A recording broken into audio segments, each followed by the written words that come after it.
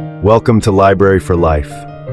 Here you'll find a wide variety of audiobooks across different categories, perfect for learning or relaxing before bedtime. Support us by hitting the like button and subscribing to stay updated with our latest releases. Emma by Jane Austen. Chapter 1. Emma Woodhouse, handsome, clever, and rich, with a comfortable home and happy disposition, seemed to unite some of the best blessings of existence, and had lived nearly 21 years in the world with very little to distress or vex her. She was the youngest of the 2 daughters of a most affectionate, indulgent father, and had, in consequence of her sister's marriage, been mistress of his house from a very early period. Her mother had died too long ago for her to have more than an indistinct remembrance of her caresses, and her place had been supplied by an excellent woman as governess, who had fallen little short of a mother in affection.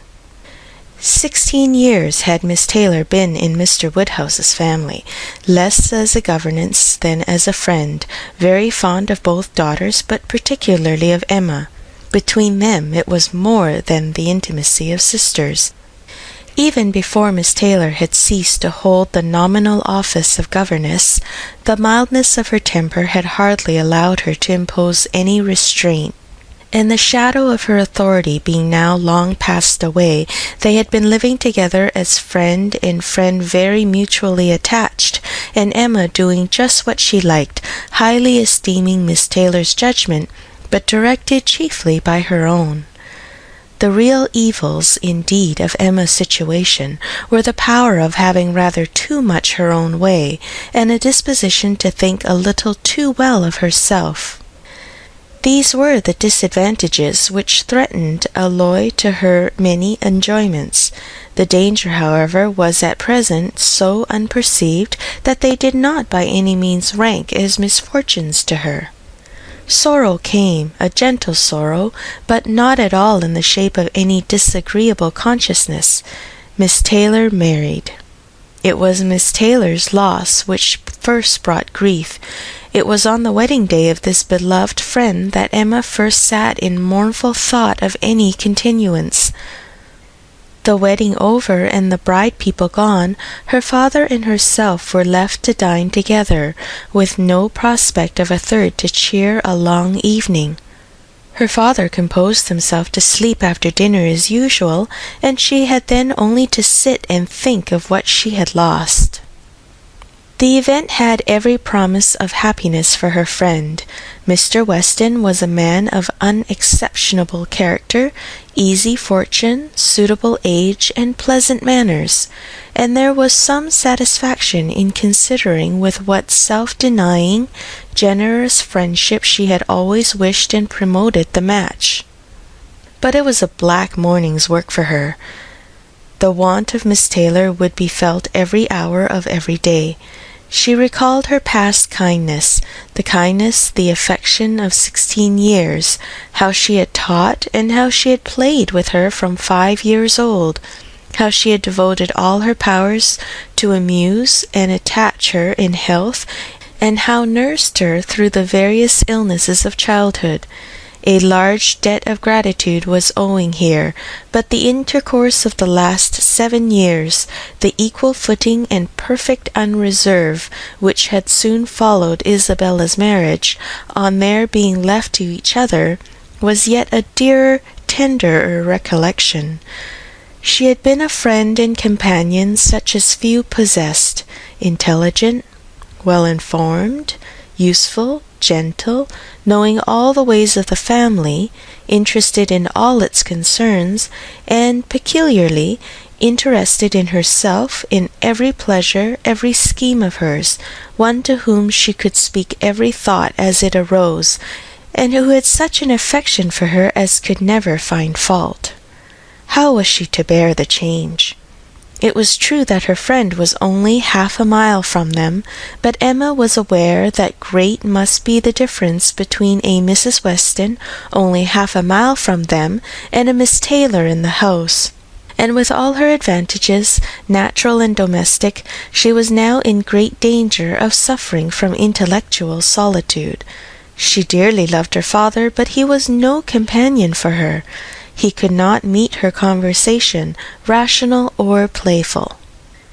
The evil of the actual disparity in their ages, and Mr. Woodhouse had not married early, was much increased by his constitution and habits, for having been a valetudinarian all his life, without activity of mind or body, he was a much older man in many ways than in years, and though everywhere beloved for the friendliness of his heart and his amiable temper, his talents could not have recommended him at any time. Her sister, though comparatively but little removed by matrimony, being settled in London, only 16 miles off, was much beyond her daily reach, and many a long November and October evening must be struggled through at Hartfield, before Christmas brought the next visit from Isabella and her husband, and their little children to fill the house and give her pleasant society again. Highbury, the large and populous village, almost amounting to a town, to which Hartfield, in spite of its separate lawn, the shrubberies, and name, did really belong, afforded her no equals. The Woodhouses were first in consequence there. All looked up to them. She had many acquaintance in the place, for her father was universally civil, but not one among them who could be accepted in lieu of Miss Taylor for even half a day. It was a melancholy change, and Emma could not but sigh over it, and wish for impossible things till her father awoke and made it necessary to be cheerful. His spirits required support. He was a nervous man, easily depressed, fond of everybody that he was used to, and hating to part with them, hating change of every kind. Matrimony as the origin of change was always disagreeable, and he was by no means yet reconciled to his own daughter's marrying, nor could ever speak of her but with compassion, though it had been entirely a match of affection. When he was now obliged to part with Miss Taylor too, and from his habits of gentle selfishness, and of being never able to suppose that other people could feel differently from himself, he was very much disposed to think Miss Taylor had done as sad a thing for herself as for them, and would have been a great deal happier if she had spent all the rest of her life at Hartfield. Emma smiled and chatted as cheerfully as she could to keep him from such thoughts, but when tea came it was impossible for him not to say exactly as he had said at dinner. "Poor Miss Taylor! I wish she were here again. What a pity it is that Mr. Weston ever thought of her." "I cannot agree with you, papa. You know I cannot. Mr. Weston is such a good-humoured, pleasant, excellent man, that he thoroughly deserves a good wife, and you would not have had Miss Taylor live with us forever, and bear all my odd humours, when she might have a house of her own." "A house of her own! But what is the advantage of a house of her own? This is 3 times as large, and you have never any odd humours, my dear." "How often we shall be going to see them, and they coming to see us! We shall be always meeting. We must begin. We must go and pay wedding visit very soon." "My dear, how am I to get so far? Randalls is such a distance. I could not walk half so far." "No, papa, nobody thought of your walking. We must go in the carriage, to be sure." "The carriage! But Jane will not like to put the horses to for such a little way, and where are the poor horses to be while we are paying our visit?" "They will be put up into Mr. Weston's stable, papa. You know we have settled all that already. We talked it over with Mr. Weston last night. And as for James, you may be very sure he will always like going to Randalls, because of his daughter's being housemaid there. I only doubt whether he will ever take us any place else." "That was your doing, papa. You got Hannah that good place. Nobody thought of Hannah till you mentioned her. James is so obliged to you." I am very glad I did think of her. It was very lucky, for I would not have had poor James think himself slighted upon any account, and I am sure she will make a very good servant. She is a civil, pretty-spoken girl. I have a great opinion of her. Whenever I see her, she always curtsies, and asks me how I do in a very pretty manner. And when you have had her here to do needlework, I always observe she turns the lock of the door the right way and never bangs it. I am sure she will be an excellent servant, and it will be a great comfort to poor Miss Taylor to have somebody about her that she is used to. Whenever James goes over to see his daughter, you know, she will be hearing of us. He will be able to tell her how we all are." Emma spared no exertions to maintain this happier flow of ideas, and hoped by the help of backgammon to get her father tolerably through the evening, and be attacked by no regrets but her own. The backgammon table was placed, but a visitor immediately afterwards walked in and made it unnecessary. Mr. Knightley, a sensible man about 7 or 8 and 30, was not only a very old and intimate friend of the family, but particularly connected with it, as the elder brother of Isabella's husband. He lived about a mile from Highbury, was a frequent visitor, and always welcome, and at this time more welcome than usual, as coming directly from their mutual connections in London. He had returned to a late dinner, after some days' absence, and now walked up to Hartfield to say that all were well in Brunswick Square. It was a happy circumstance, and animated Mr. Woodhouse for some time. Mr. Knightley had a cheerful manner which always did him good, and his many inquiries after poor Isabella and her children were answered most satisfactorily. When this was over, Mr. Woodhouse gratefully observed, "It is very kind of you, Mr. Knightley, to come out at such a late hour to call upon us. I am afraid you must have had a shocking walk." "Not at all, sir. It is a beautiful moonlight night, and so mild that I must draw back from your great fire." "But you must have found it very damp and dirty. I wish you may not catch cold." "Dirty, sir? Look at my shoes, not a speck on them." "Well, that is quite surprising, for we have had a great deal of rain here. It rained dreadfully hard for half an hour while we were at breakfast. I wanted them to put off the wedding. By the by, I have not wished you joy, being pretty well aware of what sort of joy you must both be feeling. I have been in no hurry with my congratulations, but I hope it all went off tolerably well. How did you all behave? Who cried most? Ah, poor Miss Taylor, 'tis a sad business." "Poor Mr. and Miss Woodhouse, if you please, but I cannot possibly say poor Miss Taylor. I have a great regard for you and Emma, but when it comes to the question of dependence or independence, at any rate, it must be better to have only one to please than two, especially when one of those two is such a fanciful, troublesome creature," cried Emma playfully. "That is what you have in your head, I know, and what you would certainly say if my father were not by." "I believe it is very true, my dear, indeed," said Mr. Woodhouse with a sigh. "I am afraid I am sometimes very fanciful and troublesome." "My dearest papa, you do not think I could mean you, or suppose Mr. Knightley to mean you? What a horrible idea!" "Oh, no, I meant only myself. Mr. Knightley loves to find fault with me, you know. In a joke, it's all a joke. We always say what we like to each other." Mr. Knightley, in fact, was one of the few people who could see faults in Emma Woodhouse, and the only one who ever told her of them.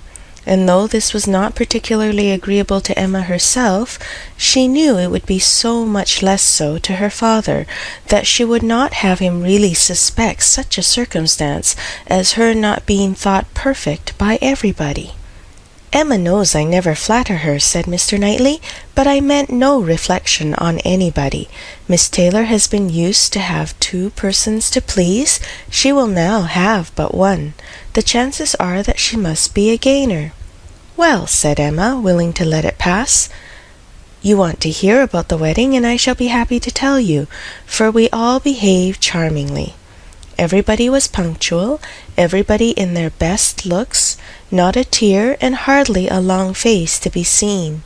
Oh no, we all felt that we were going to be only half a mile apart, and were sure of meeting every day. Dear Emma bears everything so well, said her father, but Mr. Knightley, she really is very sorry to lose poor Miss Taylor, and I am sure she will miss her more than she thinks for. Emma turned her head away, divided between tears and smiles. It is impossible that Emma should not miss such a companion, said Mr. Knightley. We should not like her so well as we do, sir, if we could suppose it. But she knows how much the marriage is to Miss Taylor's advantage.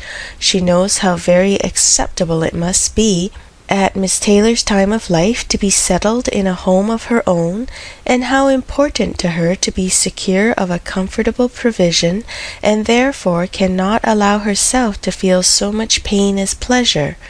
Every friend of Miss Taylor must be glad to have her so happily married. And you have forgotten one matter of joy to me, said Emma, and a very considerable one, that I made the match myself. I made the match, you know, 4 years ago, and to have it take place and be proved in the right when so many people said Mr. Weston could never marry again may comfort me for anything. Mr. Knightley shook his head at her. Her father fondly replied, Ah, my dear, I wish you would not make matches and foretell things, for whatever you say always comes to pass. Pray do not make any more matches. I promise you to make none for myself, papa, but I must indeed for other people. It is the greatest amusement in the world, and after such success, you know, everybody said Mr. Weston would never marry again. Oh dear, no. Mr. Weston, who had been a widower for so long, and who seemed so perfectly comfortable without a wife, so constantly occupied either in his business in town or among his friends here, always acceptable wherever he went, always cheerful. Mr. Weston need not spend a single evening in the year alone if he did not like it. Oh no. Mr. Weston certainly would never marry again. Some people even talked of a promise to his wife on her deathbed, and others of the son and the uncle not letting him. All manner of solemn nonsense was talked on the subject, but I believed none of it. Ever since the day about 4 years ago that Miss Taylor and I met him in Broadway Lane, when, because it began to drizzle, he darted away with so much gallantry, and borrowed 2 umbrellas for us from Farmer Mitchell's, I made up my mind on the subject. I planned the match from that hour, and when such success has blessed me in this instance, dear papa, you cannot think that I shall leave off matchmaking. I do not understand what you mean by success, said Mr. Knightley. Success supposes endeavour. Your time has been properly and delicately spent, if you have been endeavouring for the last 4 years to bring about this marriage. A worthy employment for a young lady's mind. But if, when I rather imagine, your making the match, as you call it, means only your planning it, you're saying to yourself one idle day, I think it would be a very good thing for Miss Taylor if Mr. Weston were to marry her, and saying it again to yourself every now and then afterwards, why do you talk of success? Where is your merit? What are you proud of? You made a lucky guess, and that is all that can be said. And have you never known the pleasure and triumph of a lucky guess? I pity you. I thought you cleverer, for depend upon it, a lucky guess is never merely luck. There is always some talent in it, and as to my poor word success, which you quarrel with, I do not know that I am so entirely without any claim of it. You have drawn 2 pretty pictures, but I think there may be a third, a something between the do-nothing and the do-all. If I had not promoted Mr. Weston's visits here, and given many little encouragements and smoothed many little matters, it might not have come to anything after all. I think you must know Hartfield enough to comprehend that. A straightforward, open-hearted man like Weston, and a rational, unaffected woman like Miss Taylor may be safely left to manage their own concerns. You are more likely to have done harm to yourself than good to them by interference. Emma never thinks of herself if she can do good for others, rejoined Mr. Woodhouse, understanding but in part. But, my dear, pray do not make any more matches. They are silly things, and break up one's family circle grievously. Only one more, papa, only Mr. Elton. Poor Mr. Elton. You like Mr. Elton, papa? I must look about for a wife for him. There is nobody in Highbury who deserves him, and he has been here a whole year, and has fitted up his house so comfortably that it would be a shame to have him single any longer. And I thought when he was joining their hands today, he looked so very much as if he would like to have the same kind office done for him. I think very well of Mr. Elton, and this is the only way I have of doing him a service. Mr. Elton is a very pretty young man, to be sure, and a very good young man, and I have a great regard for him. But if you want to show him any attention, my dear, ask him to come and dine with us some day. That will be a better thing. I dare say Mr. Knightley will be so kind as to meet him. With a great deal of pleasure, sir, at any time, said Mr. Knightley, laughing, and I agree with you entirely that it will be a much better thing. Invite him to dinner, Emma, and help him to the best of the fish and the chicken, but leave him to choose his own wife. Depend on it, a man of 6 or 27 can take care of himself. End of Chapter 1. Chapter 2. Mr. Weston was a native of Highbury, and born of a respectable family, which for the last 2 or 3 generations had been rising into gentility and property. He had received a good education, but on succeeding early in life to a small independence, had become indisposed for any of the more homely pursuits in which his brothers were engaged, and had satisfied an active, cheerful mind and social temper by entering into the militia of his county, then embodied.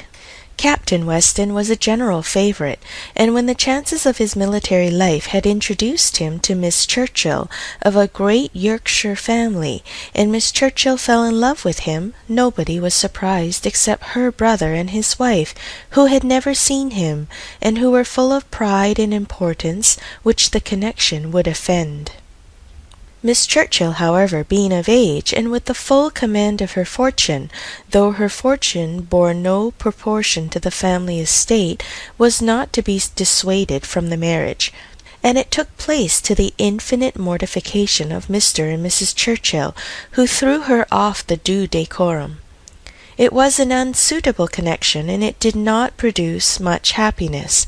Mrs. Weston ought to have found more in it, for she had a husband whose warm heart and sweet temper made him think everything due to her in return for the great goodness of being in love with him. But though she had one sort of spirit, she had not the best. She had resolution enough to pursue her own will in spite of her brother, but not enough to refrain from unreasonable regrets at that brother's unreasonable anger, nor from missing the luxuries of her former home.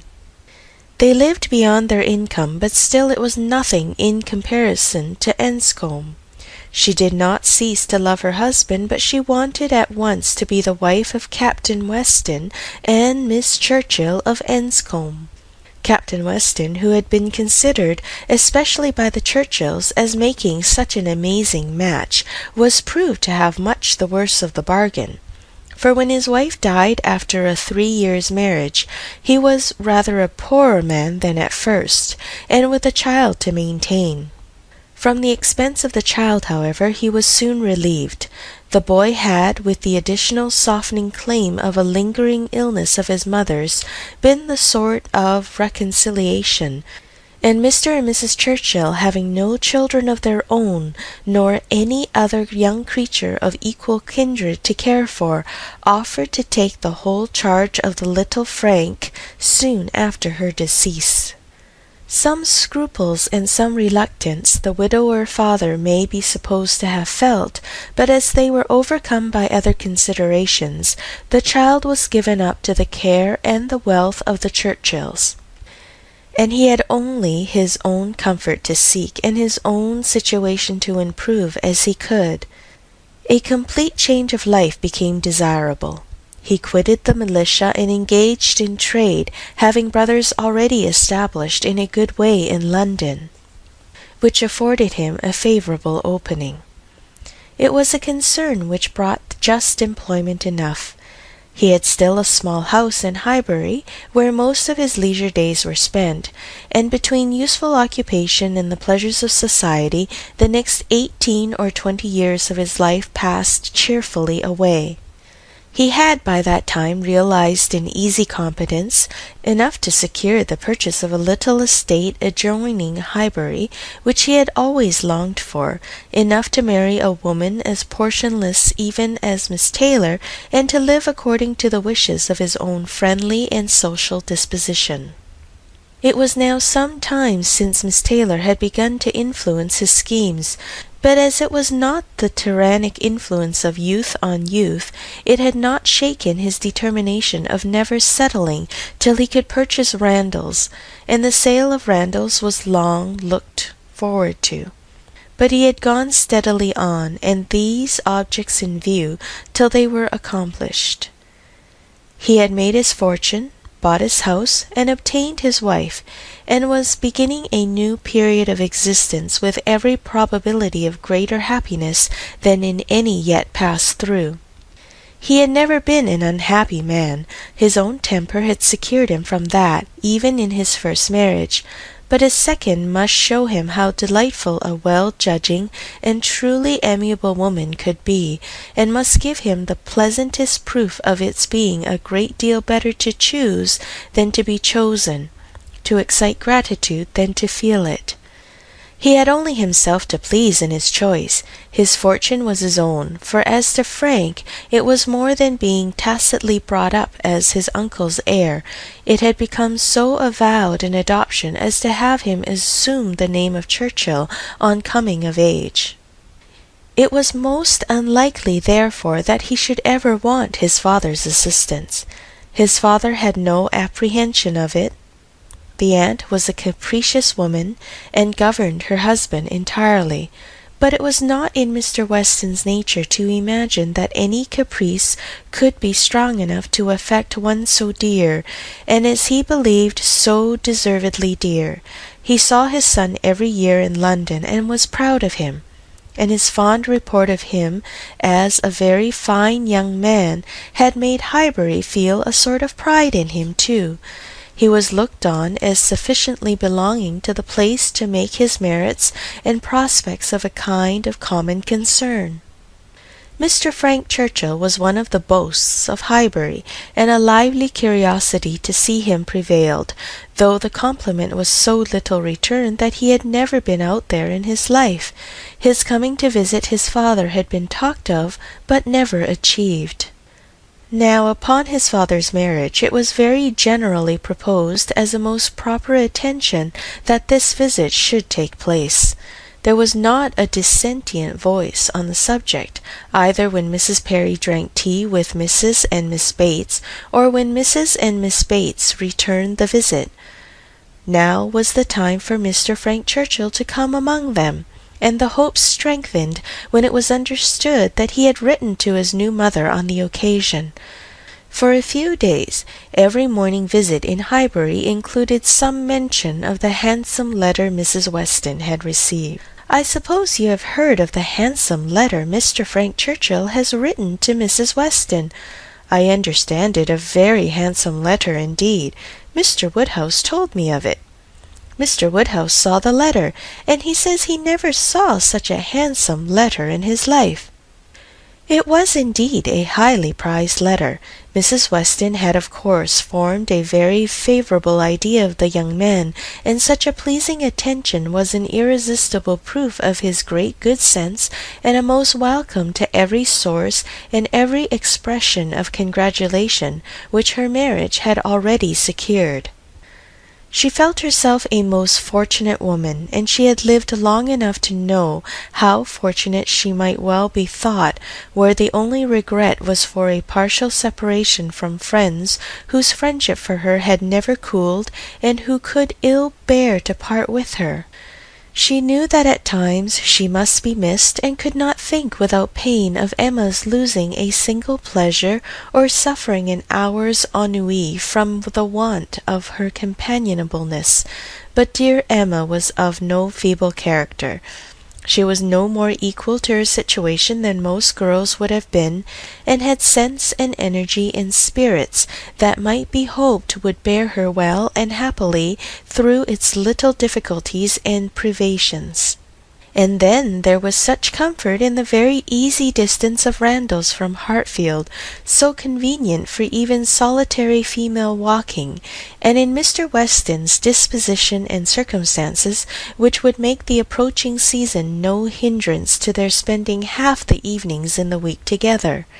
Her situation was altogether the subject of hours of gratitude to Mrs. Weston, and of moments only of regret, and her satisfaction, her more than satisfaction, her cheerful enjoyment, was so just and so apparent that Emma, well as she knew her father, was sometimes taken by surprise at his being able to pity poor Miss Taylor, when they left her at Randalls in the centre of every domestic comfort, or saw her go away in the evening attended by her pleasant husband to a carriage of her own. But never did she go without Mr. Woodhouse's giving a gentle sigh, and saying, "Ah, poor Miss Taylor, she would be very glad to stay." There was no recovering Miss Taylor, nor much likelihood of ceasing to pity her, but a few weeks brought some alleviation to Mr. Woodhouse. The compliments of his neighbours were over. He was no longer teased by being wished joy of so sorrowful an event, and the wedding cake, which had been a great distress to him, was all eat up. His own stomach could bear nothing rich, and he could never believe other people to be different from himself. What was unwholesome to him he regarded as unfit for anybody, and he had therefore earnestly tried to dissuade them from having any wedding cake at all, and when that proved vain, as earnestly tried to prevent anybody's eating it. He had been at the pains of consulting Mr. Perry, the apothecary, on the subject. Mr. Perry was an intelligent, gentlemanlike man, whose frequent visits were one of the comforts of Mr. Woodhouse's life, and upon being applied to, he could not but acknowledge, though it seemed rather against the bias of inclination, that wedding cake might certainly disagree with many, perhaps with most people, unless taken moderately. With such an opinion, in confirmation of his own, Mr. Woodhouse hoped to influence every visitor of the newly married pair, but still the cake was eaten, and there was no rest for his benevolent nerves till it was all gone. There was a strange rumour in Highbury of all the little Perrys being seen with a slice of Mrs. Weston's wedding cake in their hands, but Mr. Woodhouse would never believe it. End of Chapter 2. Chapter 3. Mr. Woodhouse was fond of society in his own way. He liked very much to have his friends come and see him, and from various united causes, from his long residence at Hartfield, and his good nature, from his fortune, his house, and his daughter, he could command the visits of his own little circle in a great measure as he liked. He had not much intercourse with any families beyond that circle. His horror of late hours and large dinner parties made him unfit for any acquaintance but such as would visit him on his own terms. Fortunately for him, Highbury, including Randalls in the same parish, and Donwell Abbey in the parish adjoining, the seat of Mr. Knightley, comprehended many such. Not unfrequently, through Emma's persuasion, he had some of the chosen and the best to dine with him. But evening parties were what he preferred, and unless he fancied himself at any time unequal to company, there was scarcely an evening in the week in which Emma could not make up a card-table for him. real long-standing regard brought the Westons and Mr. Knightley, and by Mr. Elton, a young man living alone without liking it, the privilege of exchanging any vacant evening of his own blank solitude for the elegancies and society of Mr. Woodhouse's drawing-room, and the smiles of his lovely daughter, was in no danger of being thrown away. After these came a second set, among the most come at able of whom were Mrs. and Miss Bates and Mrs. Goddard, 3 ladies almost always at the service of an invitation from Hartfield, and who were fetched and carried home so often that Mr. Woodhouse thought it no hardship for either James or the horses. Had it taken place only once a year, it would have been a grievance. Mrs. Bates, the widow of a former vicar of Highbury, was a very old lady, almost past everything but tea. She lived with her single daughter in a very small way, and was considered with all the regard and respect which a harmless old lady, under such untoward circumstances, can excite. Her daughter enjoyed a most uncommon degree of popularity for a woman neither young, handsome, rich, nor married. Miss Bates stood in the very worst predicament in the world for having much of the public favour, and she had no intellectual superiority to make atonement to herself, or frighten those who might hate her into outward respect. She had never boasted either beauty or cleverness.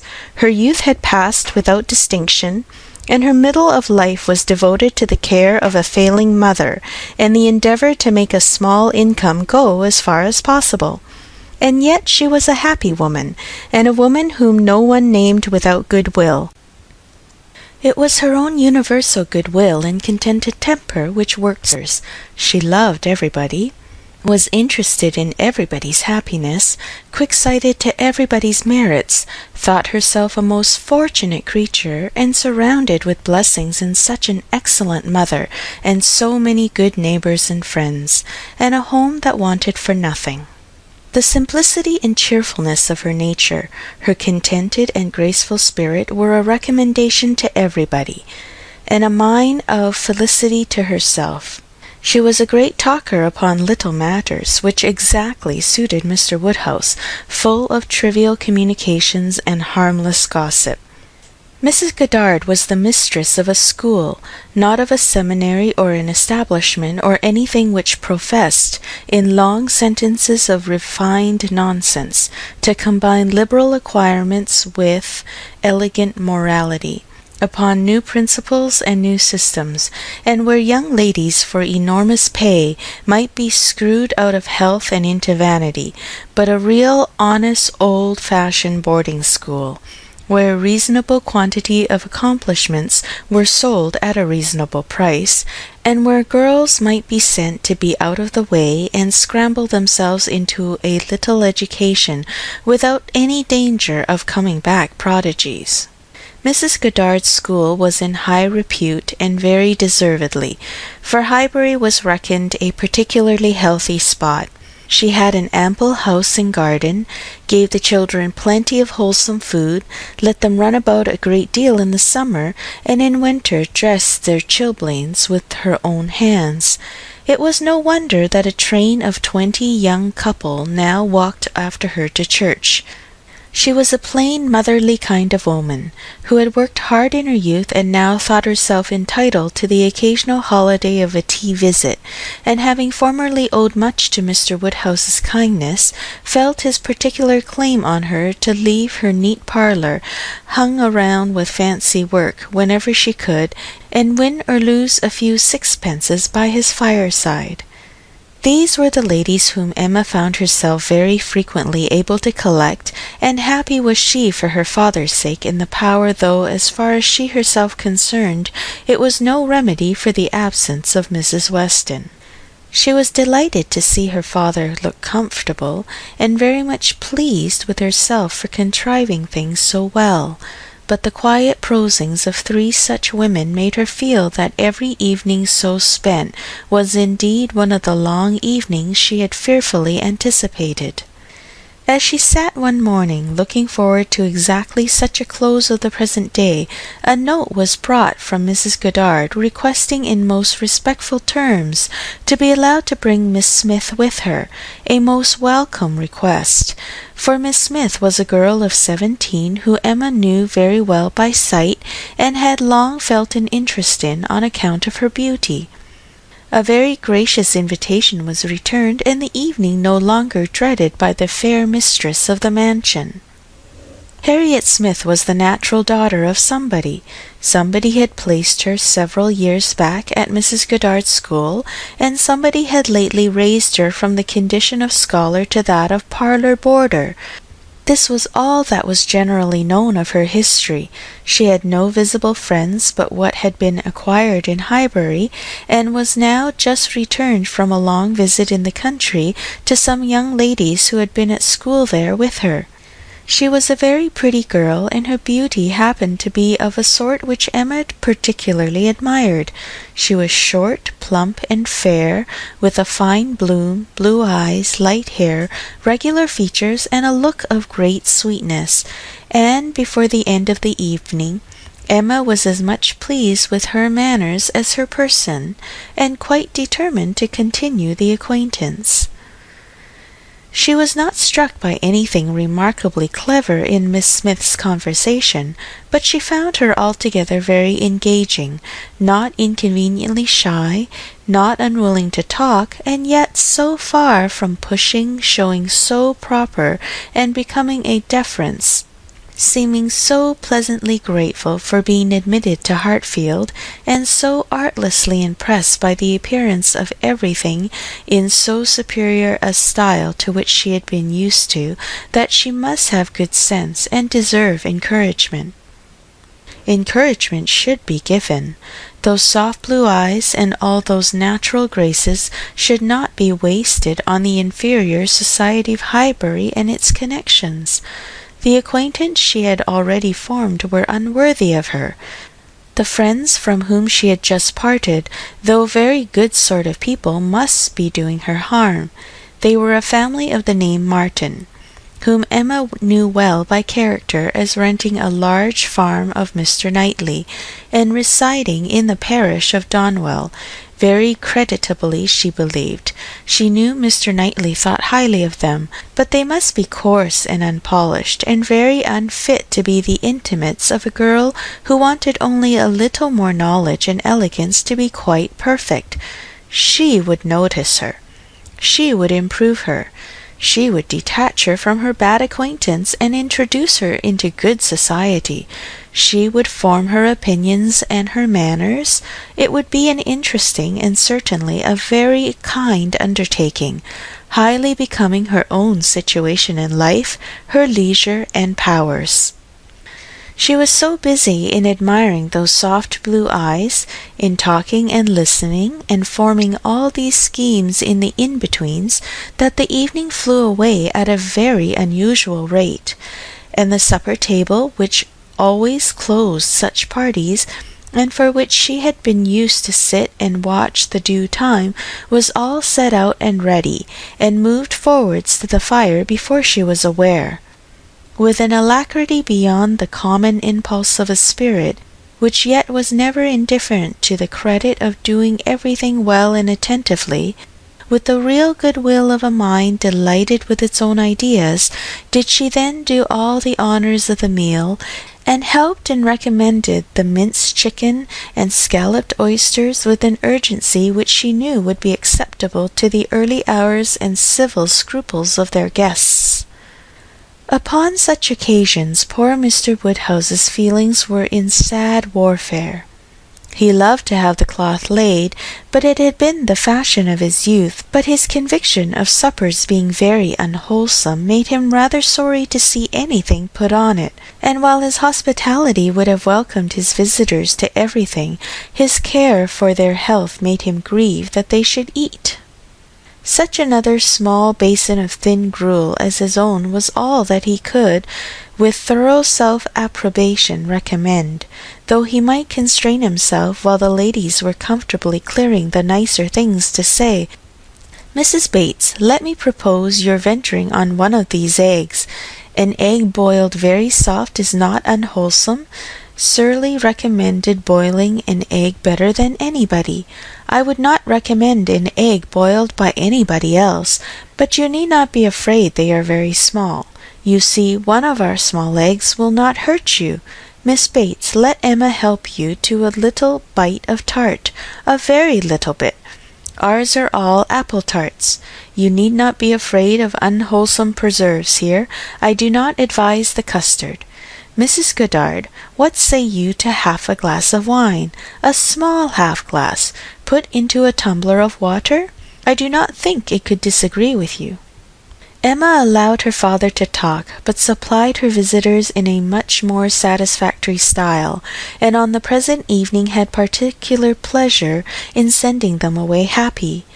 The happiness of Miss Smith was quite equal to her intentions. Miss Woodhouse was so great a personage in Highbury that the prospect of the introduction had given as much panic as pleasure, but the humble, grateful little girl went off with highly gratified feelings, delighted with the affability with which Miss Woodhouse had treated her all evening, and actually shaken hands with her at last. End of Chapter 3. Chapter 4.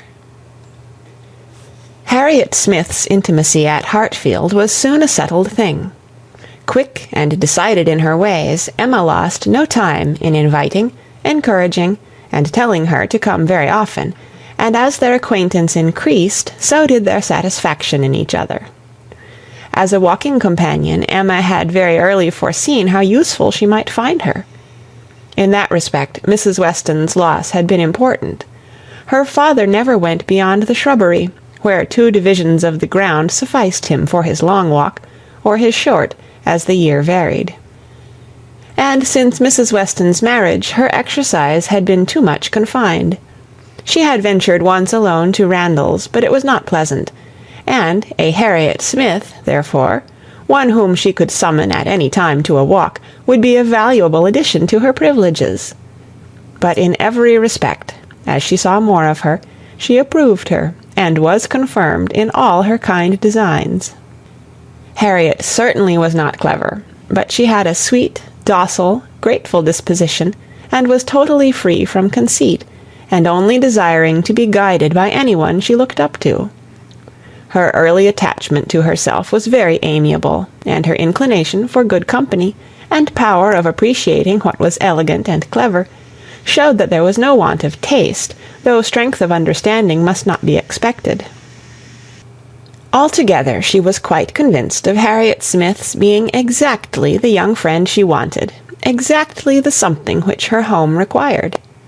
Such a friend as Mrs. Weston was out of the question. 2 such could never be granted. 2 such she did not want. It was quite a different sort of thing, a sentiment distinct and independent.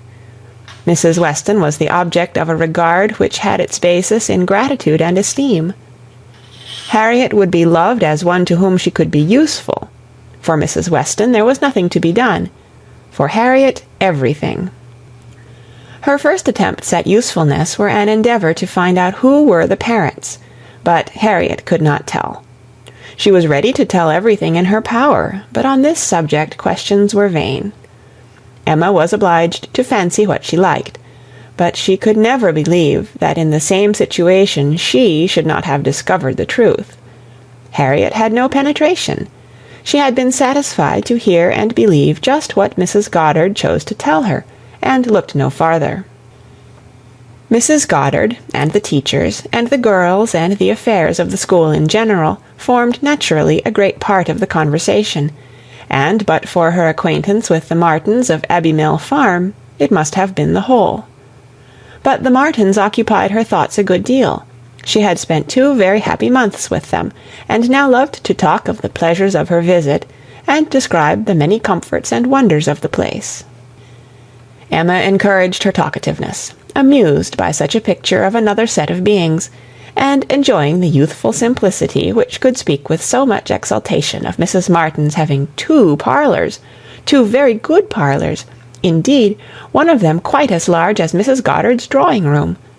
and of her having an upper maid who had lived 25 years with her, and of their having 8 cows, 2 of them Alderneys, and 1 a little Welsh cow, a very pretty little Welsh cow indeed.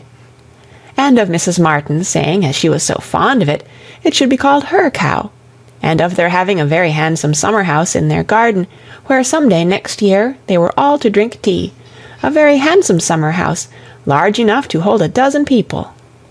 For some time she was amused, without thinking beyond the immediate cause, but as she came to understand the family better, other feelings arose. She had taken up a wrong idea, fancying it was a mother and daughter, a son and son's wife, who all lived together, but when it appeared that the Mr. Martin who bore a part in the narrative, and was always mentioned with approbation for his great good nature in doing something or other, was a single man, that there was no young Mrs. Martin, no wife in the case, she did suspect danger to her poor little friend from all this hospitality and kindness, and that, if she were not taken care of, she might be required to sink herself forever. With this inspiriting notion, her questions increased in number and meaning, and she particularly led Harriet to talk more of Mr. Martin, and there was evidently no dislike to it. Harriet was very ready to speak of the share he had had in their moonlight walks and merry evening games, and dwelt a good deal upon his being so very good-humoured and obliging. He had gone 3 miles round one day in order to bring her some walnuts, because she had said how fond she was of them, and in everything else he was so very obliging. He had his shepherd's son into the parlour one night on purpose to sing to her. She was very fond of singing. He could sing a little himself. She believed he was very clever, and understood everything. He had a very fine flock, and while she was with them, he had been bid more for his wool than anybody in the country. She believed everybody spoke well of him. His mother and sisters were very fond of him. Mrs. Martin had told her one day, and there was a blush as she said it, that it was impossible for anybody to be a better son, and therefore she was sure, whenever he married, he would make a good husband. Not that she wanted him to marry. She was in no hurry at all. "Well done, Mrs. Martin," thought Emma. "You know what you are about." And when she had come away, Mrs. Martin was so very kind as to send Mrs. Goddard a beautiful goose, the finest goose Mrs. Goddard had ever seen. Mrs. Goddard had dressed it on a Sunday, and asked all the 3 teachers, Miss Nash and Miss Prince and Miss Richardson, to sup with her. Mr. Martin, I suppose, is not a man of information beyond the line of his own business. He does not read. "Oh, yes, that is, no, I do not know, but I believe he has read a good deal, but not what you would think anything of. He reads the agricultural reports, and some other books that lay in one of the window-seats, but he reads all them to himself. But sometimes of an evening, before we went to cards, he would read something aloud out of the elegant extracts, very entertaining. And I know he has read the Vicar of Wakefield. He never read the Romance of the Forest, nor the Children of the Abbey. He had never heard of such books before I mentioned them, but he is determined to get them now as soon as ever he can." The next question was, "What sort of looking man is Mr. Martin?" "Oh, not handsome, not at all handsome. I thought him very plain at first, but I do not think him so plain now. One does not, you know, after a time. But did you never see him? He is in Highbury every now and then, and he is sure to ride through every week in his way to Kingston. He has passed you very often." "That may be, and I may have seen him 50 times, but without having any idea of his name. A young farmer, whether on horseback or on foot, is the very last sort of person to raise my curiosity.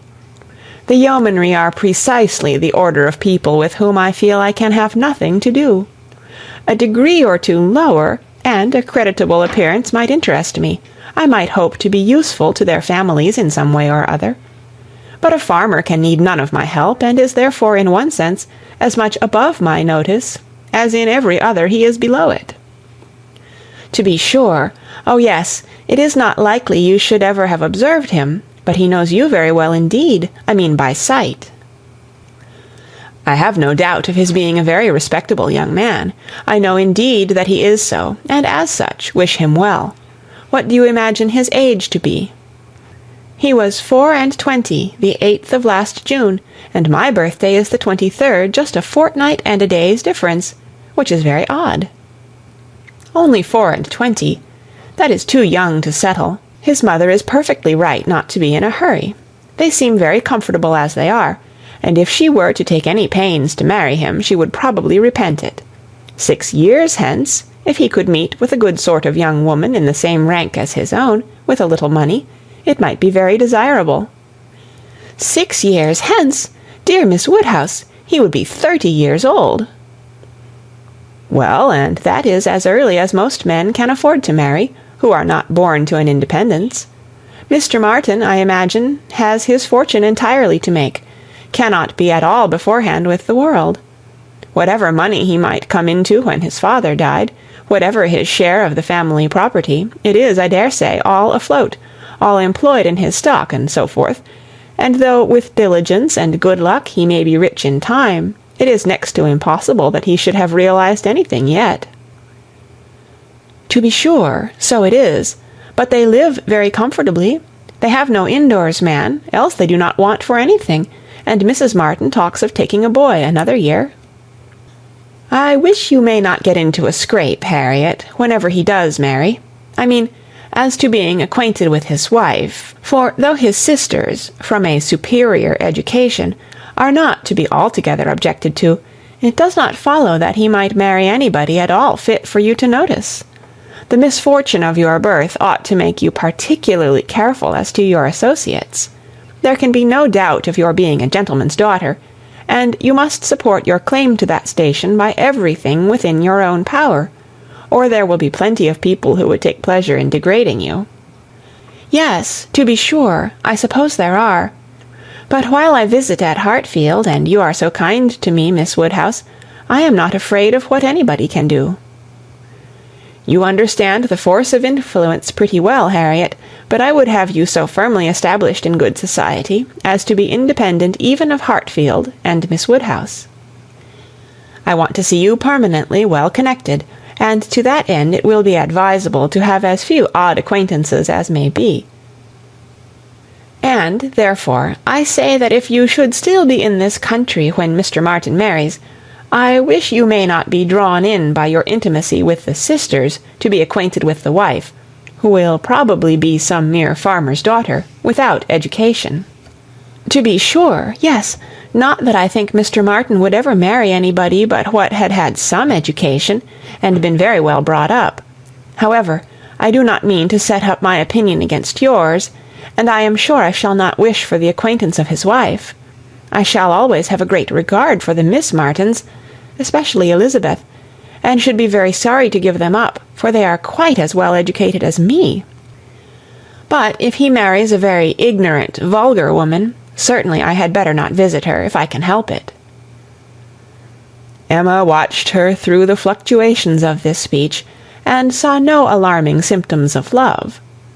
The young man had been the first admirer, but she trusted there was no other hold, and that there would be no serious difficulty on Harriet's side to oppose any friendly arrangement of her own. They met Mr. Martin the very next day, as they were walking on the Donwell Road. He was on foot, and after looking very respectfully at her, looked with most unfeigned satisfaction at her companion. Emma was not sorry to have such an opportunity of survey, and, walking a few yards forward while they talked together, soon made her quick eye sufficiently acquainted with Mr. Robert Martin. His appearance was very neat, and he looked like a sensible young man, but his person had no other advantage, and when he came to be contrasted with gentlemen, she thought he must lose all ground he had gained in Harriet's inclination. Harriet was not insensible of manner. She had voluntarily noticed her father's gentleness with admiration as well as wonder. Mr. Martin looked as if he did not know what manner was. They remained but a few minutes together, as Miss Woodhouse must not be kept waiting, and Harriet then came running to her with a smiling face and in a flutter of spirits, which Miss Woodhouse hoped very soon to compose. "Only think of our happening to meet him! How very odd! It was quite a chance, he said, that he had not gone round by Randalls.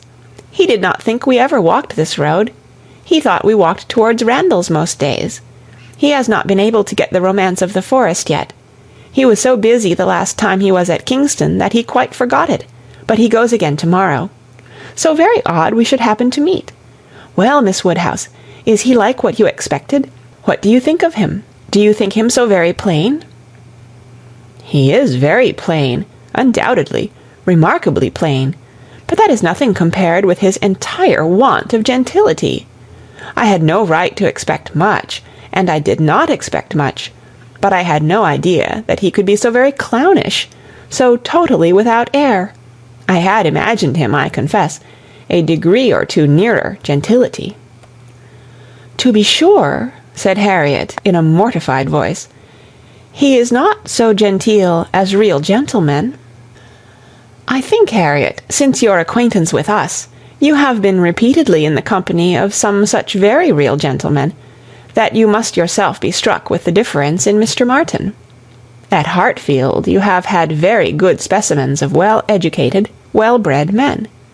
I should be surprised if, after seeing them, you could be in company with Mr. Martin again without perceiving him to be a very inferior creature, and rather wondering at yourself for having ever thought him at all agreeable before. Do not you begin to feel that now? Were not you struck? I am sure you must have been struck by his awkward look and abrupt manner, and the uncouthness of a voice which I heard to be wholly unmodulated as I stood here." "Certainly he is not like Mr. Knightley. He has not such a fine air and way of walking as Mr. Knightley. I see the difference plain enough. But Mr. Knightley is so very fine a man." "Mr. Knightley's air is so remarkably good that it is not fair to compare Mr. Martin with him. You might not see 1 in 100 with gentleman so plainly written as in Mr. Knightley. But he is not the only gentleman you have been lately used to. What say you to Mr. Weston and Mr. Elton? Compare Mr. Martin with either of them. Compare their manner of carrying themselves, of walking, of speaking, of being silent. You must see the difference." "Oh yes, there is a great difference. But Mr. Weston is almost an old man. Mr. Weston must be between 40 and 50. "Which makes his good manners the more valuable. The older a person grows, Harriet, the more important it is that their manners should not be bad. The more glaring and disgusting any loudness, or coarseness, or awkwardness becomes. What is passable in youth is detestable in later age. Mr. Martin is now awkward and abrupt. What will he be at Mr. Weston's time of life?" "There is no saying, indeed," replied Harriet, rather solemnly. "But there may be pretty good guessing. He will be a completely gross, vulgar farmer, totally inattentive to appearances, and thinking of nothing but profit and loss." "Will he indeed? That will be very bad." "How much his business engrosses him already is very plain from the circumstance of his forgetting to inquire for the book you recommended. He was a great deal too full of the market to think of anything else, which is just as it should be for a thriving man. What has he to do with books? And I have no doubt that he will thrive, and be a very rich man in time, and his being illiterate and coarse need not disturb us." "I wonder he did not remember the book," was all Harriet's answer, and spoken with a degree of grave displeasure which Emma thought might be safely left to itself. She therefore said no more for some time. Her next beginning was, "In one respect, perhaps, Mr. Elton's manners are superior to Mr. Knightley's or Mr. Weston's. They have more gentleness. They might be more safely held up as a pattern.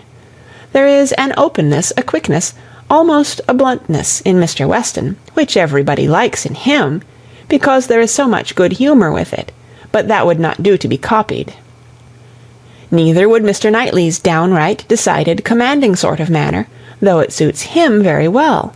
His figure, and look, and situation in life seem to allow it, but if any young man were to set about copying him, he would not be sufferable. On the contrary, I think a young man might be very safely recommended to take Mr. Elton as a model. Mr. Elton is good-humoured, cheerful, obliging, and gentle. He seems to me to be grown particularly gentle of late. I do not know whether he has any design of ingratiating himself with either of us, Harriet, by additional softness, but it strikes me that his manners are softer than they used to be. If he means anything, it must be to please you. Did not I tell you what he said of you the other day?" She then repeated some warm personal praise which she had drawn from Mr. Elton, and now did full justice to, and Harriet blushed and smiled, and said she had always thought Mr. Elton very agreeable. Mr. Elton was the very person fixed on by Emma for driving the young farmer out of Harriet's head. She thought it would be an excellent match, and only too palpably desirable, natural, and probable, for her to have much merit in planning it. She feared it was what everybody else must think of and predict. It was not likely, however, that anybody should have equalled her in the date of the plan, as it had entered her brain during the very first evening of Harriet's coming to Hartfield. The longer she considered it, the greater was her sense of its expediency. Mr. Elton's situation was most suitable, quite the gentleman himself, and without low connections. At the same time, not of any family that could fairly object to the doubtful birth of Harriet. He had a comfortable home for her, and Emma imagined a very sufficient income, for though the vicarage of Highbury was not large, he was known to have some independent property. And she thought very highly of him as a good-humoured, well-meaning, respectable young man, without any deficiency of useful understanding or knowledge of the world. She had already satisfied herself that he thought Harriet a beautiful girl, which she trusted, with such frequent meetings at Hartfield, was foundation enough on his side, and on Harriet's there could be little doubt that the idea of being preferred by him would have all the usual weight and efficacy. And he was really a very pleasing young man, a young man whom any woman not fastidious might like. He was reckoned very handsome, his person much admired in general, though not by her, there being a want of elegance of feature, which she could not dispense with. But the girl who could be gratified by a Robert Martin's riding about the country to get walnuts for her, might very well be conquered by Mr. Elton's admiration. End of Volume 1, Chapter 4. Read by Kara Schallenberg. www.kray.org. On September 28th, 2006, in Oceanside, California. Chapter 5. "I do not know what your opinion may be, Mrs. Weston," said Mr. Knightley, "of this great intimacy between Emma and Harriet Smith, but I think it a bad thing." "A bad thing? Do you really think it a bad thing? Why so?" "I think they will neither of them do the other any good." "You surprise me. Emma must do Harriet good, and supplying her with a new object of interest, Harriet may be said to do Emma good. I have been seeing their intimacy with the greatest pleasure. How very differently we feel! Not think they will do each other any good?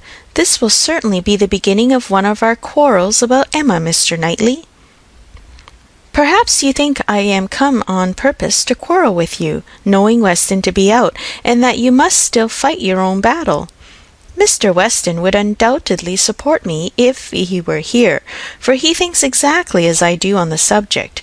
We were speaking of it only yesterday, and agreeing how fortunate it was for Emma that there should be such a girl in Highbury for her to associate with. Mr. Knightley, I shall not allow you to be a fair judge in this case. You are so used to live alone that you do not know the value of a companion, and perhaps no man can be a good judge of the comfort a woman feels in the society of one of her own sex, after being used to it all her life. I can imagine your objection to Harriet Smith.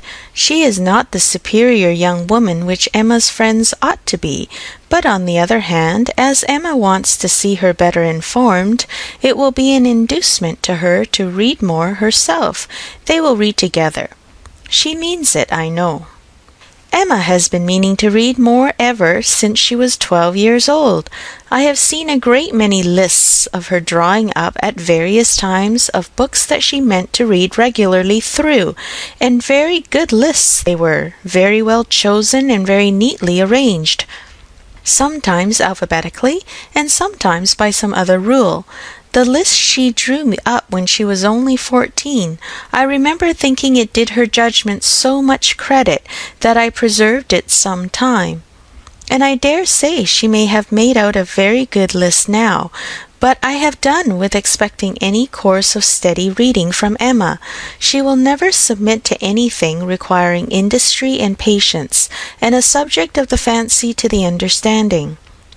Where Miss Taylor failed to stimulate, I may safely affirm that Harriet Smith will do nothing. You never could persuade her to read half as so much as you wished. You know you could not. I dare say, replied Mrs. Weston, smiling, that I thought so then, but since we have parted, I can never remember Emma's omitting to do anything I wished. There is hardly any desiring to refresh such a memory as that, said Mr. Knightley feelingly, and for a moment or two he had done. But I, he soon added, who have had no such charm thrown over my senses, must still see, hear, and remember. Emma is spoiled by being the cleverest of her family. At 10 years old she had the misfortune of being able to answer questions which puzzled her sister at 17. She was always quick and assured, Isabella slow and diffident. And ever since she was 12, Emma has been mistress of the house and of you all. In her mother she lost the only person able to cope with her. She inherits her mother's talents and must have been under subjection to her. I should have been sorry, Mr. Knightley, to be dependent on your recommendation. Had I quitted Mr. Woodhouse's family and wanted another situation, I do not think you would have spoken a good word for me to anybody. I am sure you always thought me unfit for the office I held. Yes, said he, smiling, you are better placed here, very fit for a wife, but not at all for a governess. But you were preparing yourself to be an excellent wife all the time you were at Hartfield. You might not have given Emma such a complete education as your powers would seem to promise, but you are receiving a very good education from her, on the very material matrimonial point of submitting your own will and doing as you were bid, and if Weston had asked me to recommend him a wife, I should certainly have named Miss Taylor. Thank you, there will be very little merit in making a good wife to such a man as Mr. Weston. Why, to own the truth, I am afraid you are rather thrown away, and that with every disposition to bear there will be nothing to be borne. We will not despair, however. Weston may grow cross from the wantonness of comfort, or his son may plague him. I hope not that. It is not likely. No, Mr. Knightley, do not foretell vexation from that quarter. Not I, indeed. I only name possibilities. I do not pretend to Emma's genius for foretelling and guessing. I hope with all my heart the young man may be a Weston in merit and a Churchill in fortune. But Harriet Smith, I have not half done about Harriet Smith. I think her the very worst sort of companion that Emma could possibly have. She knows nothing herself, and looks upon Emma as knowing everything. She is a flatterer in all her ways, and so much the worse because undesigned. Her ignorance is hourly flattery. How can Emma imagine she has anything to learn herself while Harriet is presenting such a delightful inferiority? And as for Harriet, I will venture to say that she cannot gain by the acquaintance. Hartfield will only put her out of conceit with all the other places she belongs to. She will grow just refined enough to be uncomfortable with those among whom birth and circumstances have placed her home. I am much mistaken if Emma's doctrines give any strength of mind, or tend at all to make a girl adapt herself rationally to the varieties of her situation in life. They only give a little polish. I either depend more upon Emma's good sense than you do, or am more anxious for her present comfort, for I cannot lament the acquaintance. How well she looked last night! Oh, you would rather talk of her person than her mind, would you? Very well, I shall not attempt to deny Emma's being pretty. Pretty? Say beautiful, rather. Can you imagine anything nearer perfect beauty than Emma altogether, face and figure? I do not know what I could imagine, but I confess that I have seldom seen a face or figure more pleasing to me than hers, but I am a partial old friend. Such an eye, the true hazel eye, and so brilliant, regular features, open countenance, with a complexion, oh, what a bloom of full health, and such a pretty height and size, such a firm and upright figure. There is health not merely in her bloom, but in her hair, her head, her glance. One hears sometimes of a child being the picture of perfect health. Now Emma always gives me the idea of being the complete picture of grown-up health. She is loveliness itself. Mr. Knightley, is not she? I have not a fault to find with her person, he replied.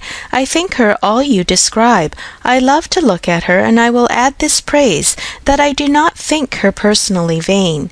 Considering how very handsome she is, she appears to be little occupied with it. Her vanity lies another way. Mrs. Weston, I am not to be talked out of my dislike of Harriet Smith, or my dread of its doing them both harm. And I, Mr. Knightley, am equally stout in my confidence of its not doing them any harm. With all dear Emma's little faults, she is an excellent creature.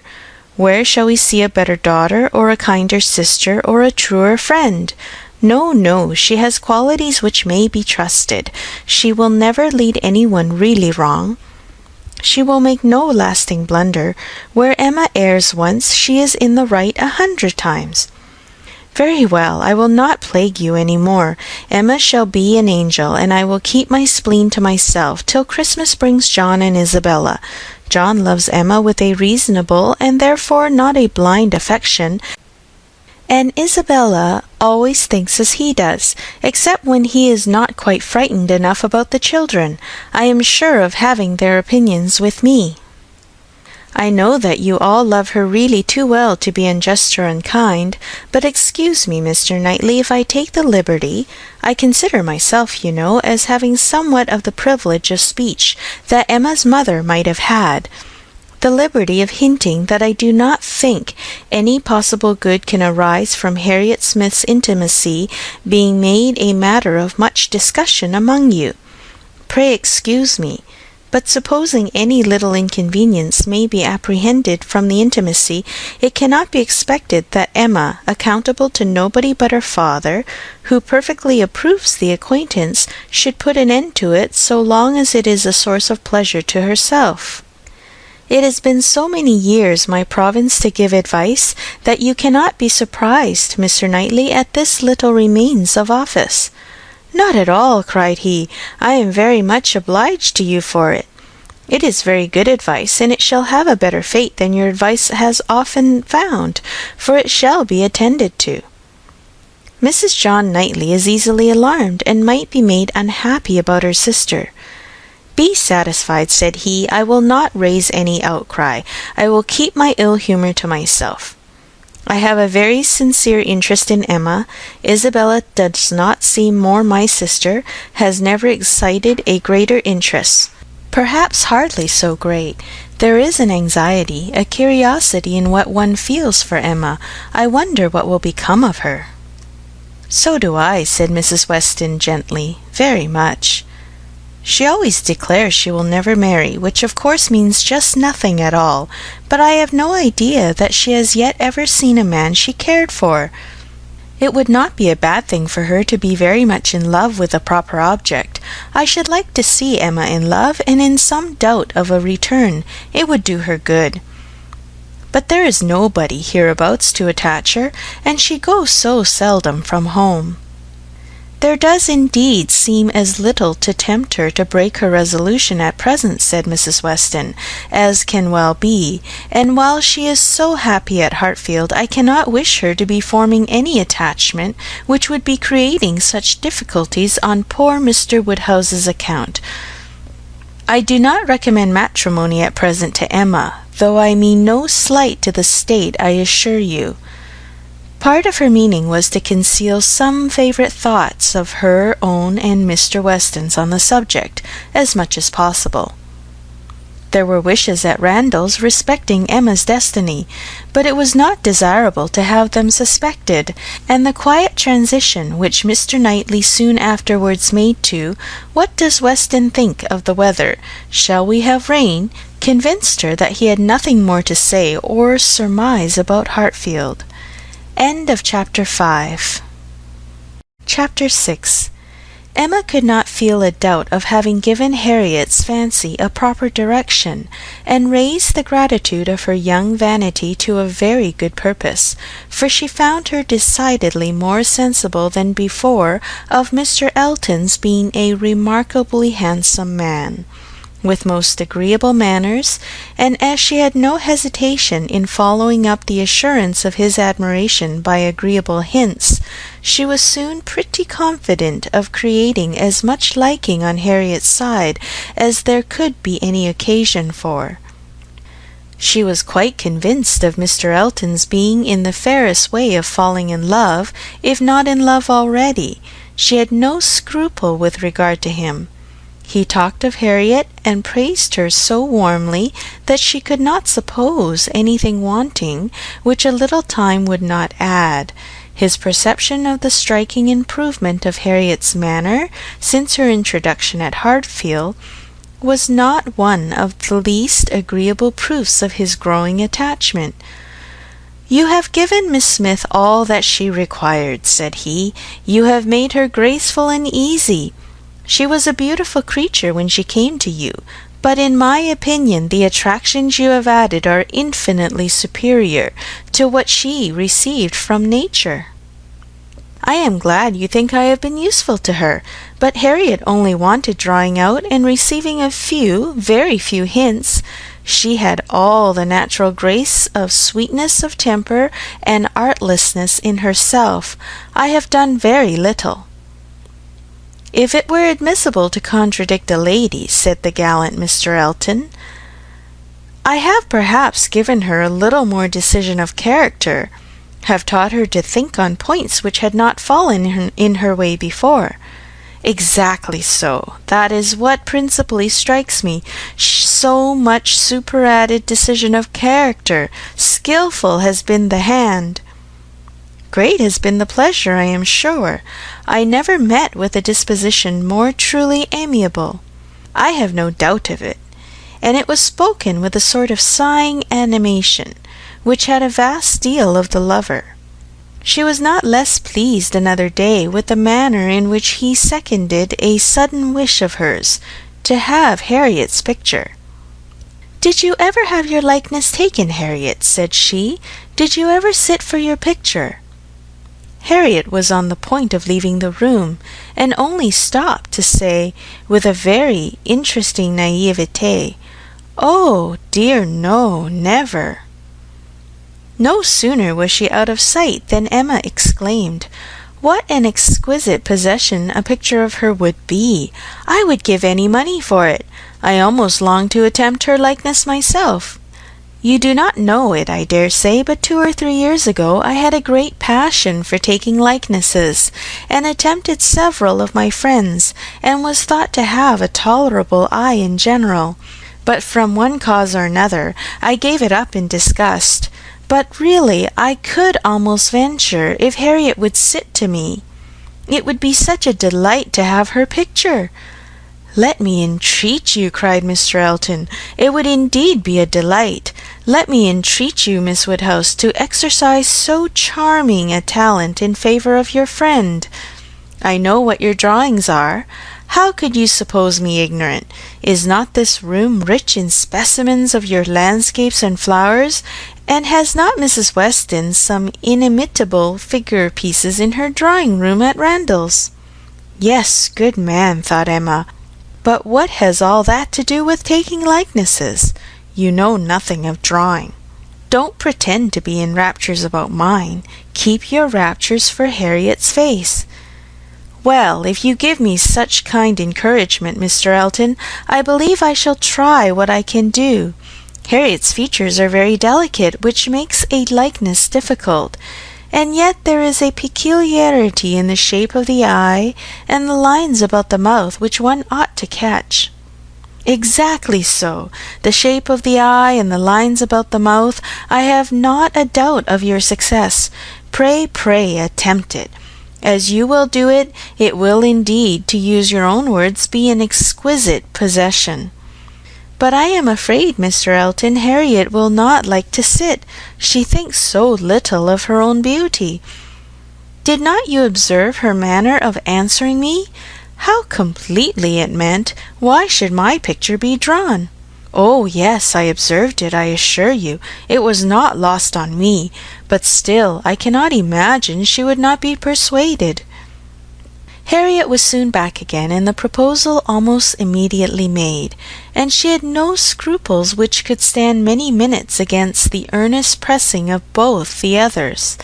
Emma wished to go to work directly, and therefore produced the portfolio containing her various attempts at portraits, for not one of them had ever been finished, that they might decide together on the best size for Harriet. Her many beginnings were displayed.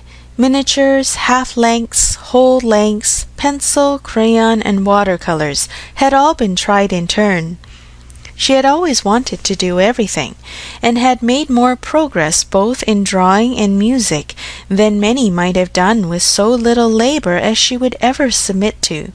She played and sang and drew in almost every style, but steadiness had always been wanting, and in nothing had she approached the degree of excellence which she would have been glad to command, and ought not to have failed of.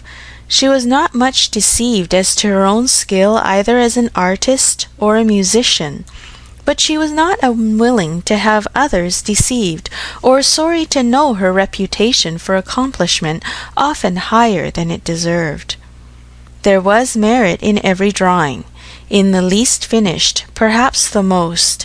Her style was spirited, but had there been much less, or had there been 10 times more, the delight and admiration of her two companions would have been the same. They were both in ecstasies. A likeness pleases everybody, and Miss Woodhouse's performance must be capital. No great variety of faces for you, said Emma. I had only my own family to study from. There is my father, another of my father, but the idea of sitting for his picture made him so nervous that I could only take him by stealth, neither of them very like, therefore. Mrs. Weston, again and again and again, you see, dear Mrs. Weston, always my kindest friend on every occasion. She would sit whenever I asked her. There is my sister, and really quite her own little elegant figure, and the face not unlike. I should have made a good likeness of her, if she would have sat longer, but she was in such a hurry to have me draw her 4 children that she would not be quiet. Then here come all my attempts at 3 of those 4 children. There they are, Henry and John and Bella, from one end of the sheet to the other, and any one of them might do for any one of the rest. She was so eager to have them drawn that I could not refuse, but there is no making children of 3 or 4 years old stand still, you know, nor can it be very easy to take any likeness of them beyond the air and complexion, unless they are coarser featured than any of mamma's children ever were. Here is my sketch of the 4th, who was a baby. I took him as he was sleeping on the sofa, and it is as strong a likeness of his cockade as you would wish to see. He had nestled down his head most conveniently. That's very like. I am rather proud of little George. The corner of the sofa is very good. Then here is my last, unclosing a pretty sketch of a gentleman in small size, whole length. My last and my best, my brother, Mr. John Knightley. This did not want much of being finished, when I put it away in a pet, and vowed I would never take another likeness. I could not help being provoked, for after all my pains, and when I had really made a very good likeness of it, Mrs. Weston and I were quite agreed in thinking it very like. Only too handsome, too flattering, but that was a fault on the right side. After all this, came poor dear Isabella's cold approbation of, yes, it was a little like, but to be sure it did not do him justice. We had had a great deal of trouble in persuading him to sit at all. It was made a great favour of, and altogether it was more than I could bear, and so I never would finish it, to have it apologized over as an unfavourable likeness to every morning visitor in Brunswick Square, and as I said, I did then forswear ever drawing anybody again. But for Harriet's sake, or rather for my own, and as there are no husbands and wives in the case at present, I will break my resolution now. Mr. Elton seemed very properly struck and delighted by the idea, and was repeating, "No husbands and wives in the case at present indeed, as you observe. Exactly so. No husbands and wives," with so interesting a consciousness that Emma began to consider whether she had not better leave them together at once. But as she wanted to be drawing, the declaration must wait a little longer. She had soon fixed on the size and sort of portrait. It was to be a whole length in water-colours, like Mr. John Knightley's, and was destined, if she could please herself, to hold a very honourable station over the mantelpiece. The sitting began, and Harriet, smiling and blushing, and afraid of not keeping her attitude and countenance, presented a very sweet mixture of youthful expression to the steady eyes of the artist. But there was no doing anything, with Mr. Elton fidgeting behind her, and watching every touch. She gave him credit for stationing himself where he might gaze and gaze again without offence, but was really obliged to put an end to it, and request him to place himself elsewhere. It then occurred to her to employ him in reading. If he would be so good as to read to them, it would be a kindness indeed. It would amuse away the difficulties of her part, and lessen the irksomeness of Miss Smith's. Mr. Elton was only too happy. Harriet listened, and Emma drew in peace. She must allow him to be still frequently coming to look. Anything less would certainly have been too little in a lover. And he was ready at the smallest intermission of the pencil to jump up and see the progress and be charmed. There was no being displeased with such an encourager, for his admiration made him discern a likeness almost before it was possible. She could not respect his eye, but his love and his complaisance were unexceptionable. The sitting was altogether very satisfactory. She was quite enough pleased with the first day's sketch to wish to go on. There was no want of likeness. She had been fortunate in the attitude, and as she meant to throw in a little improvement to the figure, to give a little more height and considerably more elegance, she had great confidence of its being in every way a pretty drawing at last, and of its filling its destined place with credit to them both, a standing memorial of the beauty of one, the skill of the other, and the friendship of both, with as many other agreeable associations as Mr. Elton's very promising attachment was likely to add. Harriet was to sit again the next day, and Mr. Elton, just as he ought, entreated for the permission of attending and reading to them again. "By all means, we shall be most happy to consider you as one of the party." The same civilities and courtesies, the same success and satisfaction took place on the morrow, and accompanied the whole progress of the picture, which was rapid and happy. Everybody who saw it was pleased, but Mr. Elton was in continual raptures, and defended it through every criticism. "Miss Woodhouse has given her friend the only beauty she wanted," observed Mrs. Weston to him, not in the least suspecting that she was addressing a lover. "The expression of the eye is most correct, but Miss Smith has not those eyebrows and eyelashes. It is the fault of her face that she has them not." "Do you think so?" replied he. "I cannot agree with you.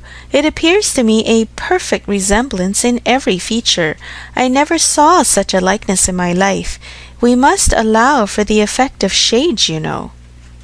"You have made her too tall, Emma," said Mr. Knightley. Emma knew that she had, but would not own to it, and Mr. Elton warmly added, "Oh no, certainly not too tall, not in the least too tall.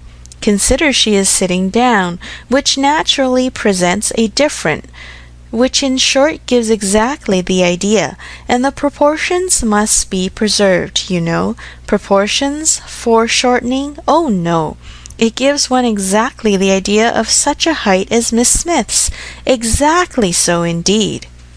"It is very pretty," said Mr. Woodhouse, "so prettily done, just as your drawings always are, my dear. I do not know anybody who draws as well as you do. The only thing I do not thoroughly like is that she seems to be sitting out of doors, with only a little shawl over her shoulders, and it makes one think she must catch cold." "But, dear papa, it is supposed to be a summer day, a warm day in summer. Look at the tree." "But it is never safe to go sit outdoors, my dear." "You, sir, may say anything," cried Mr. Elton, "but I must confess that I regard it as a most happy thought, the placing of Miss Smith out of doors, and the tree is touched with such inimitable spirit. Any other situation would have been much less in character. The naivete of Miss Smith's manners, and altogether, oh, it is most admirable. I cannot keep my eyes from it. I never saw such a likeness." The next thing wanted was to get the picture framed, and here were a few difficulties. It must be done directly. It must be done in London. The order must go through the hands of some intelligent person whose taste could be depended on, and Isabella, the usual doer of all commissions, could not be applied to, because it was December, and Mr. Woodhouse could not bear the idea of her stirring out of her house in the fogs of December. But no sooner was the distress known to Mr. Elton than it was removed. His gallantry was always on high alert. Might he be trusted with a commission? What infinite pleasure should he have in executing it? He could ride to London at any time. It was impossible to say how much he should be gratified by being employed on such an errand. He was too good. She could not endure the thought. She would not give him such a troublesome office for the world. Brought on the desired repetition of entreaties and insurances, and a very few minutes settled the business. Mr. Elton was to take the drawing to London, choose the frame, and give the directions, and Emma thought she could so pack it as to ensure its safety without much incommoding him, while he seemed mostly fearful of not being incommoded enough. "What a precious deposit!" said he with a tender sigh as he received it. "This man is almost too gallant to be in love," thought Emma. "I should say so, but that I suppose there may be 100 different ways of being in love. He is an excellent young man, and will suit Harriet exactly. It will be an exactly so, as he says himself, but he does sigh and languish and study for compliments rather more than I could endure as a principal. I come in for a pretty good share as a second, but it is his gratitude on Harriet's account." End of Chapter 6. Chapter 7. The very day of Mr. Elton's going to London produced a fresh occasion for Emma's services towards her friend. Harriet had been at Hartfield, as usual, soon after breakfast, and after a time had gone home to return again to dinner. She returned, and sooner than had been talked of, and with an agitated, hurried look, announcing something extraordinary to have happened, which she was longing to tell. Half a minute brought it all out. She had heard as soon as she got back to Mrs. Goddard's that Mr. Martin had been there an hour before, and finding she was not at home, nor particularly expected, had left a parcel for her from one of his sisters and gone away. And on opening this parcel, she had actually found, besides the 2 songs which she had lent Elizabeth to copy, a letter to herself, and this letter was from him, from Mr. Martin, and contained a direct proposal of marriage. Who could have thought it? She was so surprised she did not know what to do. Yes, quite a proposal of marriage, and a very good letter, at least she thought so. And he wrote as if he really loved her very much, but she did not know, and so she was come as fast as she could to ask Miss Woodhouse what she should do. Emma was half ashamed of her friend for seeming so pleased and so doubtful. "Upon my word," she cried, "the young man is determined not to lose anything for want of asking. He will connect himself well if he can." "Will you read the letter?" cried Harriet. "Pray do. I'd rather you would." Emma was not sorry to be pressed. She read and was surprised. The style of the letter was much above her expectation. There were not merely no grammatical errors, but as a composition it would not have disgraced a gentleman. The language, though plain, was strong and unaffected, and the sentiments it conveyed very much to the credit of the writer. It was short, but expressed good sense, warm attachment, liberality, propriety, even delicacy of feeling. She paused over it, while Harriet stood anxiously watching for her opinion, with a "well, well," and was at last forced to add, "Is it a good letter, or is it too short?" "Yes, indeed, a very good letter," replied Emma rather slowly.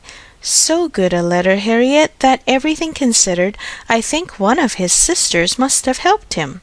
I can hardly imagine the young man whom I saw talking with you the other day could express himself so well, if left quite to his own powers, and yet it is not the style of a woman.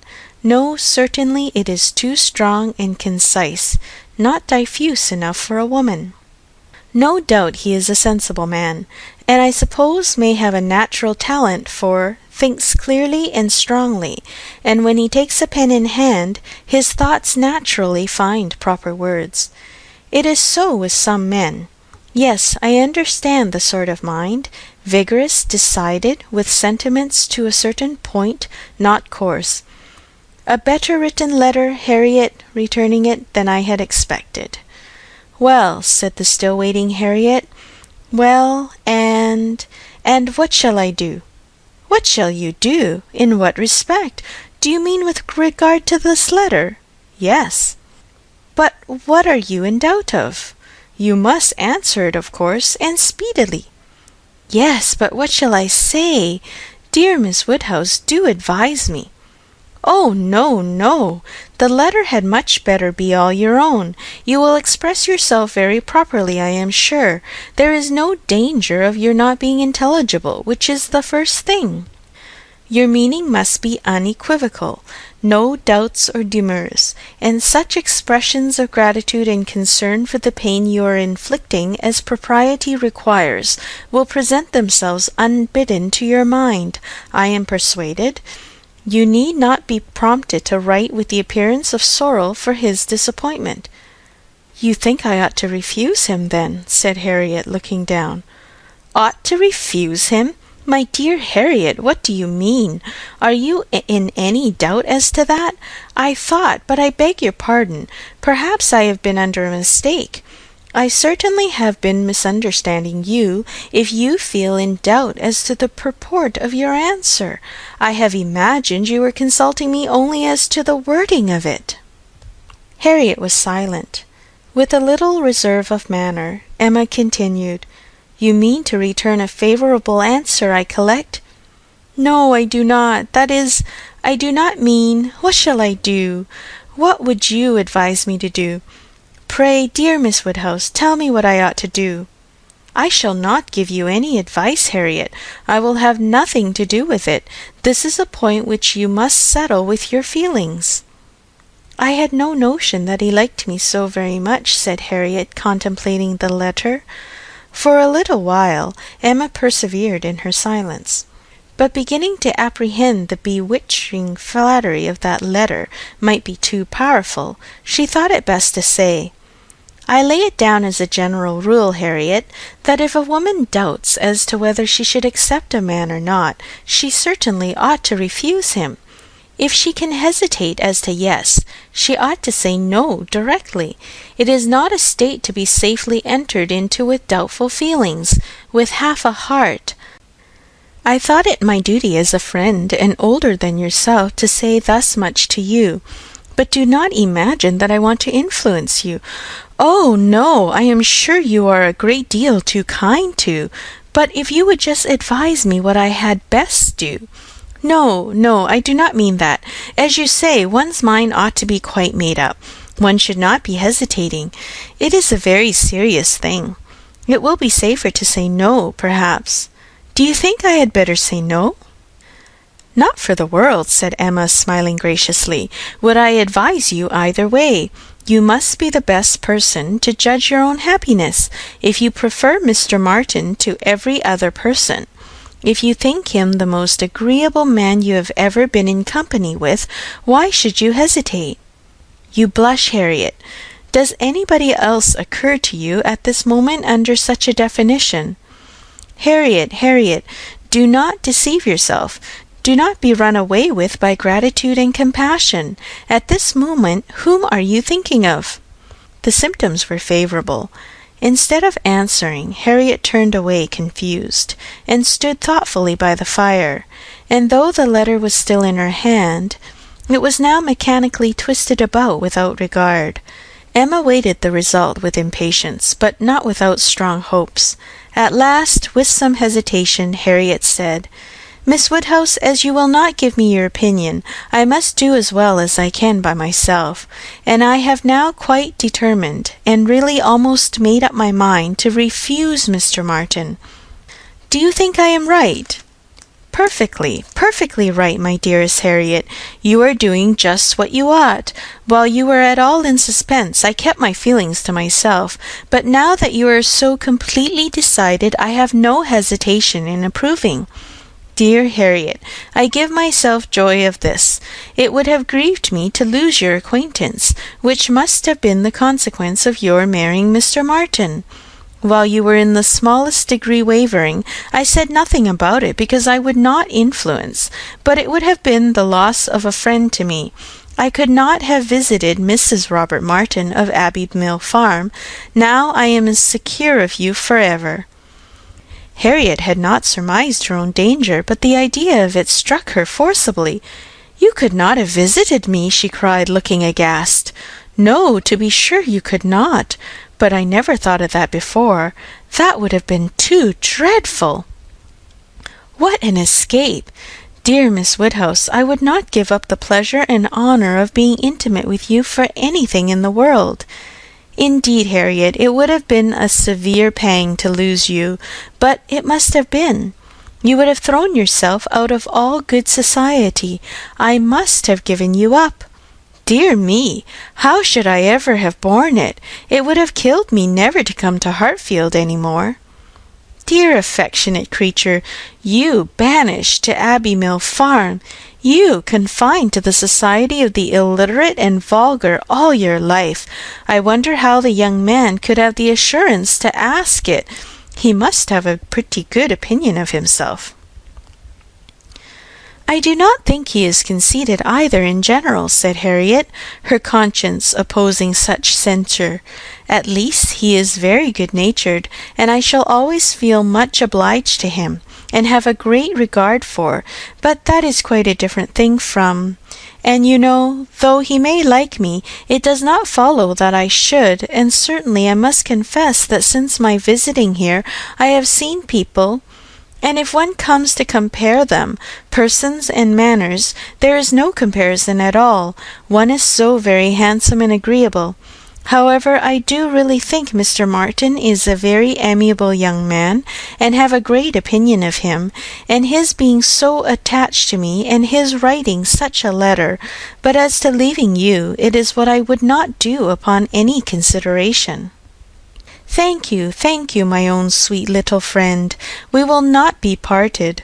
A woman is not to marry a man merely because she is asked, or because he is attached to her, and can write a tolerable letter. Oh no, and it is but a short letter too.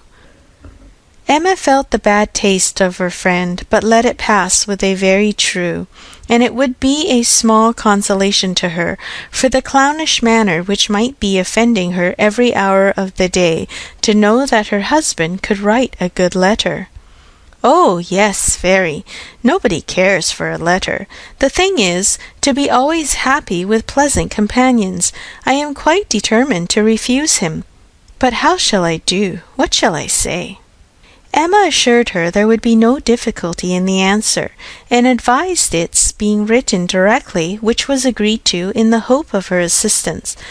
And though Emma continued to protest against any assistance being wanted, it was in fact given in the formation of every sentence.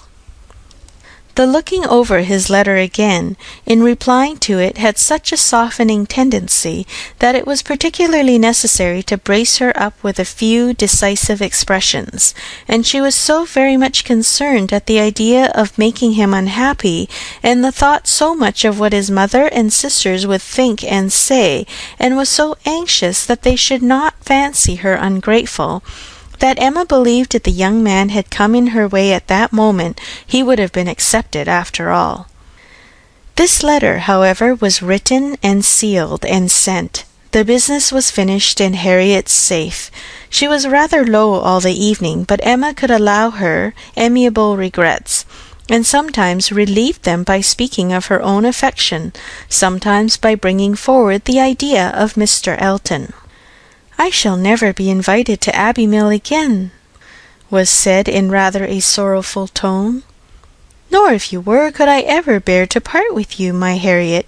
You are a great deal too necessary at Hartfield to be spared to Abbey Mill, and I am sure I should never want to go there, for I am never happy but at Hartfield."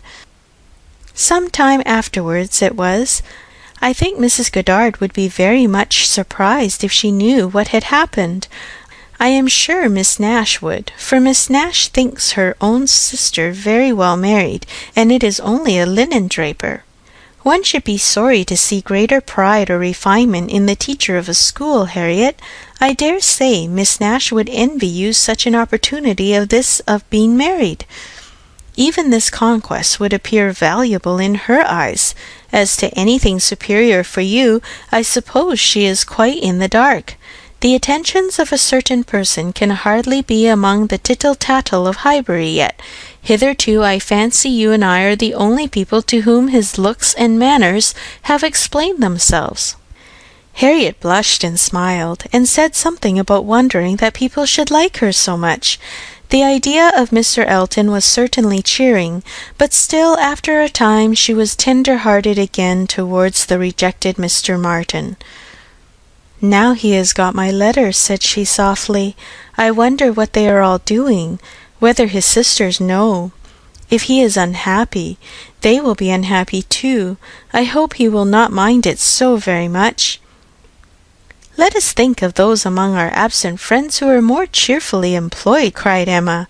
"At this moment, perhaps, Mr. Elton is showing your picture to his mother and sisters, telling how much more beautiful is the original, and after being asked for it 5 or 6 times, allowing them to hear your name, your own dear name." "My picture? But he has left my picture in Bond Street." "Has he so? Then I know nothing of Mr. Elton. No, my dear little modest Harriet, depend upon it, the picture will not be in Bond Street till just before he mounts his horse tomorrow. It is his companion all this evening, his solace, his delight. It opens his designs to his family, it introduces you among them, it diffuses through the party those pleasantest feelings of our nature, eager curiosity and warm prepossession. How cheerful, how animated, how suspicious, how busy their imaginations all are! Harriet smiled again, and her smiles grew stronger. End of Chapter 7. Chapter 8. Harriet slept at Hartfield that night. For some weeks past she had been spending more than half her time there, and gradually getting to have a bedroom appropriated to herself. And Emma judged it best in every respect, safest and kindest, to keep her with them as much as possible just at present. She was obliged to go the next morning for an hour or two to Mrs. Goddard's, but it was then to be settled that she should return to Hartfield to make a regular visit of some days. While she was gone, Mr. Knightley called and sat some time with Mr. Woodhouse and Emma, till Mr. Woodhouse, who had previously made up his mind to walk out, was persuaded by his daughter not to defer it, and was induced by the entreaties of both, though against the scruples of his own civility, to leave Mr. Knightley for that purpose. Mr. Knightley, who had nothing of ceremony about him, was offering by his short, decided answers an amusing contrast to the protracted apologies and civil hesitations of the other. "Well, I believe, if you will excuse me, Mr. Knightley, if you will not consider me as doing a very rude thing, I shall take Emma's advice and go out for a quarter of an hour. As the sun is out, I believe I had better take my 3 turns while I can. I treat you without ceremony, Mr. Knightley. We invalids think we are privileged people." "My dear sir, do not make a stranger of me." "I have an excellent substitute in my daughter. Emma will be happy to entertain you, and therefore I think I will beg your excuse and take my 3 turns, my winter walk." "You cannot do better, sir." "I would ask for the pleasure of your company, Mr. Knightley, but I am a very slow walker, and my pace would be tedious to you. And besides, you have another long walk before you to Donwell Abbey." "Thank you, sir, thank you. I am going this moment myself, and I think the sooner you go the better. I will fetch your great coat and open the garden door for you." Mr. Woodhouse at last was off, but Mr. Knightley, instead of being immediately off likewise, sat down again, seemingly inclined for more chat. He began speaking of Harriet, and speaking of her with more voluntary praise than Emma had ever heard before. "I cannot rate her beauty as you do," said he, "but she is a pretty little creature, and I am inclined to think very well of her disposition. Her character depends upon who she is with, but in good hands she will turn out a valuable woman." "I am glad you think so, and the good hands I hope may not be wanting." "Come," said he, "you are anxious for a compliment, so I will tell you that you have improved her. You have cured her of her schoolgirl's giggle. She really does you credit." "Thank you. I should be mortified indeed if I did not believe I had been of some use, but it is not everybody who will bestow praise where they may. You do not often overpower me with it." "You are expecting her again, you say, this morning?" "Almost every moment. She has been longer already than she intended." "Something has happened to delay her. Some visitors, perhaps?" "Highbury gossip. Tiresome wretches." "Harriet may not consider everybody tiresome that you would." Emma knew this was too true for contradiction, and therefore said nothing. He presently added with a smile, "I do not pretend to fix on times or places, but I must tell you that I have good reason to believe your little friend will soon hear of something to her advantage." "Indeed! How so? Of what sort?" "A very serious sort, I assure you," still smiling. "Very serious? I can think of but one thing. Who is in love with her? Who makes you their confidant?" Emma was more than half in hopes of Mr. Elton's having dropped a hint. Mr. Knightley was a sort of general friend and adviser, and she knew Mr. Elton looked up to him. "I have reason to think," he replied, "that Harriet Smith will soon have an offer of marriage, and from a most unexceptionable quarter. Robert Martin is the man." Her visit to Abbey Mill this summer seems to have done his business. He is desperately in love, and means to marry her." "He is very obliging," said Emma, "but is he sure that Harriet means to marry him?" "Well, well, means to make her an offer, then. Will that do? He came to the Abbey 2 evenings ago, on purpose to consult me about it.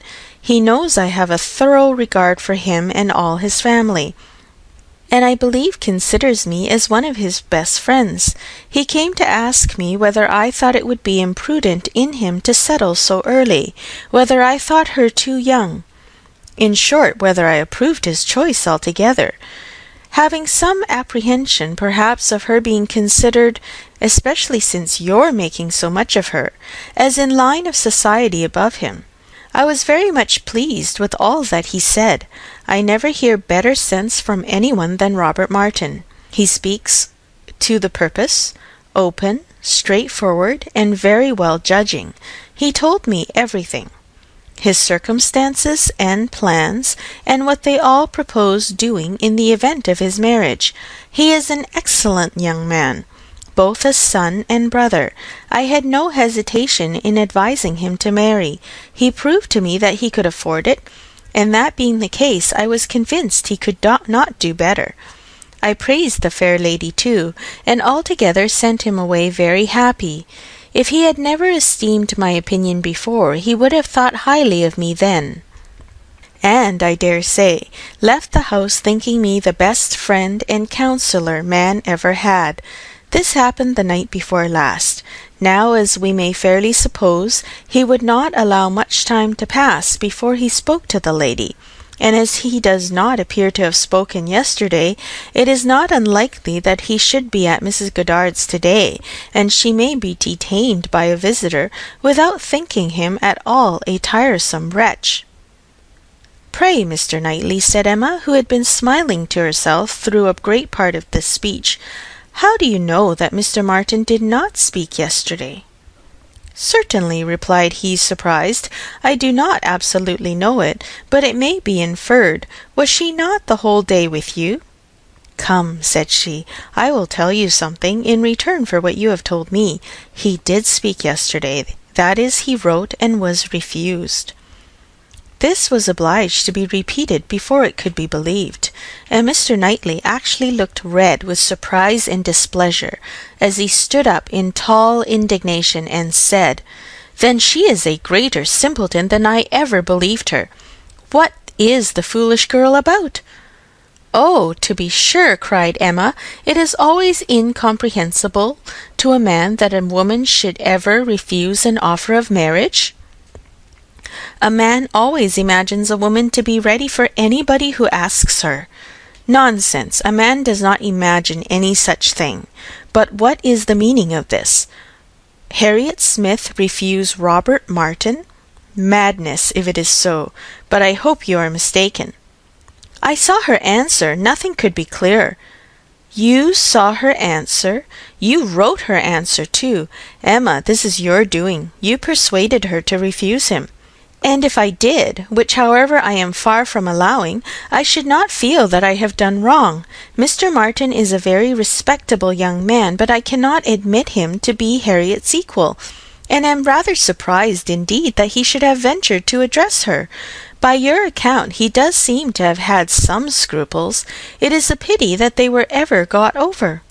"Not Harriet's equal!" exclaimed Mr. Knightley loudly and warmly, and with calmer asperity added a few moments afterwards, "No, he is not her equal indeed, for he is as much her superior in sense as in situation. Emma, your infatuation about that girl blinds you. What are Harriet Smith's claims, either of birth, nature, or education, to any connection higher than Robert Martin? She is the natural daughter of nobody knows whom, with probably no settled provision at all, and certainly no respectable relations. She is known only as the parlour boarder at a common school. She is not a sensible girl, nor a girl of any information. She has been taught nothing useful, and is too young and too simple to have acquired anything herself. At her age she can have no experience, and with her little wit is not very likely ever to have any that can avail her. She is pretty, and she is good-tempered, and that is all. My only scruple in advising the match was on his account, as being beneath his deserts, and a bad connection for him. I felt that as to fortune, in all probability he might do much better, and that as to rational companion or useful helpmate he could not do worse. But I could not reason so to a man in love, and was willing to trust to there being no harm in her, to her having that sort of disposition which in good hands like his might be easily led aright and turn out very well. The advantage of the match I felt to be all on her side, and had not the smallest doubt, nor have I now, that there would be a general cry out upon her extreme good luck. Even your satisfaction I made sure of. It crossed my mind immediately that you would not regret your friend's leaving Highbury, for the sake of her being settled so well. I remember saying to myself, even Emma, with all her partiality for Harriet, will think this is a good match. I cannot help wondering at your knowing so little of Emma as to say any such thing. What? Think a farmer! And with all his sense and all his merit, Mr. Martin is nothing more, a good match for my intimate friend, not regret her leaving Highbury for the sake of marrying a man whom I could never admit as an acquaintance of my own? I wonder you should think it possible for me to have such feelings. I assure you mine are very different. I must think your statement by no means fair. You are not just to Harriet's claims. They would be estimated very differently by others as well as myself. Mr. Martin may be the richest of the two, but he is undoubtedly her inferior as to rank in society. The sphere in which she moves is much above his. It would be a degradation to illegitimacy and ignorance, to be married to a respectable, intelligent gentleman farmer. As to the circumstances of her birth, though in a legal sense she may be called nobody, it will not hold in common sense. She is not to pay for the offence of others, by being held below the level of those with whom she is brought up. There can scarcely be a doubt that her father is a gentleman, and a gentleman of fortune. Her allowance is very liberal. Nothing has ever been grudged for her improvement or comfort. That she is a gentleman's daughter is indubitable to me. That she associates with gentleman's daughter, no one, I apprehend, will deny. She is superior to Mr. Robert Martin. Whoever might be her parents, said Mr. Knightley, whoever may have had the charge of her, it does not appear to have been any part of their plan to introduce her into what you would call good society. After receiving a very indifferent education, she is left in Mrs. Goddard's hands to shift as she can, to move in short in Mrs. Goddard's line, to have Mrs. Goddard's acquaintance. Her friends evidently thought this good enough for her, and it was good enough. She desired nothing better herself. Till you chose to turn her into a friend, her mind had no distaste for her own set, nor any ambition beyond it. She was as happy as possible with the Martins in the summer. She had no sense of superiority then. If she has it now, you have given it. You have been no friend to Harriet Smith, Emma. Robert Martin would never have proceeded so far if he had not felt persuaded of her not being disinclined to him. I know him well. He has too much real feeling to address any woman on the haphazard of selfish passion, and as to conceit, he is the farthest from it of any man I know. Depend on it, he had encouragement. It was most convenient to Emma not to make a direct reply to this assertion. She chose rather to take up her own line of the subject again. You are a very warm friend to Mr. Martin, but as I said before, are unjust to Harriet. Harriet's claims to marry well are not so contemptible as you represent them. She is not a clever girl, but has better sense than you are aware of, and does not deserve to have her understanding spoken of so slightingly. Waiving that point, however, and supposing her to be, as you describe her, only pretty and good-natured, let me tell you that in the degree she possesses them, they are not trivial recommendations to the world in general. For she is, in fact, a beautiful girl, and must be thought so by 99 people out of 100, until it appears that men are much more philosophic on the subject of beauty than they are generally supposed, till they do fall in love with well-informed minds instead of handsome faces. A girl with such loveliness as Harriet has a certainty of being admired and sought after, of having the power of choosing from among many, consequently a claim to be nice.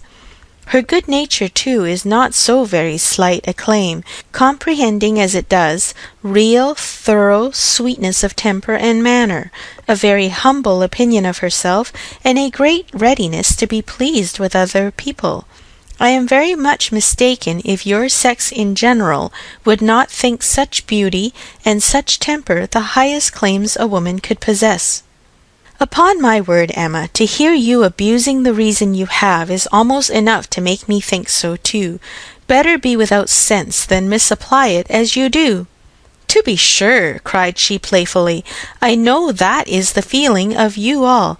I know that such a girl as Harriet is exactly what every man delights in, what at once bewitches his senses and satisfies his judgment. Oh, Harriet may pick and choose. Were you yourself ever to marry, she is the very woman for you. And she at 17, just entering into life, just beginning to be known, to be wondered at because she does not accept the first offer she receives. No, pray let her have time to look about her. I have always thought it a very foolish intimacy, said Mr. Knightley presently, though I have kept my thoughts to myself, but I now perceive that it will be a very unfortunate one for Harriet. You will puff her up with such ideas of her own beauty, and of what she has a claim to, that in a little while nobody within her reach will be good enough for her. Vanity working on a weak head produces every sort of mischief. Nothing so easy as for a young lady to raise her expectations too high. Miss Harriet Smith may not find offers of marriage flow in so fast, though she is a very pretty girl. Men of sense, whatever you may choose to say, do not want silly wives. Men of family would not be very fond of connecting themselves with a girl of such obscurity, and most prudent men would be afraid of the inconvenience and disgrace they might be involved in, when the mystery of her parentage came to be revealed.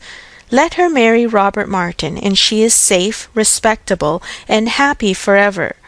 But if you encourage her to expect to marry greatly, and teach her to be satisfied with nothing less than a man of consequence and large fortune, she may be a parlour boarder at Mrs. Goddard's all the rest of her life, or at least, for Harriet Smith is a girl who will marry somebody or other till she grows desperate, and is glad to catch at the old writing-master's son. We think so very differently on this point, Mr. Knightley, that there can be no use in canvassing it. We shall only be making each other more angry. But as to my letting her marry Robert Martin, it is impossible. She has refused him, and so decidedly, I think, as must prevent any second application. She must abide by the evil of having refused him, whatever it may be. And as to the refusal itself, I will not pretend to say that I might not influence her a little, but I assure you there was very little for me or for anybody to do. His appearance is so much against him, and his manners so bad, that if ever she were disposed to favour him, she is not now. I can imagine that before she had seen anybody superior, she might tolerate him. He was the brother of her friends, and he took pains to please her, and altogether having seen nobody better, that she might have been his great assistant, she might not, while she was at Abbey Mill, find him disagreeable. But the case is altered now. She knows now what gentlemen are, and nothing but a gentleman in education and manner has any chance with Harriet. Nonsense, arrant nonsense, as ever was talked, cried Mr. Knightley. Robert Martin's manners have sense, sincerity, and good humour to recommend them, and his mind has more true gentility than Harriet Smith could understand." Emma made no answer, and tried to look cheerfully unconcerned, but was feeling very uncomfortable, and wanting him very much to be gone. She did not repent what she had done. She still thought herself a better judge of such a point of female right and refinement than he could be, but yet she had a sort of habitual respect for his judgment in general, which made her dislike having it so loudly against her, and to have him sitting just opposite to her in angry state was very disagreeable. Some minutes passed in this unpleasant silence, with only one attempt on Emma's side to talk of the weather, but he made no answer. He was thinking. The result of his thoughts appeared at last in these words: "Robert Martin has no great loss, if he can but think so, and I hope it will not be long before he does.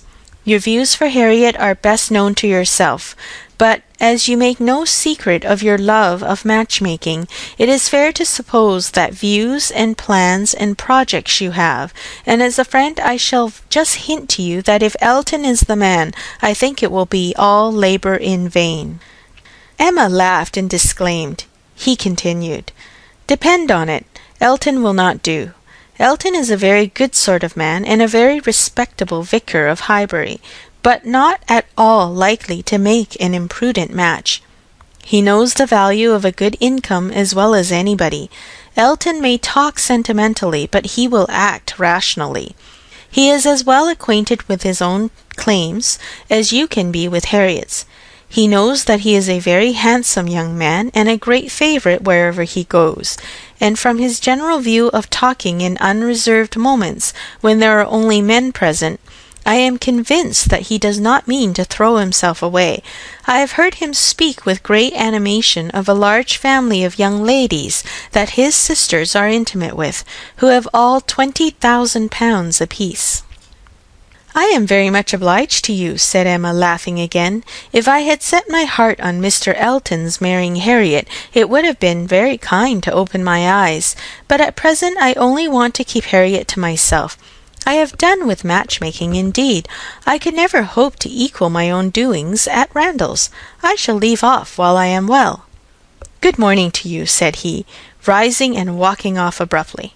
He was very much vexed.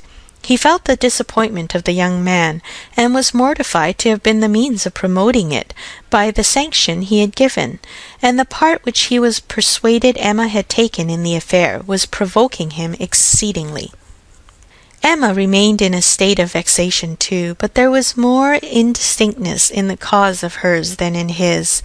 She did not always feel so absolutely satisfied with herself, so entirely convinced that her opinions were right and her adversaries wrong, as Mr. Knightley. He walked off in more complete self-approbation than he had left for her. She was not so materially cast down, however, but that a little time and the return of Harriet were very adequate restoratives. Harriet staying away so long was beginning to make her uneasy. The possibility of the young man's coming to Mrs. Goddard's that morning, and meeting with Harriet and pleading his own cause, gave alarming ideas.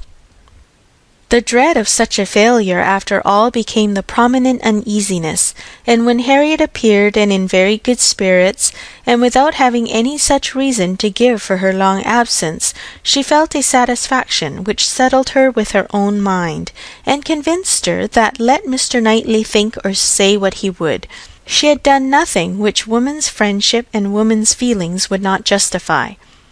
He had frightened her a little about Mr. Elton, but when she considered that Mr. Knightley could not have observed him as she had, neither with the interest, nor, she must be allowed to tell herself, in spite of Mr. Knightley's pretensions, with the skill of such an observer on such a question as herself, that he had spoken it hastily and in anger, she was able to believe that he had rather said what he wished resentfully to be true than what he knew anything about. He certainly might have heard Mr. Elton speak with more unreserve than she had ever done, and Mr. Elton might not be an imprudent, inconsiderate disposition as to money matters. He might naturally be rather attentive than otherwise to them, but then Mr. Knightley did not make due allowance for the influence of a strong passion at war with all interested motives. Mr. Knightley saw no such passion, and of course thought nothing of its effects, but she saw too much of it to feel a doubt of its overcoming any hesitation that a reasonable prudence might originally suggest, and more than a reasonable becoming degree of prudence she was very sure did not belong to Mr. Elton. Harriet's cheerful look and manner established hers.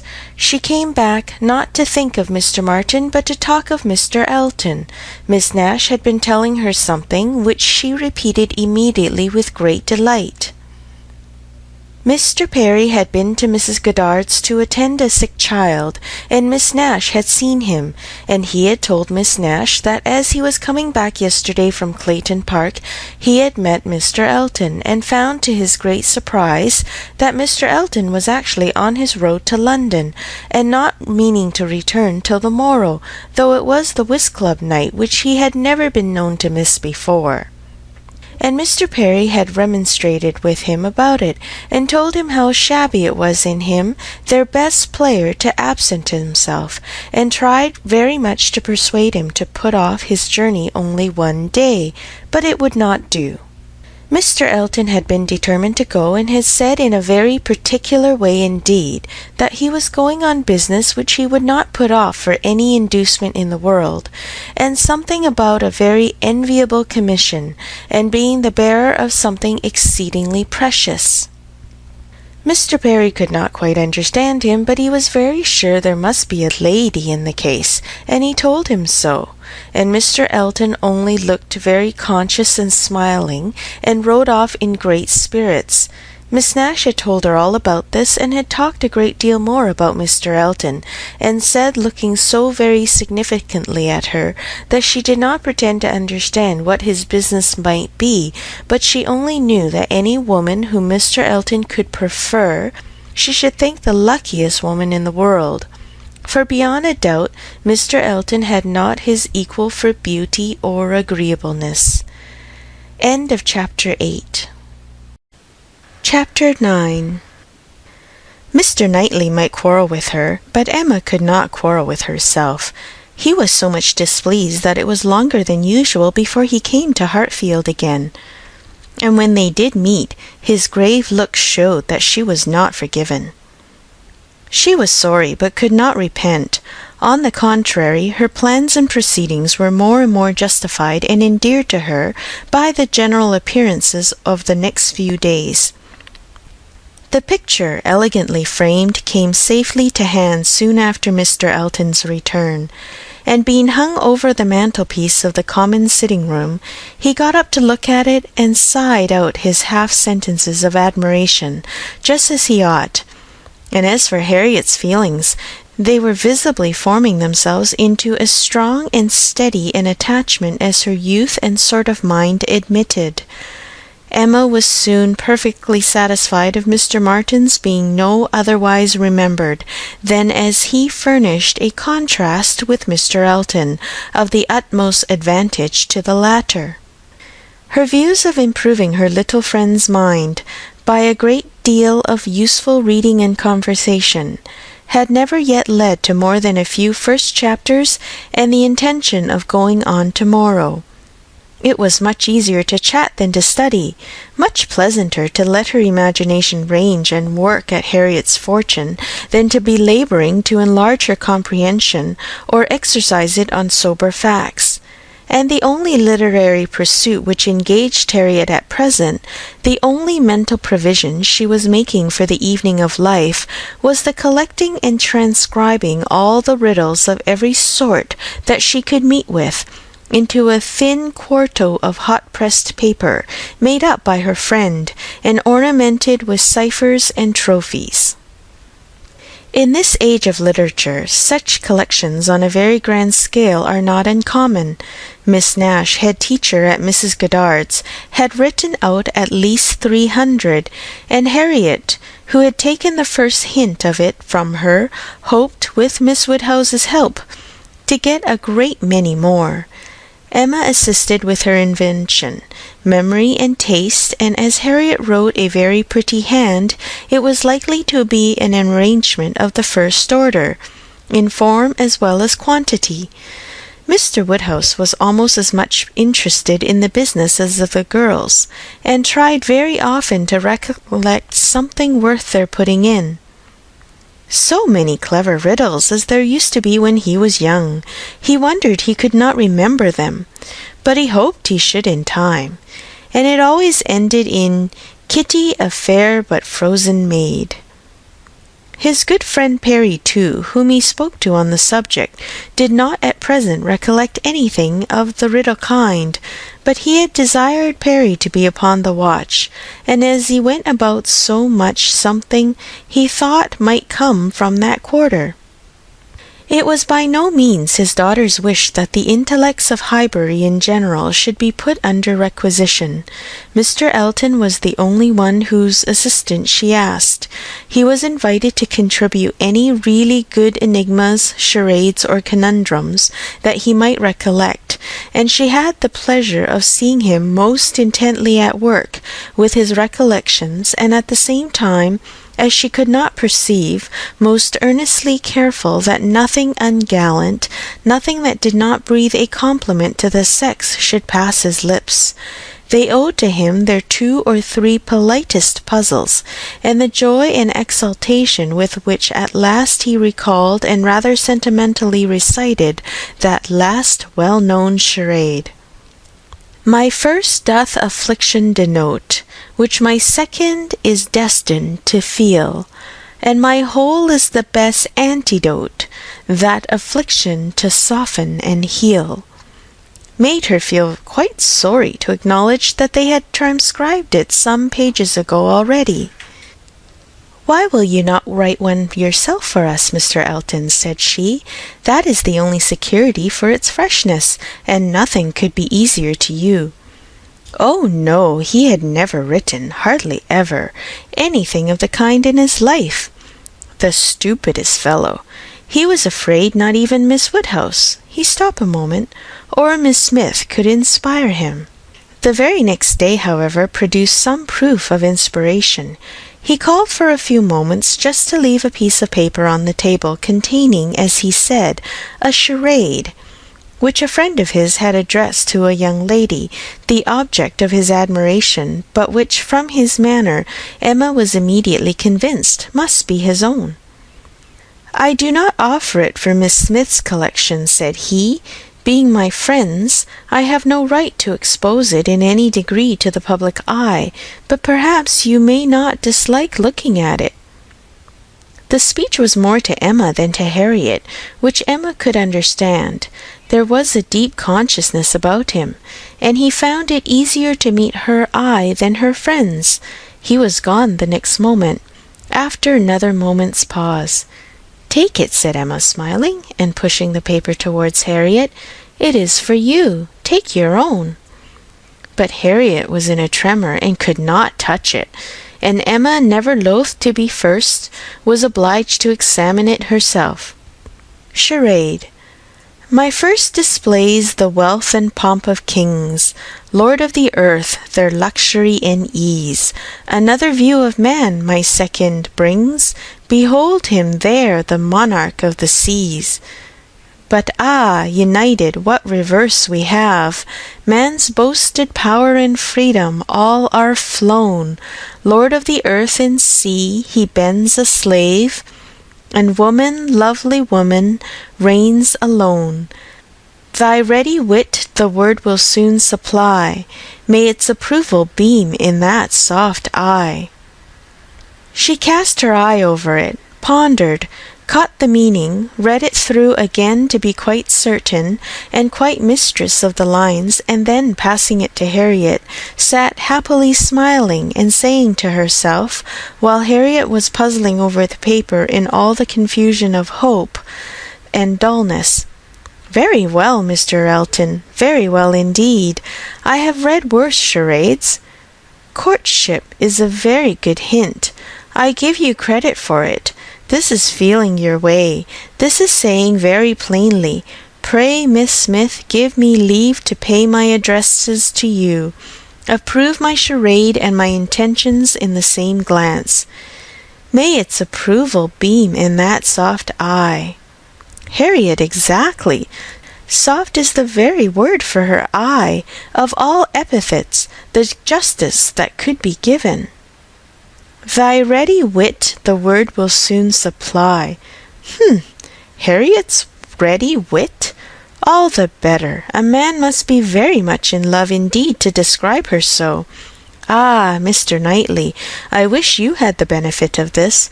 I think this would convince you. For once in your life you would be obliged to own yourself mistaken. An excellent charade indeed, and very much to the purpose. Things must come to a crisis soon now. She was obliged to break off from these very pleasant observations, which were otherwise of a sort to run into great length, by the eagerness of Harriet's wondering questions. "What can it be, Miss Woodhouse? What can it be? I have not an idea. I cannot guess it in the least. What can it possibly be? Do try to find it out, Miss Woodhouse. Do help me. I never saw anything so hard. Is it kingdom? I wonder who the friend was, and who could be the young lady. Do you think it is a good one? Can it be a woman? And woman, lovely woman, reigns alone. Can it be Neptune? Behold him there, the monarch of the seas. Or a trident, or a mermaid, or a shark? Oh no, shark is the only one syllable. It must be very clever, he would not have brought it. Oh, Miss Woodhouse, do you think we shall ever find it out? Mermaids and sharks, nonsense! My dear Harriet, what are you thinking of? Where would be the use of his bringing us a charade made by a friend upon a mermaid or a shark? Give me the paper and listen. For Miss, read Miss Smith, my first displays the wealth and pomp of kings, lords of the earth, their luxury and ease. This is court. Another view of man my second brings. Behold him there, the monarch of the seas. That is ship, plain as it can be. Now for the cream. But ah, united, courtship, you know, what reverse we have. Man's boasted power and freedom all are flown. Lord of this earth and sea, he bends a slave, and woman, lovely woman, reigns alone. A very proper compliment, and then follows the application, which I think, my dear Harriet, you cannot find much difficulty in comprehending. Read it in comfort to yourself. There can be no doubt of its being written for you and to you. Harriet could not resist so delightful a persuasion. She read the concluding lines, and was all flutter and happiness. She could not speak, but she was not wanted to speak. It was enough for her to feel. Emma spoke to her. There is so pointed and so particular a meaning in this compliment, said she, that I cannot have a doubt as to Mr. Elton's intentions.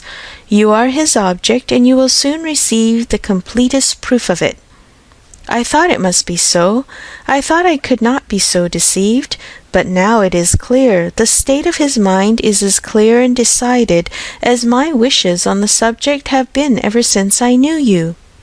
Yes, Harriet, just so long have I been wanting the very circumstance to happen what has happened. I could never tell whether an attachment between you and Mr. Elton were most desirable or most natural. Its probability and its eligibility have really so equalled each other. I am very happy. I congratulate you, my dear Harriet, with all my heart. This is an attachment which a woman may well feel pride in creating. This is a connection which offers nothing but good. It will give you everything that you want, consideration, independence, a proper home. It will fix you in the centre of all your real friends, close to Hartfield and to me, and confirm our intimacy for ever. This, Harriet, is an alliance which can never raise a blush in either of us. dear Miss Woodhouse, and dear Miss Woodhouse was all that Harriet, with many tender embraces, could articulate at first, but when they did arrive at something more like conversation, it was sufficiently clear to her friend that she saw, felt, anticipated, and remembered just as she ought. Mr. Elton's superiority had very ample acknowledgment. "Whatever you say is always right," cried Harriet, "and therefore I suppose and believe and hope it must not be so. But otherwise I could not have imagined it. It is so much beyond anything I deserve. Mr. Elton, who might marry anybody. There cannot be two opinions about him. He is so very superior. Only think of those sweet verses. To Miss... Dear me, how clever! Could it be really meant for me? I cannot make a question or listen to a question about that. It is a certainty. Receive it on my judgment. It is a sort of prologue to the play, a motto to the chapter, and will be soon followed by the matter-of-fact prose. It is a sort of thing which nobody could have expected. I am sure a month ago I had no more idea myself. The strangest things do take place.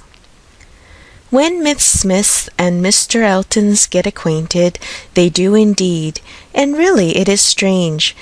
It is out of the common course that what is so evidently, so palpably desirable, what courts the prearrangement of other people, should so immediately shape itself into the proper form. You and Mr. Elton are by situation called together. You belong to one another by every circumstance of your respective homes. Your marrying will be equal to the match at Randall's. There does seem to be a something in the air of Hartfield which gives love exactly the right direction and sends it into the very channel where it ought to flow. The course of true love never did run smooth. A Hartfield edition of Shakespeare would have a long note on that passage.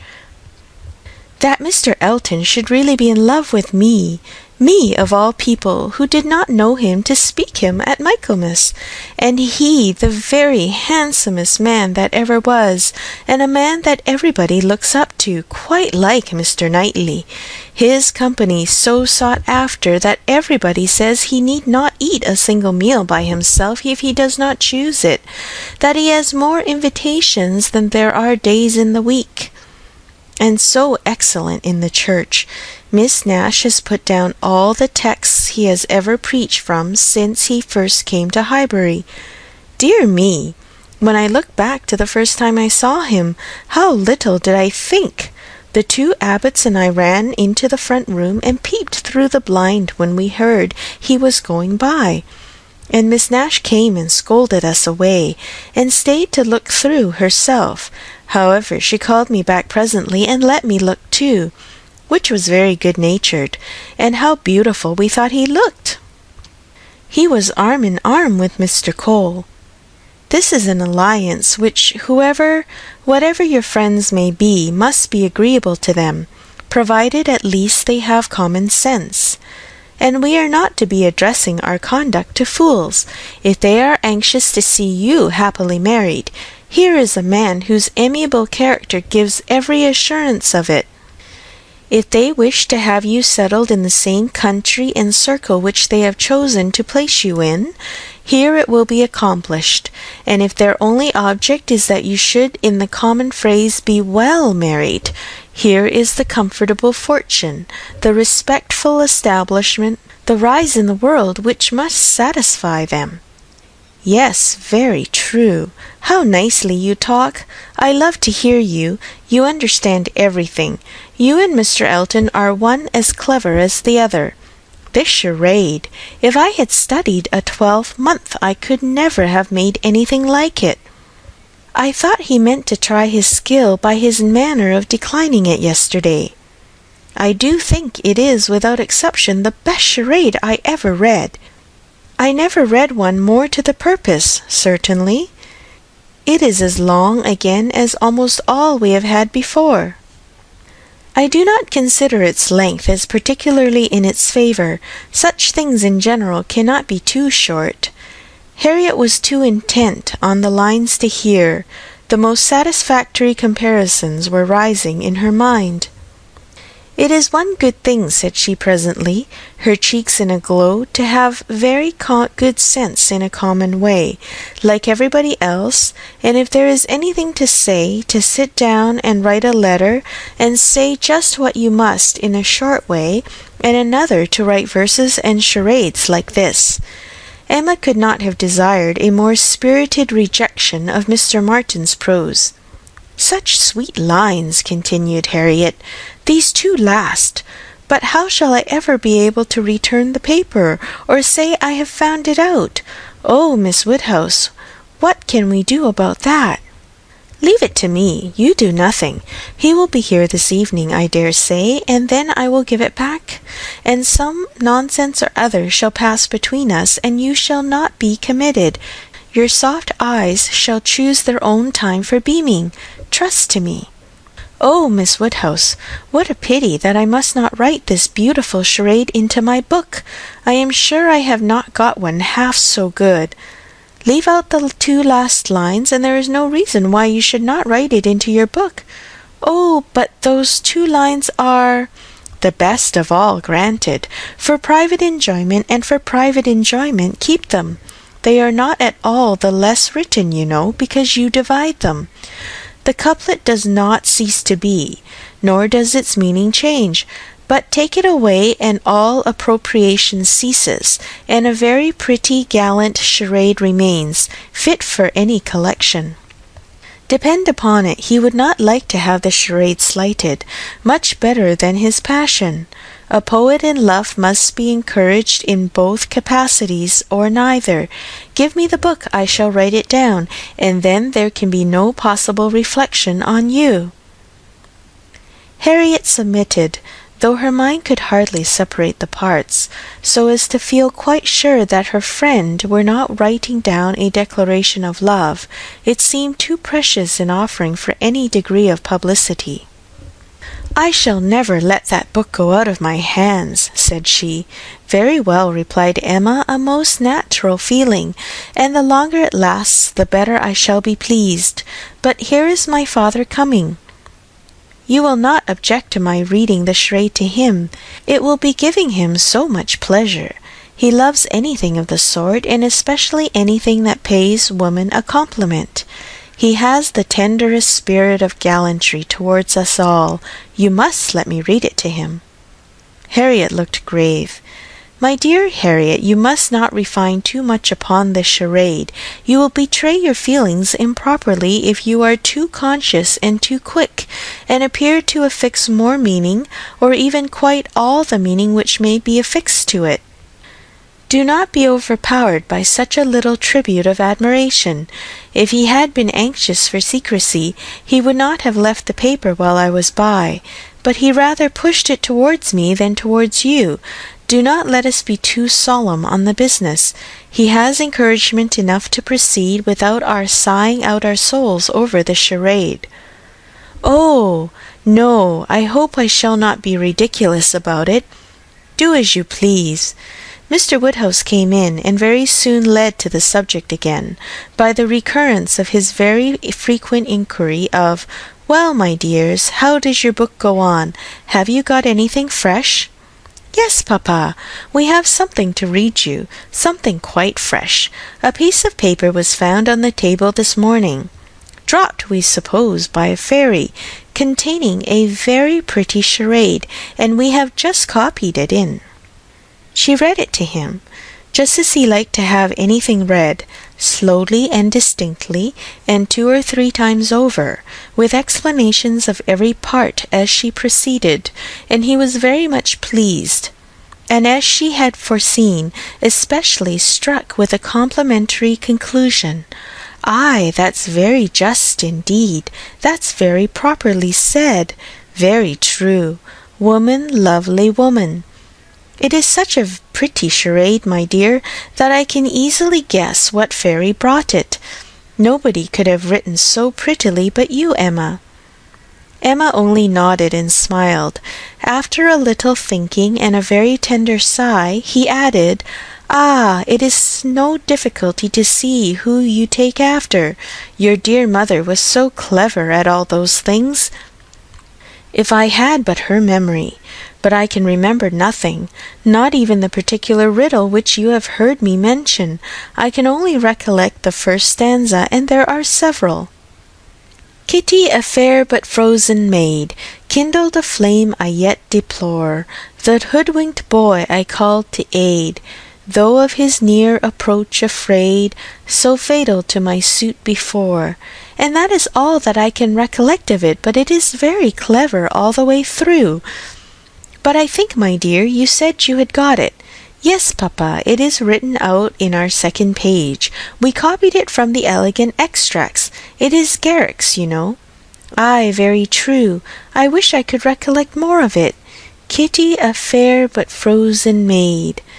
The name makes me think of poor Isabella, for she was very near being christened Catherine, after her grandmother. I hope we shall have her here next week. Have you thought, my dear, where you shall put her, and what room there will be for the children? Oh, yes, she will have her own room, of course, the room she always has, and there is the nursery for the children, just as usual, you know. Why should there be any change? I do not know, my dear, but it is so long since she was here, not since last Easter, and then only for a few days. Mr. John Knightley's being a lawyer is very inconvenient. Poor Isabella! She is sadly taken away from us all, and how sorry she will be when she comes not to see Miss Taylor here. She will not be surprised, papa, at least. I do not know, my dear. I am sure I was very much surprised when I first heard she was going to be married. We must ask Mr. and Mrs. Weston to dine with us while Isabella is here. Yes, my dear, if there is time.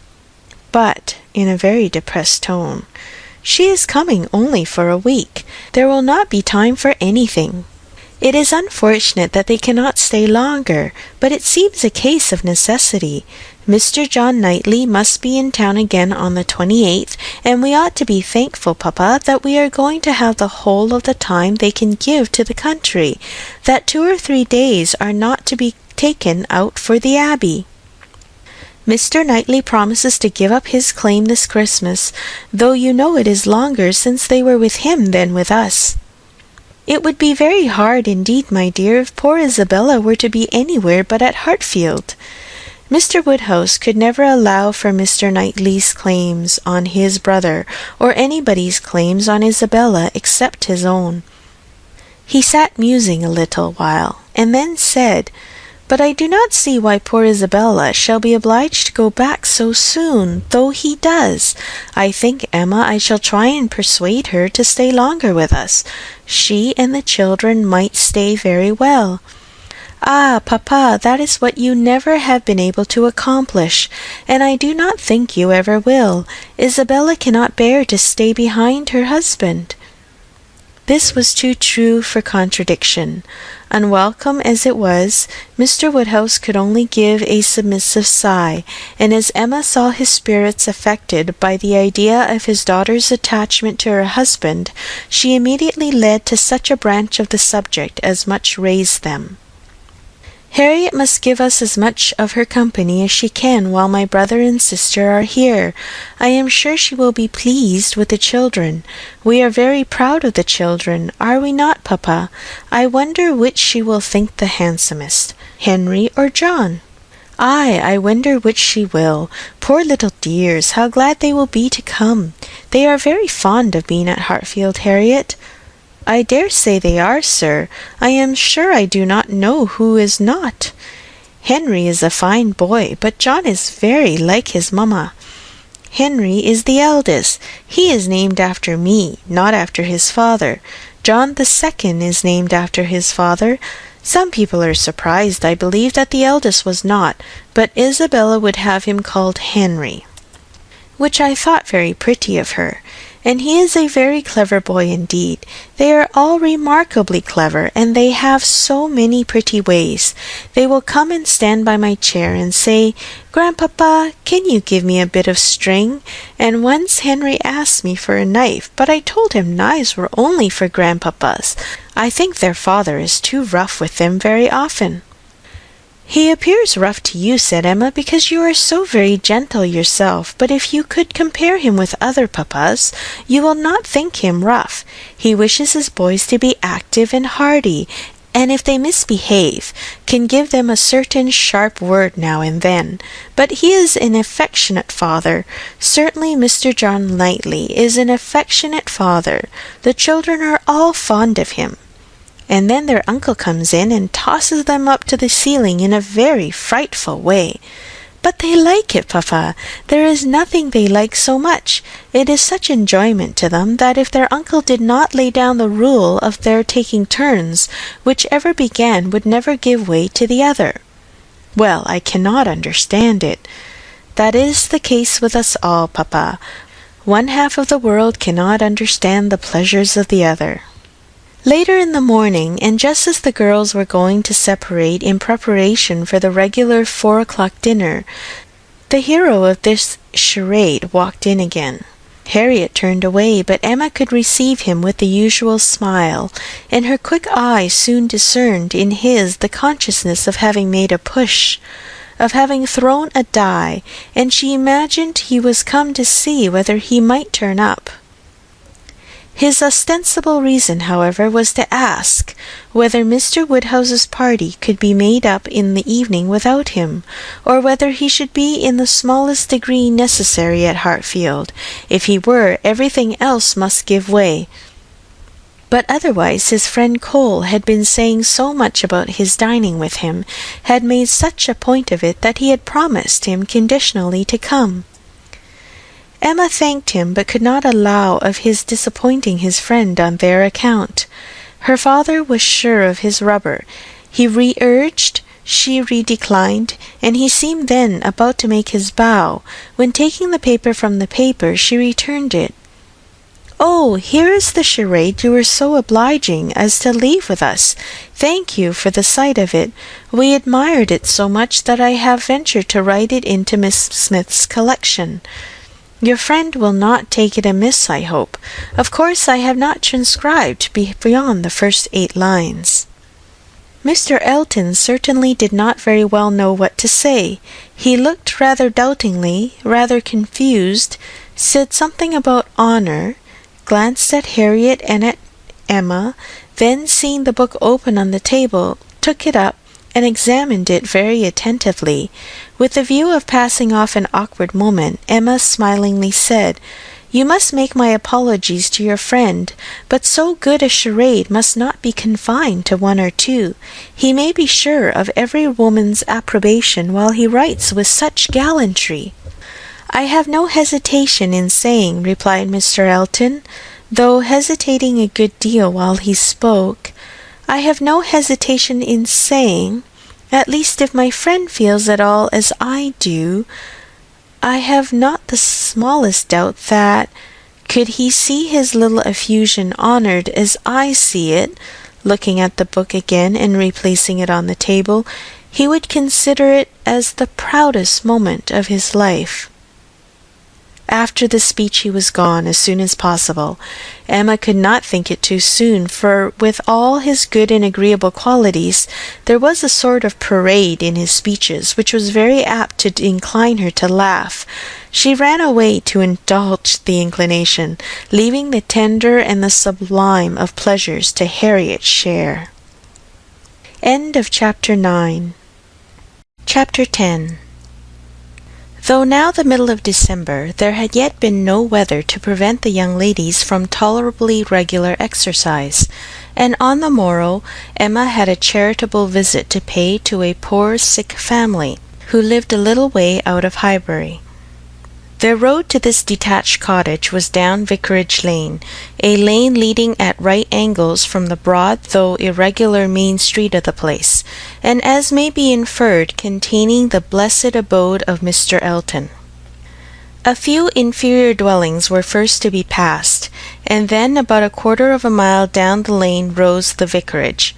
An old and not very good house, almost as close to the road as it could be. It had no advantage of situation, but there had been very much smartened up by the present proprietor, and such as it was, there could be no possibility of the two friends passing it without a slackening pace and observing eyes. Emma's remark was, "There it is. There go you and your riddle book one of these days." Harriet's was, "Oh, what a sweet house! How very beautiful! There are the yellow curtains that Miss Nash admires so much." "I do not often walk this way now," said Emma, as they proceeded, "but then there will be an inducement, and I shall gradually get intimately acquainted with all the hedges, gates, pools, and pollards of this part of Highbury." Harriet, she found, had never in her life been within side the vicarage, and her curiosity to see it was so extreme that, considering exteriors and probabilities, Emma could only class it as a proof of love, with Mr. Elton seeing ready wit in her. "I wish we could contrive it," said she, "but I cannot think of any tolerable pretence for going in. No servant that I want to inquire about of his housekeeper, no message from my father." She pondered, but could think of nothing. After a mutual silence of some minutes, Harriet thus began again, "I do so wonder, Miss Woodhouse, that you should not be married, or going to be married, so charming as you are." Emma laughed and replied, "My being charming, Harriet, is not quite enough to induce me to marry. I must find other people charming, one other person at least, and I am not only not going to be married at present, but have very little intention of ever marrying at all." "Ah, so you say, but I cannot believe it. I must see somebody very superior to anyone I have ever seen, to be tempted. Mr. Elton, you know," recollecting herself, "is out of the question, and I do not wish to see any such person. I would rather not be tempted. I cannot really change for the better. If I were to marry, I must expect to repent it." "Dear me, it is so odd to hear a woman talk so. I have none of the usual inducements of women to marry. Were I to fall in love, indeed it would be a different thing, but I never have been in love. It is not my way or my nature, and I do not think I ever shall, and without love I am sure I should be a fool to change such a situation as mine. Fortune I do not want, employment I do not want, consequence I do not want. I believe few married women are half as much mistress of their husband's house as I am of Hartfield, and never, never could I expect to be so truly beloved and important, so always first, and always right in the man's eyes as I am in my father's. But then to be an old maid at last, like Miss Bates! That is as formidable an image as you could present, Harriet, and if I thought I should ever be like Miss Bates, so silly, so satisfied, so smiling, so prosing, so undistinguishing and unfastidious, and so apt to tell everything relative to everybody about me, I would marry tomorrow. But between us, I am convinced there never can be any likeness, except in being unmarried. But still you will be an old maid, and that's so dreadful." "Never mind, Harriet, I shall be a poor old maid, and it is poverty only which makes celibacy contemptible to a general public. A single woman with a very narrow income must be a ridiculous, disagreeable old maid, the proper sport of boys and girls, but a single woman of good fortune is always respectable, and may be as sensible and pleasant as anybody else. And the distinction is not quite so much against the candour and common sense of the world as it appears at first, for a very narrow income has a tendency to contract the mind, and sour the temper. Those who can barely live, and who live perforce in a very small and generally very inferior society, may well be illiberal and cross. This does not apply, however, to Miss Bates. She is only too good-natured and too silly to suit me, but in general she is very much to the taste of everybody, though single and though poor. Poverty certainly has not contracted her mind. I really believe if she had only a shilling in the world, she would be very likely to give away 6 pence of it, and nobody is afraid of her. That is a great charm. Dear me, but what shall you do? How shall you employ yourself when you get old? If I know myself, Harriet, mine is an active, busy mind, with a great many independent resources, and I do not perceive why I should be more in want of employment at 40 or 50 than 21. Woman's usual occupations of hand and mind will be as open to me then as they are now, or with no important variation. If I draw less, I shall read more. If I give up music, I will take to carpet work. And as for objects of interest, objects for the affections, which is in truth the great point of inferiority, the want of which is really the great evil to be avoided in not marrying, I shall be very well off, with all the children of a sister I love so much to care about. There will be enough of them, in all probability, to supply every sort of sensation that declining life can need. There will be enough for every hope and every fear, and though my attachment to none can equal that of a parent, it suits my ideas of comfort better than what is warmer and blinder. My nieces and nephews! I shall often have a niece with me. Do you know Miss Bates's niece? That is, I know you must have seen her 100 times, but are you acquainted? Oh, yes, we are always forced to be acquainted whenever she comes to Highbury. By the by, that is almost enough to put one out of conceit with a niece. Heaven forbid, at least, that I should ever bore people half so much about all the Knightleys together as she does about Jane Fairfax. One is sick of the very name of Jane Fairfax. Every letter from her is read 40 times over. Her compliments to all friends go round and round again, and if she does but send her aunt the pattern of a stomacher, or knit a pair of garters for her grandmother, one hears of nothing else for a month. I wish Jane Fairfax very well, but she tires me to death. They were now approaching the cottage, and all idle topics were superseded. Emma was very compassionate, and the distresses of the poor were as sure of relief from her personal attention and kindness, her counsel and her patience, as from her purse. She understood their ways, could allow for their ignorance and their temptations, had no romantic expectations of extraordinary virtue from those for whom education had done so little, entered into their troubles with ready sympathy, and always gave her assistance with as much intelligence as good will. In the present instance it was sickness and poverty together which she came to visit, and after remaining there as long as she could give comfort or advice, she quitted the cottage with such an impression of the scene as made her say to Harriet as they walked away, "These are the sights, Harriet, to do one good. How trifling they make everything else appear! I feel now as if I could think of nothing but these poor creatures all the rest of the day. And yet who can say how soon it may all vanish from my mind?" "Very true," said Harriet. "Poor creatures! One can think of nothing else." "And really I do not think the impression will soon be over," said Emma, as she crossed the low hedge and tottering footstep which ended the narrow slippery path through the garden, and brought them into the lane again. "I do not think it will," stopping to look once more at all the outward wretchedness of the place, and recall the still greater within. "Oh, dear no," said her companion. They walked on.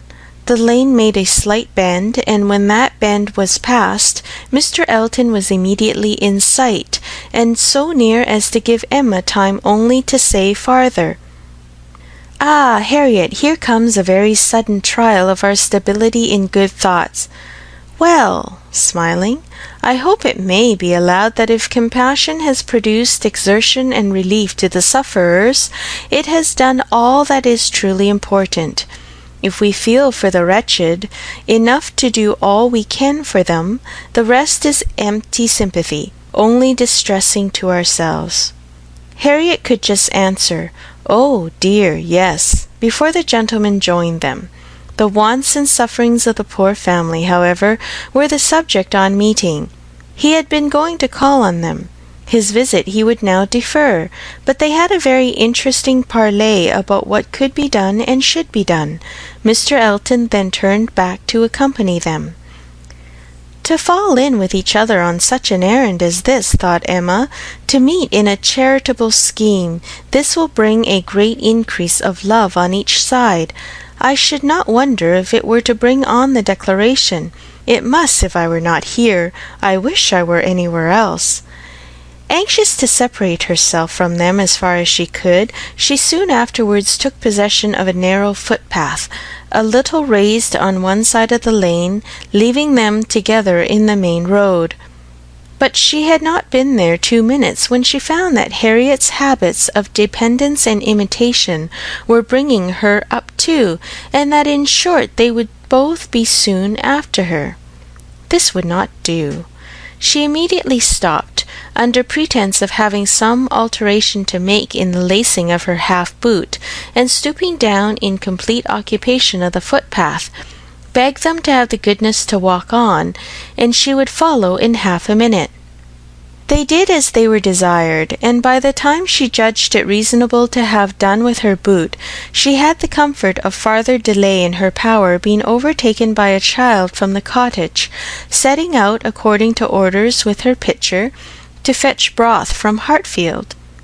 To walk by the side of this child and talk to and question her was the most natural thing in the world, or would have been the most natural had she been acting just then without design, and by this means the others were able to keep ahead without any obligation of waiting for her. She gained on them, however, involuntarily. The child's pace was quick, theirs rather slow, and she was the more concerned at it from their being evidently in a conversation which interested them. Mr. Elton was speaking with animation, Harriet listening with a very pleased attention, and Emma, having sent the child on, was beginning to think how she might draw back a little more, when they both looked around, and she was obliged to join them. Mr. Elton was still talking, still engaged in some interesting detail, and Emma experienced some disappointment when she found that he was only giving his fair companion an account of the yesterday's party at his friend Cole's, and that she was come in herself for the Stilton cheese, the North Wiltshire, the butter, the celery, the beetroot, and all the dessert. This would soon have led to something better, of course, was her consoling reflection. Anything interests between those who love, and anything will serve as introduction to what is near the heart, if I could but have kept away longer. They now walked on together quietly, till within view of the vicarage pales, when a sudden resolution of at least getting Harriet into the house made her again find something very amiss about her boot, and fall behind to arrange it once more. She then broke the lace off short, and dexterously throwing it into a ditch, was presently obliged to entreat them to stop, and acknowledged her inability to put herself to rights so as to be able to walk home in tolerable comfort. "Part of my lace is gone," said she, "and I do not know how I am to contrive. I really am a most troublesome companion to you both, but I hope I am not often so ill-equipped. Mr. Elton, I must beg leave to stop at your house and ask your housekeeper for a bit of ribbon or string, or anything just to keep my boot on." Mr. Elton looked all happiness at this proposition, and nothing could exceed his alertness and attention in conducting them into his house, and endeavouring to make everything appear to advantage. The room they were taken into was the one he chiefly occupied, and looking forwards, behind it was another with which it immediately communicated. The door between them was open, and Emma passed into it with the housekeeper to receive her assistance in the most comfortable manner. She was obliged to leave the door ajar as she found it, but she fully intended that Mr. Elton should close it.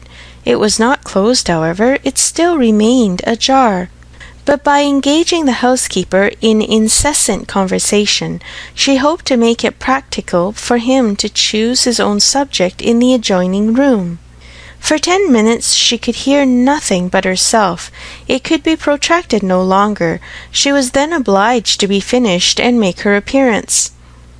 The lovers were standing together at one of the windows. It had a most favourable aspect, and for half a minute Emma felt the glory of having schemed successfully. But it would not do. He had not come to the point. He had been most agreeable, most delightful. He had told Harriet that he had seen them go by and had purposely followed them. Other little gallantries and allusions had been dropped, but nothing serious. Cautious, very cautious, thought Emma. He advances inch by inch, and will hazard nothing till he believes himself secure. Still, however, though everything had not been accomplished by her ingenious device, she could not but flatter herself that it had been the occasion of much present enjoyment to both, and must be leading them forward to the great event. End of Chapter 10. Chapter 11. Mr. Elton must now be left to himself. It was no longer in Emma's power to superintend his happiness or quicken his measures. The coming of her sister's family was so very near at hand, that first in anticipation and then in reality it became henceforth her prime object of interest. And during the 10 days of their stay in Hartfield, it was not to be expected, she did not herself expect, that anything beyond occasional fortuitous assistance could be afforded by her to the lovers. They might advance rapidly if they would, however they must advance somehow or other, whether they would or no. She hardly wished to have more leisure for them. There are people who the more you do for them, the less they will do for themselves. Mr. and Mrs. John Knightley, from having been longer than usual absent from Surrey, were excited, of course, rather more than the usual interest. Till this year, every long vacation since their marriage had been divided between Hartfield and Donwell Abbey. But all the holidays of this autumn had been given to sea-bathing for the children, and it was therefore many months since they had been seen in a regular way by their Surrey connections, or seen at all by Mr. Woodhouse, who could not be induced to get so far as London, even for poor Isabella's sake, and who consequently was now most nervously and apprehensively happy in forestalling this too short visit.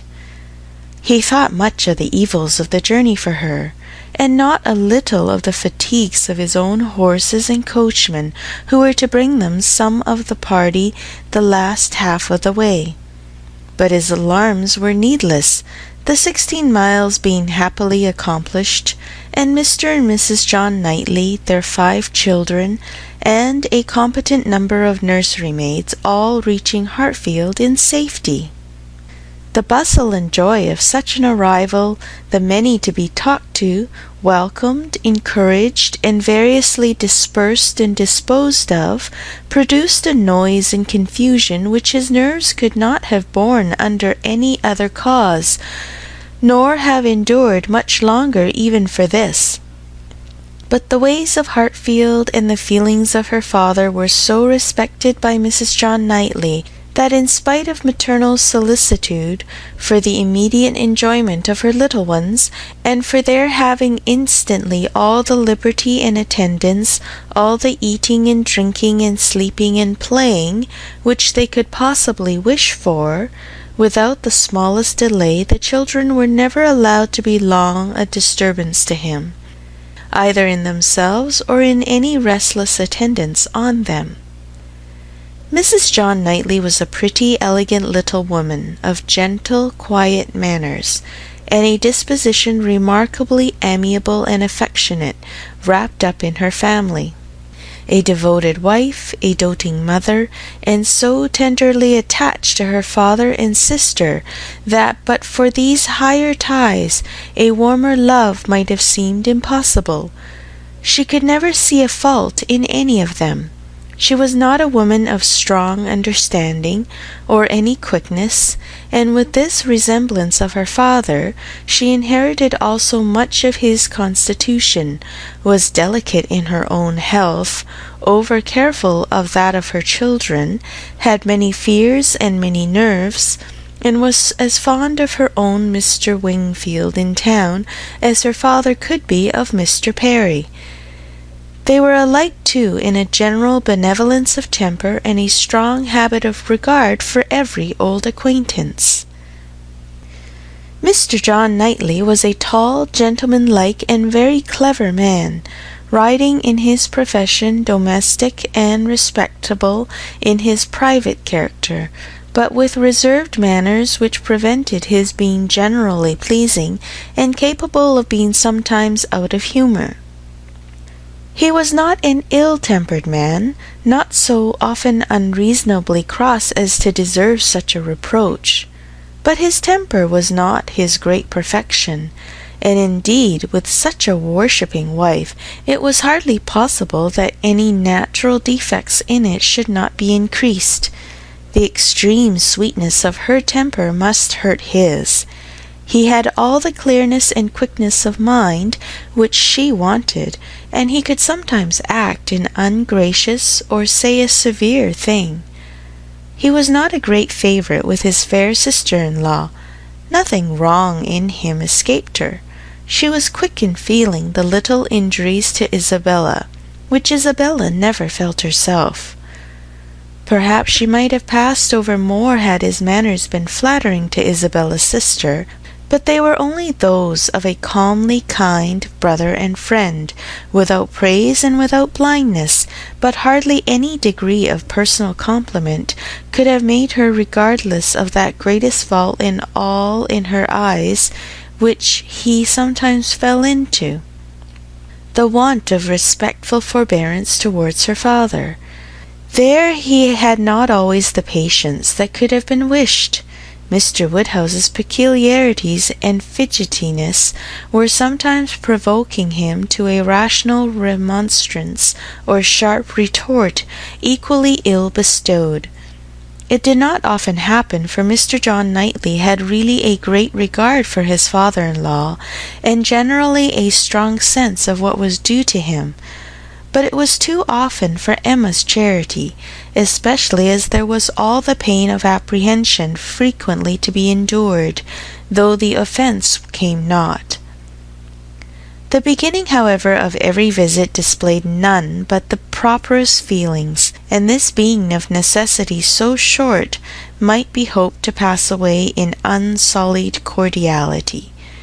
They had not been long seated and composed when Mr. Woodhouse, with a melancholy shake of the head and a sigh, called his daughter's attention to the sad change at Hartfield since she had been there last. "Ah, my dear," said he, "poor Miss Taylor." "Oh, yes, sir," cried she with ready sympathy. "How you must miss her! And dear Emma, too. What a dreadful loss to you both! I have been so grieved for you. I could not imagine how you could possibly do without her. It is a sad change indeed, but I hope she is pretty well, sir." "Pretty well, my dear. I hope pretty well. I do not know but that the place agrees with her tolerably." Mr. John Knightley here asked Emma quietly whether there were any doubts of the air of Randalls.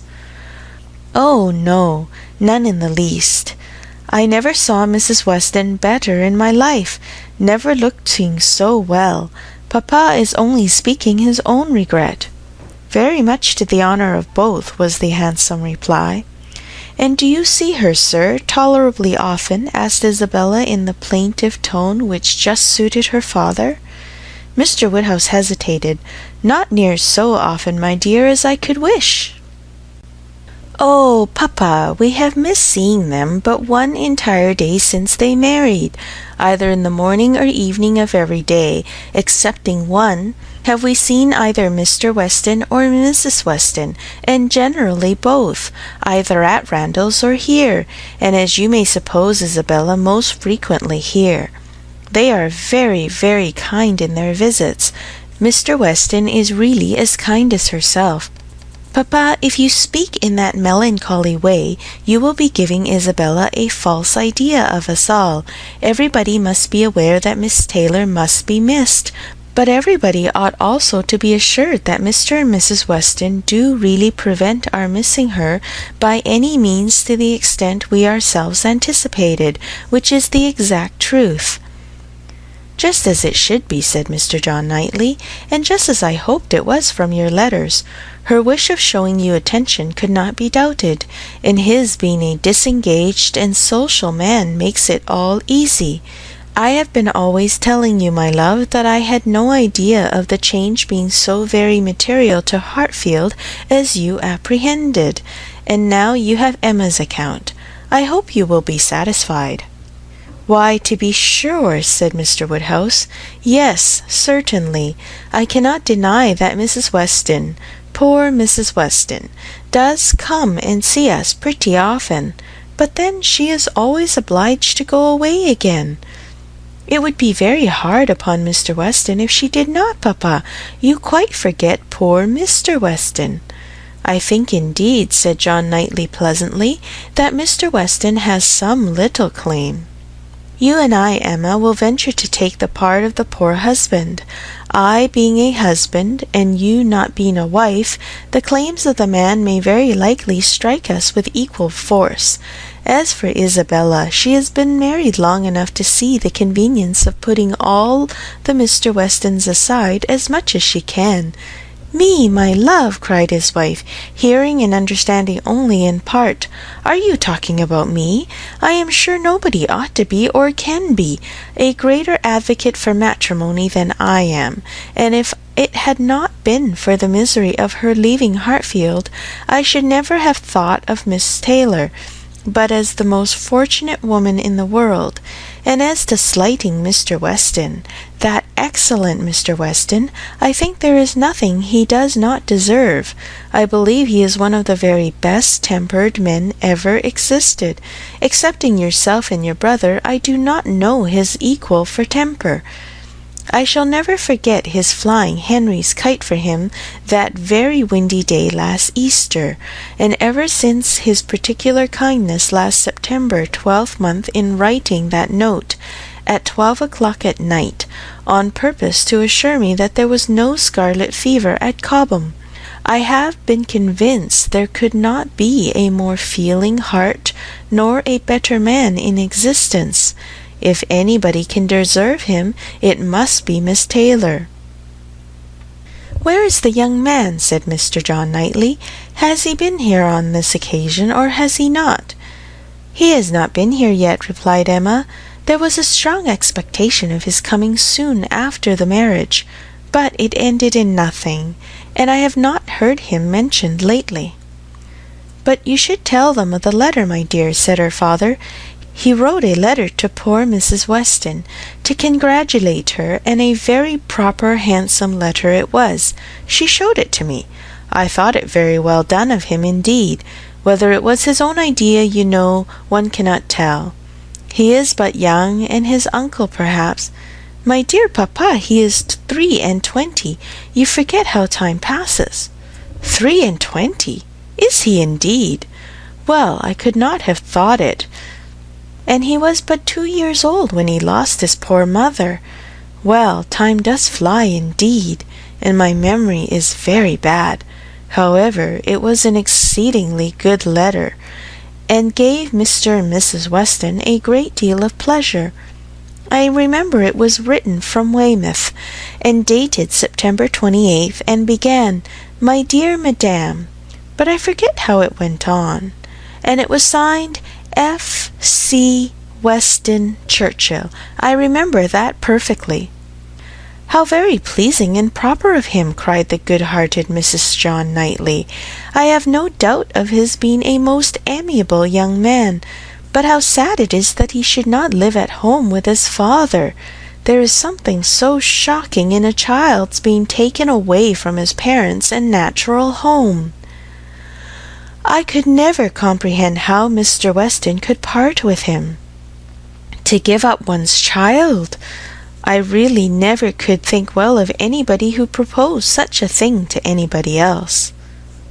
"Nobody ever did think well of the Churchills, I fancy," observed Mr. John Knightley coolly, "but you need not imagine Mr. Weston to have felt what you would feel in giving up Henry or John.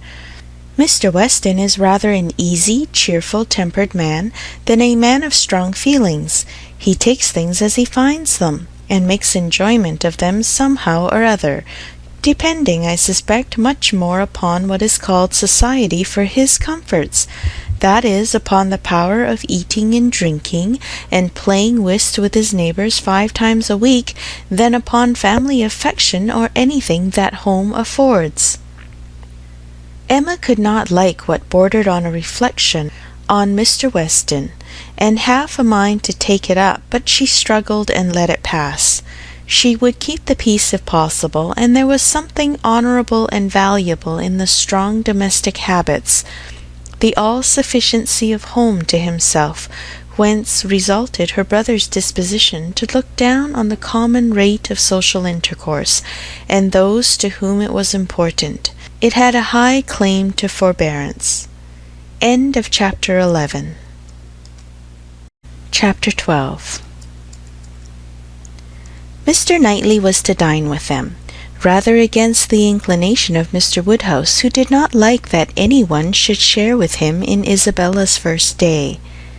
Emma's sense of right, however, had decided it, and besides the consideration of what was due to each brother, she had particular pleasure from the circumstance of the late disagreement between Mr. Knightley and herself in procuring him the proper invitation. She hoped they might now become friends again. She thought it was time to make up. Making up indeed would not do. She certainly had not been in the wrong, and he would never own that he had. Concession must be out of the question, but it was time to appear to forget that they had ever quarrelled, and she hoped it might rather assist the restoration of friendship, that when he came into the room she had one of the children with her, the youngest, a nice little girl about 8 months old, who was now making her first visit to Hartfield, and very happy to be danced about in her aunt's arms. It did assist, for though he began with grave looks and short questions, he was soon led on to talk of them all in the usual way, and to take the child out of her arms with all the unceremoniousness of perfect amity. Emma felt they were friends again, and the conviction giving her at first great satisfaction, and then a little sauciness, she could not help saying as he was admiring the baby, "What a comfort it is that we think alike about our nephews and nieces. As to men and women, our opinions are sometimes very different, but with regard to these children, I observe we never disagree. If you were as much guided by nature in your estimate of men and women, and as little under the power of fancy and whim in your dealings with them as you are where these children are concerned, we might always think alike." "Yes," said he, smiling, "and reason good. I was 16 years old when you were born." "A material difference, then," she replied, "and no doubt you were much my superior in judgment at that period of our lives. But does not the lapse of 21 years bring our understandings a good deal nearer?" "Yes, a good deal nearer, but still not near enough to give me a chance of being right if we think differently. I have still the advantage of you by 16 years' experience, and by not being a pretty young woman and a spoiled child. Come, my dear Emma, let us be friends, and say no more about it. Tell your aunt, little Emma, that she ought to set you a better example than to be renewing old grievances, and that if she were not wrong before, she is now." "That's true," she cried, "very true. Little Emma grow up a better woman than your aunt, but infinitely cleverer, and not half so conceited. Now, Mr. Knightley, a word or two more, and I have done. As far as good intentions went, we were both right, and I must say that no effects on my side of the argument have yet proved wrong. I only want to know that Mr. Martin is not very, very bitterly disappointed." "A man cannot be more so," was his short, full answer. "Ah, indeed I am very sorry. Come, shake hands with me." This had just taken place, and with great cordiality, when John Knightley made his appearance. "How d'ye do, George?" said Mr. John Knightley. "John, how are you?" succeeded in the true English style, bearing under a calmness which seemed all but indifference, the real attachment which would have led either of them, if requisite, to do everything for the good of the other. The evening was quiet and conversable, and Mr. Woodhouse declined cards entirely for the sake of comfortable talk with his dear Isabella, and the little party made two natural divisions. On one side he and his daughter, on the other the two Mr. Knightleys, their subjects totally distinct, or very rarely mixing, and Emma only occasionally joining in one or the other. The brothers talked of their own concerns and pursuits, but principally on those of the elder, whose temper was by much the most communicative, and who was always the greater talker. As a magistrate, he had generally some point of law to consult John about, or at least some curious anecdote to give, and as a farmer, as keeping in hand the home farm at Donwell, he had to tell what every field was to bear next year, and to give all such local information as could not fail of being interesting to a brother whose home it had equally been the longest part of his life, and whose attachments were strong. The plan of a drain, the change of a fence, the felling of a tree, and the destination of every acre for wheat, turnips, or spring corn, was entered into with as much equality of interest by John as his cooler manners rendered possible, and if his willing brother ever left him anything to inquire about, his inquiries even approached a tone of eagerness. While they were thus comfortably occupied, Mr. Woodhouse was enjoying a full flow of happy regrets and fearful affection with his daughter. "My poor dear Isabella," said he, fondly shaking her hand, and interrupting for a few moments her busy labours for some one of her 5 children, "how long it is, how terrible long since you were here, and how tired you must be after your journey. You must go to bed early, my dear, and I recommend a little gruel to you before you go, and I will have a nice basin of gruel together. My dear Emma, suppose we all have a little gruel." Emma could not suppose any such thing, knowing as she did that both the Mr. Knightleys were as unpersuadable on that article as herself, and 2 basins only were ordered.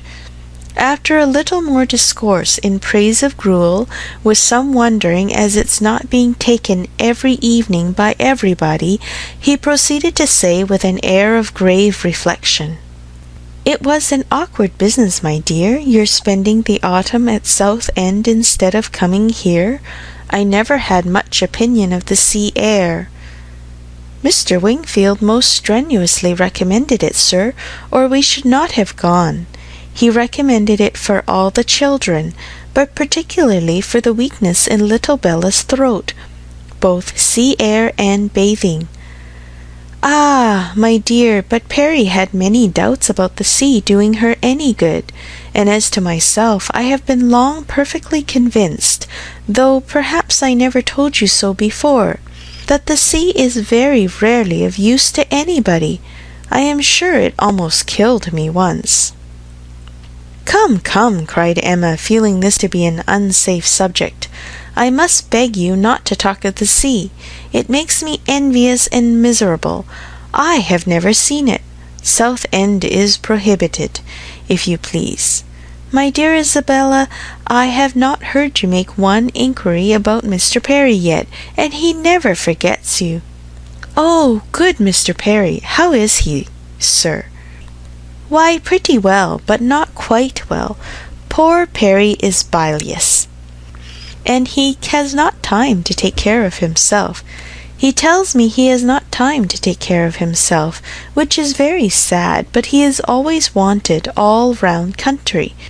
I suppose there is not a man in such practice anywhere, but there is not so clever a man anywhere.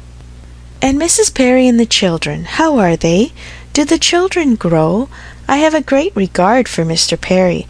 I hope he will be calling soon. He will be so pleased to see my little ones. I hope he will be here tomorrow, for I have a question or two to ask him about myself of some consequence. And, my dear, whenever he comes, you had better let him take a look at little Bella's throat. Oh, my dear sir, her throat is so much better that I have hardly any uneasiness about it. Either bathing has been of the greatest service to her, or else it is to be attributed to an excellent embrocation of Mr. Wingfield's, which we have been applying at times ever since August. It is not very likely, my dear, that bathing should have been of use to her, and if I had known you were wanting in embrocation, I would have spoken to. You seem to me to have forgotten Mrs. and Miss Bates, said Emma. I have not heard one inquiry after them. Oh, the good Bateses! I am quite ashamed of myself, but you mention them in most of your letters. I hope they are quite well. Good old Mrs. Bates! I will call upon her tomorrow and take my children. They are always so pleased to see my children, and that excellent Miss Bates. Such thoroughly worthy people. How are they, sir? Well, pretty well, my dear, upon the whole. Poor Mrs. Bates had a bad cold about a month ago. How sorry I am, but colds were never so prevalent as they have been this autumn. Mr. Wingfield told me that he has never known them more general or heavy, except when it has been quite an influenza. That has been a good deal the case, my dear, but not to the degree you mention. Perry says that colds have been very general, but not so heavy as he has very often known them in November. Perry does not call it altogether a sickly season. No, I do not know that Mr. Wingfield considers it very sickly, except— Ah, my poor dear child, the truth is that in London it is always a sickly season. Nobody is healthy in London. Nobody can be. It is a dreadful thing to have you forced to live there, so far off, and the air so bad. No, indeed, we are not at all in a bad air. Our part of London is very superior to most others. You must not confound us with London in general, my dear sir. The neighbourhood of Brunswick Square is very different from almost all the rest. We are so very airy. I should be unwilling, I own, to live in any other part of the town. There is hardly any other that I could be satisfied to have my children in. But we are so remarkably airy. Mr. Wingfield thinks the vicinity of Brunswick Square decidedly the most favourable as to air. Ah, my dear, it is not like Hartfield. You make the best of it, but after you have been a week at Hartfield, you are all of you different creatures. You do not look like the same. Now I cannot say that I think any of you are looking well at present. I am sorry to hear you say so, sir, but I assure you, excepting those little nervous headaches and palpitations, which I am never entirely free from anywhere, I am quite well myself, and if the children were rather pale before they went to bed, it was only because they were a little more tired than usual from their journey and the happiness of coming. I hope you will think better of their looks tomorrow, for I assure you Mr. Wingfield told me that he did not believe he had ever sent us off altogether in such good case. I trust at least that you do not think Mr. Knightley looking ill," turning her eyes with affectionate anxiety towards her husband. "Middling, my dear, I cannot compliment you. I think Mr. John Knightley very far from looking well." "What is the matter, sir? Did you speak to me?" cried Mr. John Knightley, hearing his own name. "I am sorry to find, my love, that my father does not think you looking well, but I hope it is only from being a little fatigued. I could have wished, however, as you know, that you had seen Mr. Wingfield before you left home." "My dear Isabella," exclaimed he hastily, "pray do not concern yourself with my looks. Be satisfied with doctoring and coddling yourself and the children, and let me look as I choose." "I did not thoroughly understand what you were telling your brother," cried Emma, "about your friend Mr. Graham's attending to have a bailiff from Scotland to look after his new estate. What will it answer? Will not the old prejudice be too strong?" And she talked in this way so long and successfully that when forced to give her attention again to her father and sister, she had nothing worse to hear than Isabella's kind inquiry after Jane Fairfax. And Jane Fairfax, though no great favourite with her in general, she was at that moment very happy to assist in praising. "That sweet, amiable Jane Fairfax," said Mrs. John Knightley. "It is so long since I have seen her, except now and then for a moment accidentally in town. What happiness it must be to her good old grandmother and excellent aunt when she comes to visit them. I always regret excessively on dear Emma's account that she cannot be more at Highbury. But now their daughter is married, I suppose Colonel and Mrs. Campbell will not be able to part with her at all. She would be such a delightful companion for Emma." Mr. Woodhouse agreed to it all, but added, "Our little friend Harriet Smith, however, is just such another pretty kind of young person. You will like Harriet. Emma could not have a better companion than Harriet." "I am most happy to hear it. But only Jane Fairfax one knows to be so very accomplished and superior, and exactly Emma's age." This topic was discussed very happily, and others succeeded of similar moment, and passed away with similar harmony, but the evening did not close without a little return of agitation.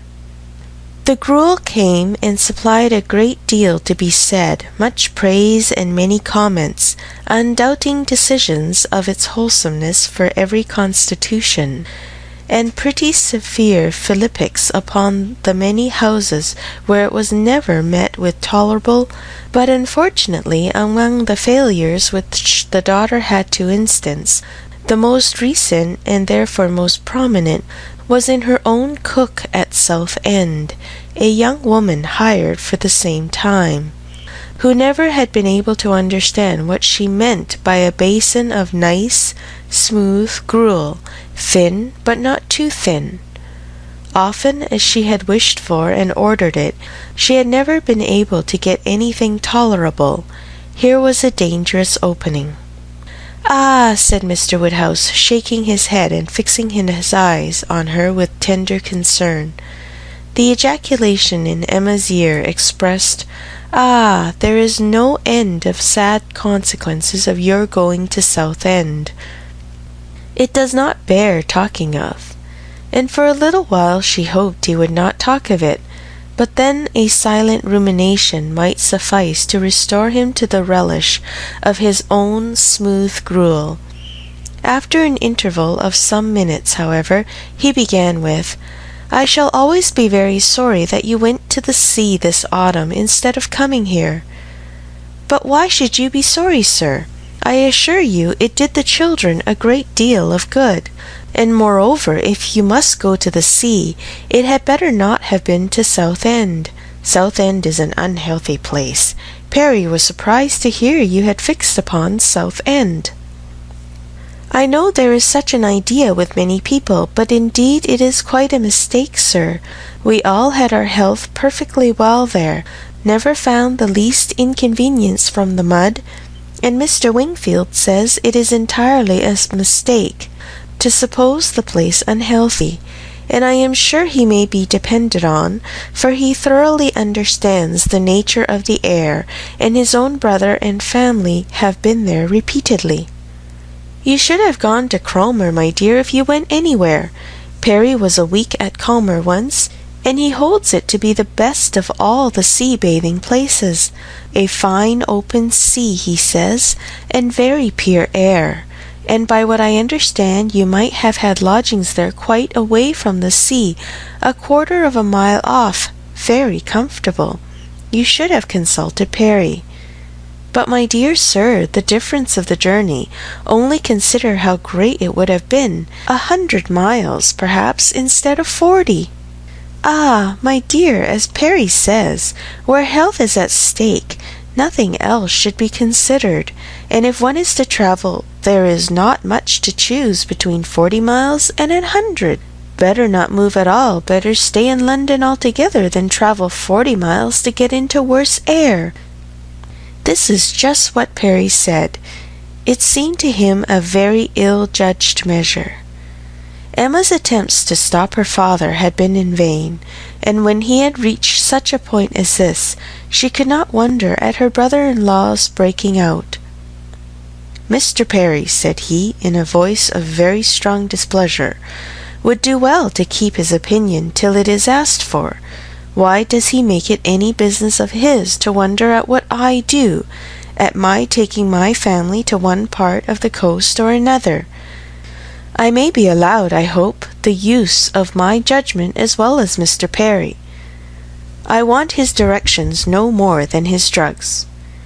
He paused, and growing cooler in a moment, added, with only sarcastic dryness, "If Mr. Perry can tell me how to convey a wife and 5 children a distance of 130 miles with no greater expense or inconvenience than a distance of 40, I should be as willing to prefer Cromer to Southend as he could himself." "True, true," cried Mr. Knightley, with the most ready interposition. "Very true. That's a consideration indeed. But, John, as to what I was telling you of my idea of moving the path to Langham, to turning it more to the right that it may not cut through the home meadows, I cannot conceive any difficulty. I should not attempt it, if it were to be the means of inconvenience to the Highbury people, but if you call to mind exactly the present line of the path, the only way of proving it, however, will be to turn to our maps. I shall see you at the Abbey tomorrow morning, I hope, and then we shall look them over, and you shall give me your opinion." Mr. Woodhouse was rather agitated by such harsh reflections on his friend Perry, to whom he had, in fact, though unconsciously, been attributing many of his own feelings and expressions, but the soothing attentions of his daughters gradually removed the present evil, and the other immediate alertness of one brother, and better recollections of the other, prevented any renewal of it. End of chapter 12. Chapter 13. There could hardly be a happier creature in the world than Mrs. John Knightley, in this short visit to Hartfield, going about every morning among her old acquaintances with her 5 children, and talking over what she had done every evening with her father and sister. She had nothing to wish otherwise, but that the days did not pass too swiftly. It was a delightful visit, perfect in being much too short. In general, their evenings were less engaged with friends than their mornings, but one complete dinner engagement, and out of the house too, there was no avoiding, though at Christmas. Mr. Weston would take no denial. They must all dine at Randalls one day. Even Mr. Woodhouse was persuaded to think it a possible thing in preference to a division of the party. How they were all to be conveyed, he would have made a difficulty if he could, But as soon as his son and daughter's carriage and horses were actually at Hartfield, he was not able to make more than a simple question on that head. It hardly amounted to a doubt, nor did it occupy Emma long to convince him that there might in one of the carriages find room for Harriet also. Harriet, Mr. Elton, and Mr. Knightley, their own especial set, were the only persons invited to meet them. The hours were to be early as well as the numbers few, Mr. Woodhouse's habits and inclination being consulted in everything. The evening before this great event, for it was a very great event that Mr. Woodhouse should dine out on the 24th of December, had been spent by Harriet at Hartfield, and she had gone home so much indisposed with a cold that but for her own earnest wish of being nursed by Mrs. Goddard, Emma could not have allowed her to leave the house. Emma called on her the next day, and found her doom already signed with regard to Randalls. She was very feverish, and had a bad sore throat. Mrs. Goddard was full of care and affection, Mr. Perry was talked of, and Harriet herself was too ill and low to resist the authority which excluded her from this delightful engagement, though she could not speak of her loss without many tears. Emma sat with her as long as she could, to attend her in Mrs. Goddard's unavoidable absences, and raise her spirits by representing how much Mr. Elton's would be depressed when he knew her state, and left her at last tolerably comfortable, in the sweet dependence of his having a most comfortless visit, and of their all missing her very much. She had not advanced many yards from Mrs. Goddard's door, when she was met by Mr. Elton himself, evidently coming towards it, and as they walked on slowly together in conversation about the invalid, of whom he, on the rumour of considerable illness, had been going to inquire, that he might carry some report of her to Hartfield, they were overtaken by Mr. John Knightley, returning from the daily visit to Donwell with his 2 eldest boys, whose healthy glowing faces showed all the benefit of a country run, and seemed to ensure a quick dispatch of the roast mutton and rice pudding they were hastening home for. They joined company and proceeded together. Emma was just describing the nature of her friend's complaint, a throat very much inflamed, with a great deal of heat about her, a quick low pulse, and etc., and she was sorry to find from Mrs. Goddard that Harriet was liable to very bad sore throats, and had often alarmed her with them. Mr. Elton looked all alarm on the occasion as he exclaimed, "A sore throat! I hope not infectious. I hope not of a putrid infectious sort. Has Perry seen her? Indeed, you should take care of yourself as well as your friend. Let me entreat you to run no risks. Why does not Perry see her?" Emma, who was not really at all frightened herself, tranquillized this excess of apprehension of assurances of Mrs. Goddard's experience and care. But as there must still remain a degree of uneasiness which she could not wish to reason away, which she would rather feed and assist than not, she added soon afterwards, as if quite another subject, "It is so cold, so very cold, and looks and feels so very much like snow, that if it were to any other place, or with any other party, I should really try not to go out to-day, and dissuade my father from venturing.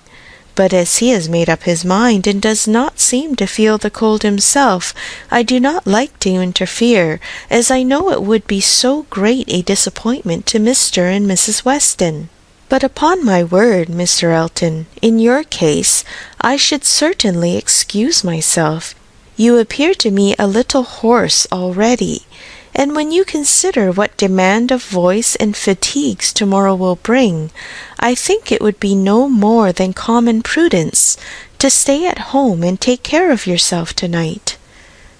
Mr. Elton looked as if he did not know very well how to answer, which was exactly the case, for though very much gratified by the kind care of such a fair lady, and not liking to resist any advice of hers, he had not really the least inclination to give up the visit.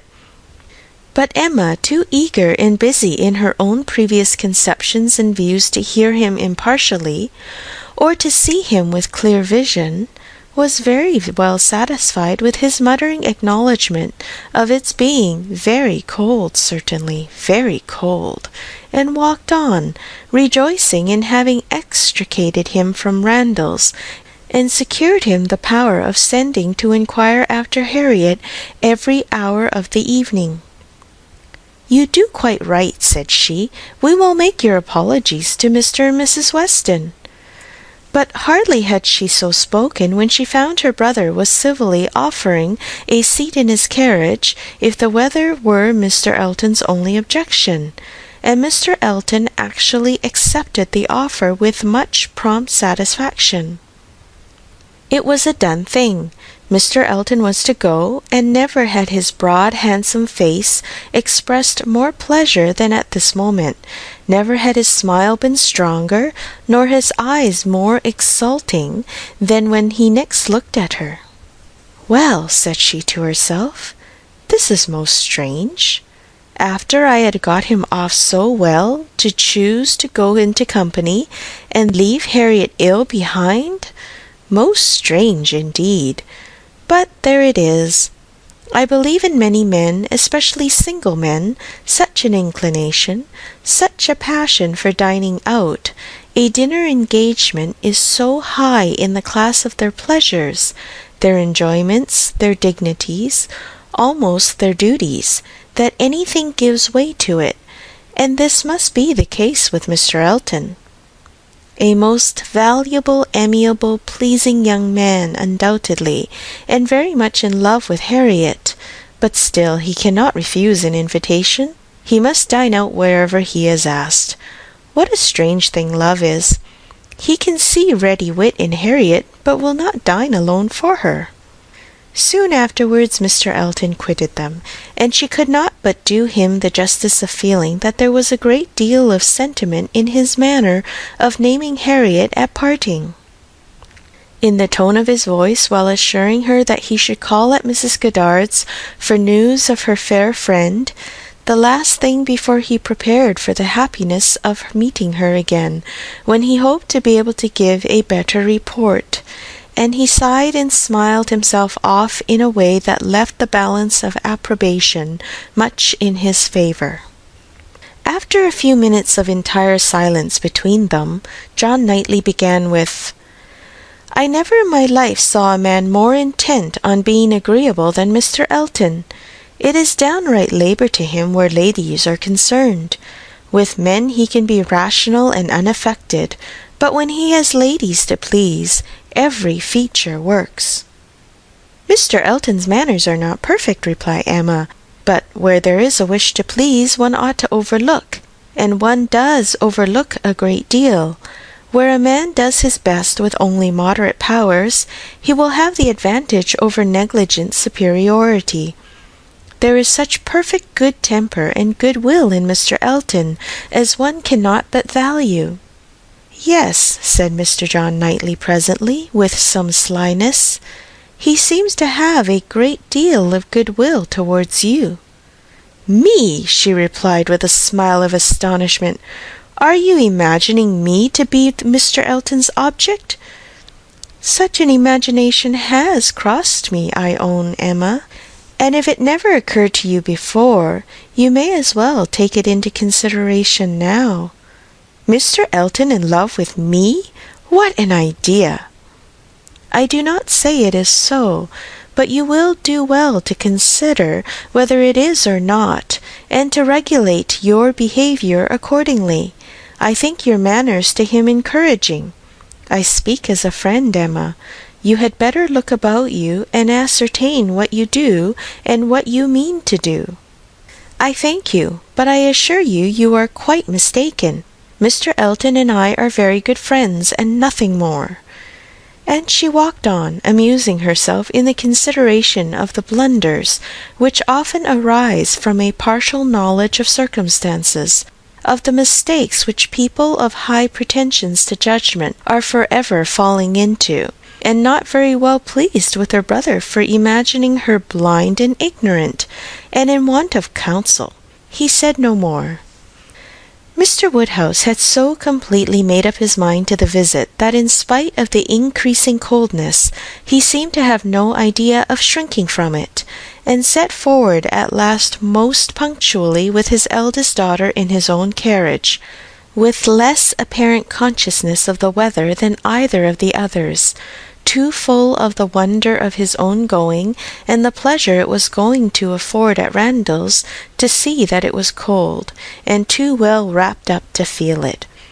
The cold, however, was severe, and by the time the second carriage was in motion, a few flakes of snow were finding their way down, and the sky had the appearance of being so overcharged as to want only a milder air to produce a very white world in a very short time.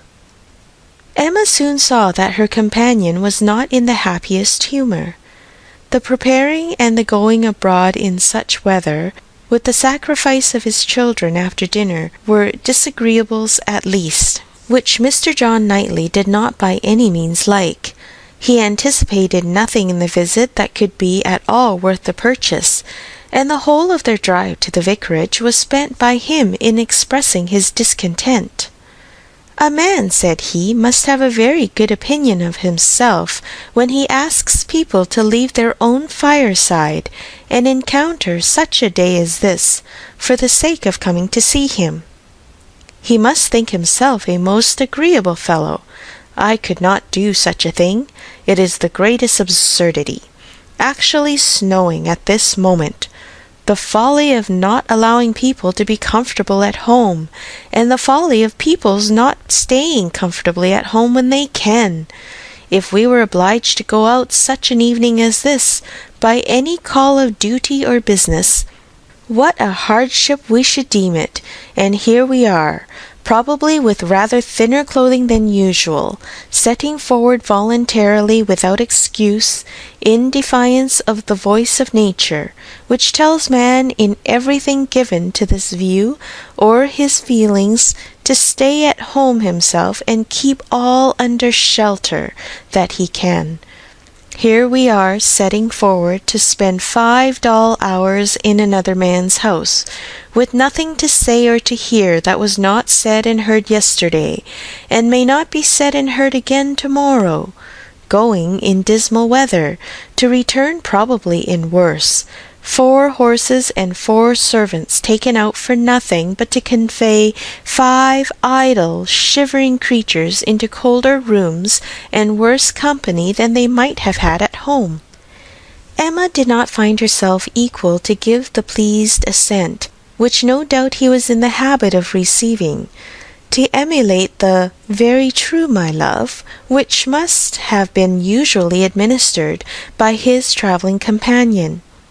But she had resolution enough to refrain from making any answer at all. She could not be complying. She dreaded being quarrelsome. Her heroism reached only to silence.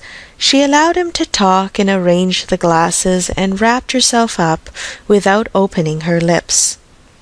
They arrived, the carriage turned, the step was let down, and Mr. Elton, spruce back and smiling, was with them instantly.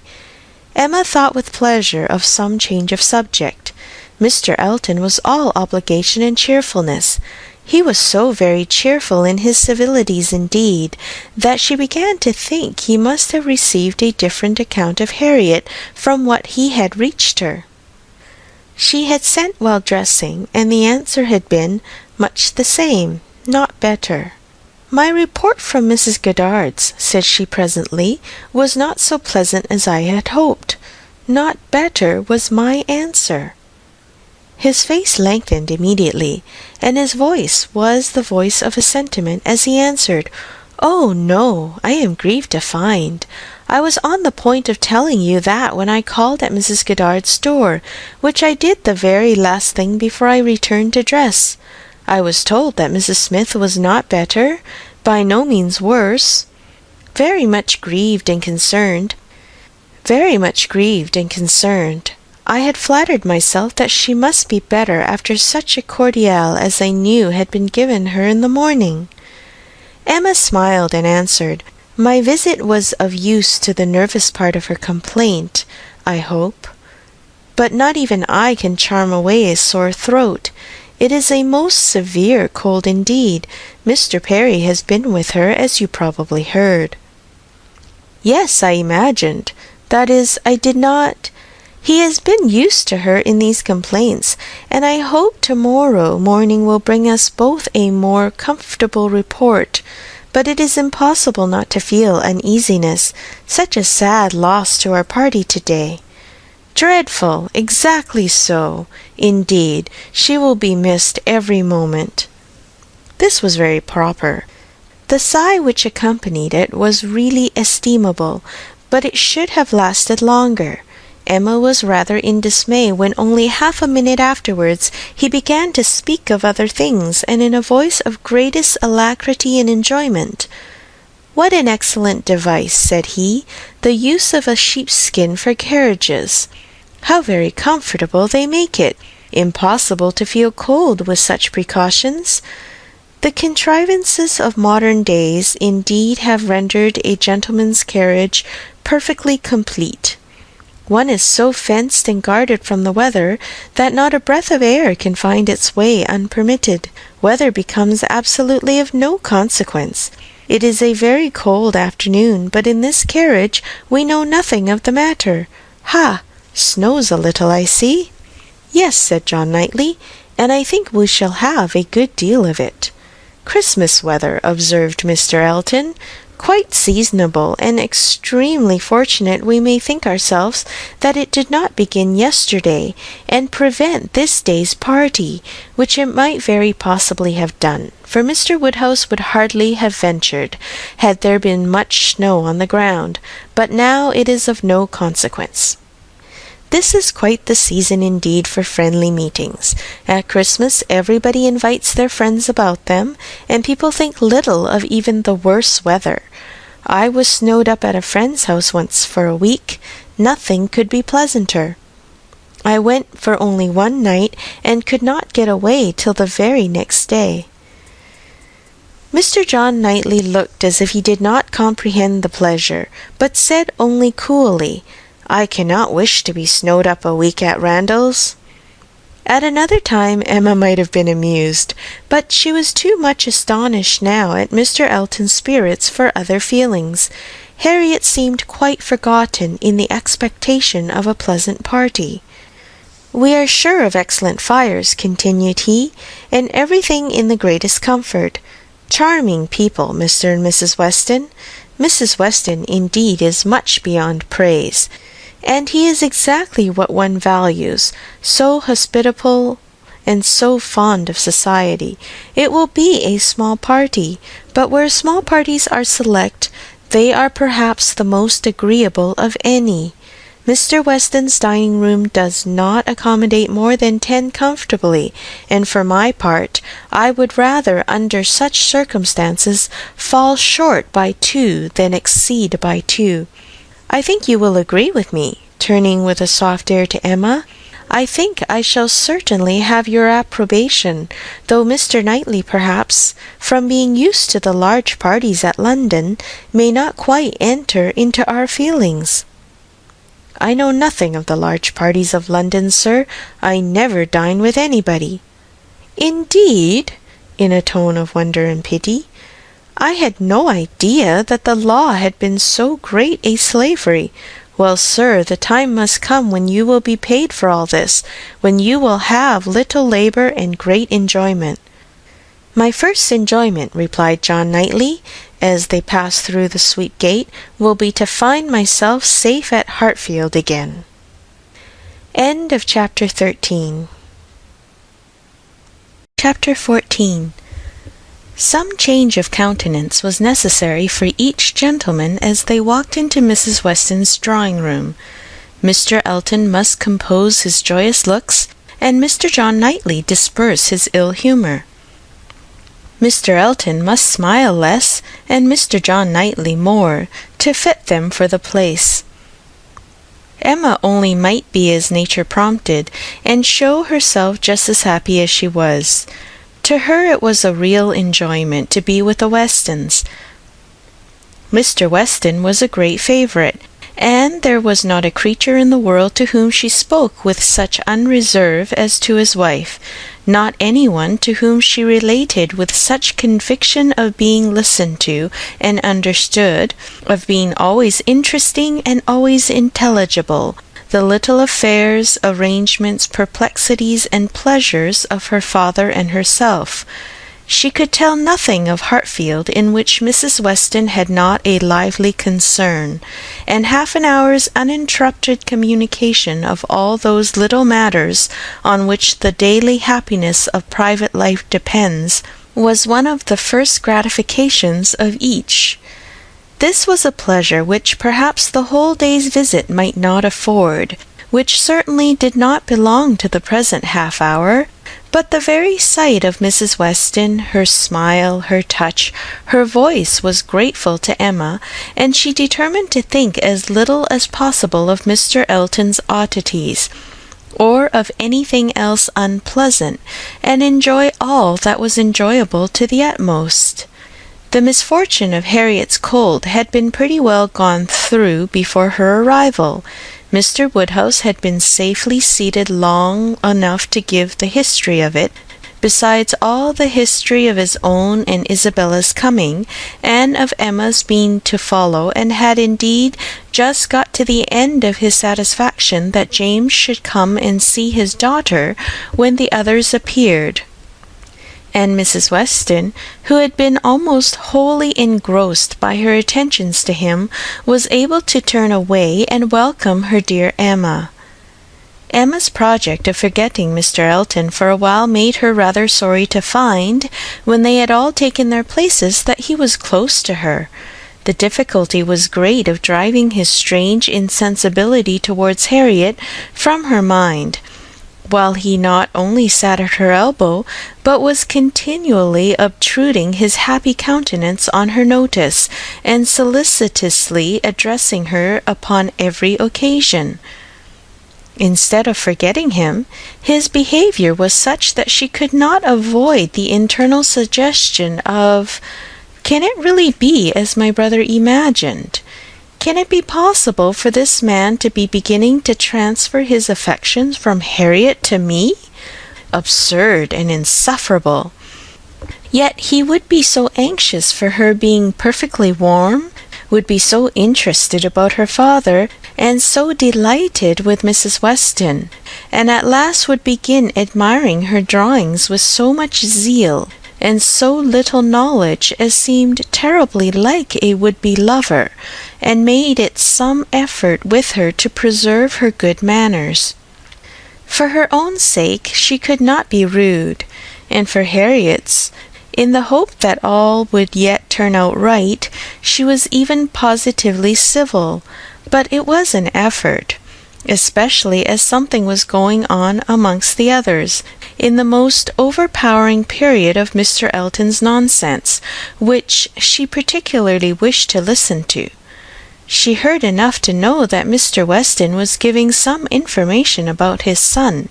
She heard the words "my son," and "Frank," and "my son," repeated several times over, and from a few other half-syllables very much suspected that he was announcing an early visit from his son. But before she could quiet Mr. Elton, the subject was so completely past that any reviving question from her would have been awkward. Now it so happened that in spite of Emma's resolution of never marrying, there was something in the name, in the idea of Mr. Frank Churchill, which always interested her. She had frequently thought, especially since his father's marriage with Miss Taylor, that if she were to marry, he was the very person to suit her in age, character, and condition. He seemed by this connection between the families quite to belong to her. She could not but suppose it to be a match that everybody who knew them must think of. That Mr. and Mrs. Weston did think of it, she was very strongly persuaded, and though not meaning to be induced by him or by anybody else to give up a situation which she believed more replete with good than she could change it for, she had a great curiosity to see him, a decided intention of finding him pleasant, of being liked by him to a certain degree, and a sort of pleasure in the idea of their being coupled in their friends' imaginations. With such sensations, Mr. Elton's civilities were dreadfully ill-timed, but she had the comfort of appearing very polite, while feeling very cross, and of thinking that the rest of the visit could not possibly pass without bringing forward the same information again, or the substance of it from the open-hearted Mr. Weston. So it proved, for when happily released from Mr. Elton and seated by Mr. Weston at dinner, he made use of the very first interval in the cares of hospitality, the very first leisure from the saddle of mutton, to say to her, "We want only 2 more to be just the right number. I should like to see 2 more here, your pretty little friend Miss Smith, and my son, and then I should say we were quite complete. I believe you did not hear me telling the others in the drawing-room that we are expecting Frank. I had a letter from him this morning, and he will be with us within a fortnight." Emma spoke with a very proper degree of pleasure, and fully assented to his proposition of Mr. Frank Churchill and Miss Smith making their party quite complete. "He has been wanting to come to us," continued Mr. Weston, "ever since September. Every letter has been full of it, but he cannot command his own time.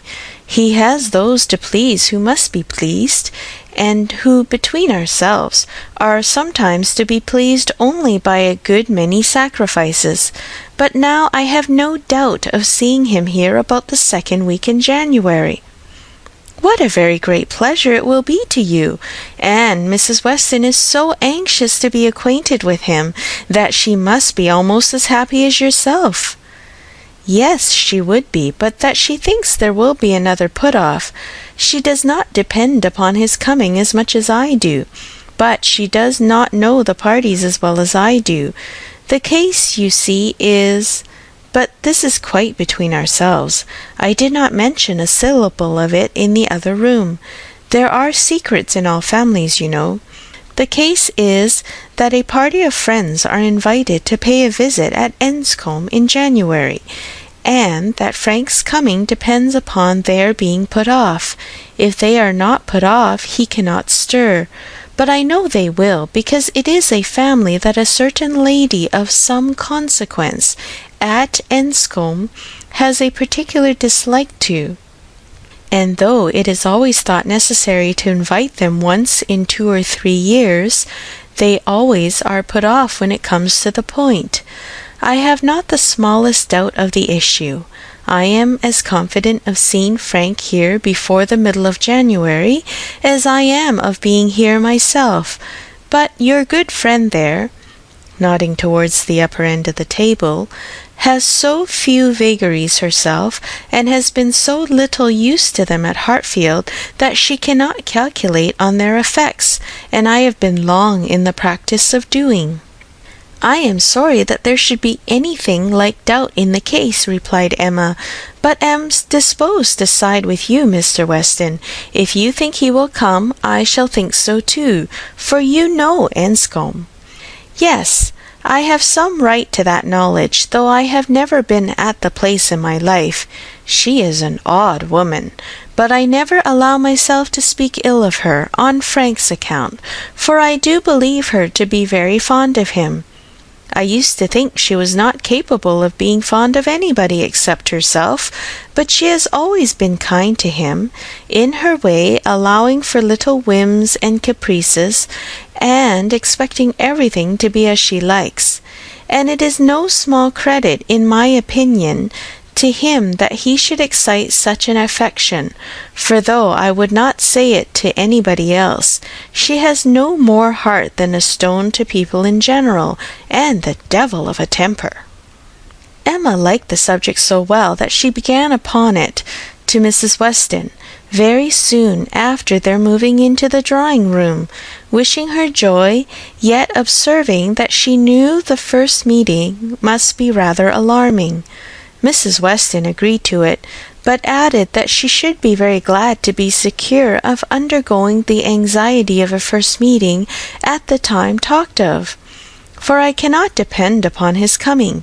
I cannot be so sanguine as Mr. Weston.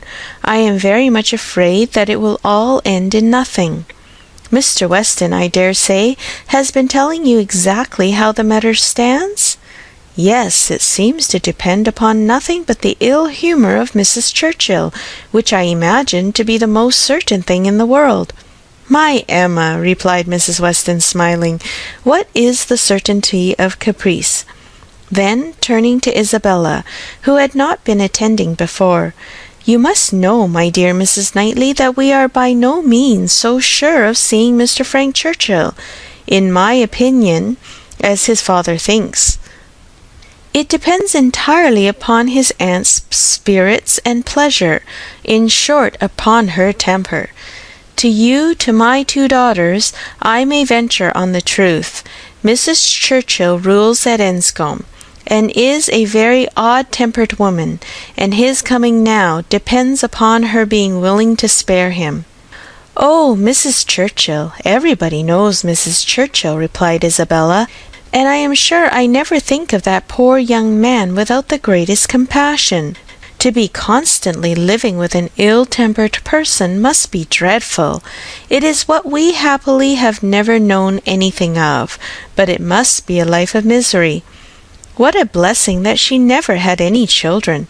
Poor little creatures, how unhappy she would have made them! Emma wished she had been alone with Mrs. Weston. She should then have heard more. Mrs. Weston would speak to her with a degree of unreserve which she would not hazard with Isabella, and she really believed would scarcely try to conceal anything relative to the Churchills from her, except those views on the young man, of which her own imagination had already given her such instinctive knowledge. But at present there was nothing more to be said. Mr. Woodhouse very soon followed them into the drawing-room. To be sitting long after dinner was a confinement that he could not endure. Neither wine nor conversation was anything to him, and gladly did he move to those with whom he was always comfortable. While he talked to Isabella, however, Emma found an opportunity of saying, "And so you do not consider this visit from your son as by any means certain. I am sorry for it. The introduction must be unpleasant whenever it takes place, and the sooner it could be over, the better." "Yes, and every delay makes one more apprehensive of other delays. Even if this family, the Braithwaites, are put off, I am still afraid that some excuse may be found for disappointing us. I cannot bear to imagine any reluctance on his side, but I am sure there is a great wish on the Churchills to keep him to themselves. There is jealousy. They are jealous even of his regard for his father.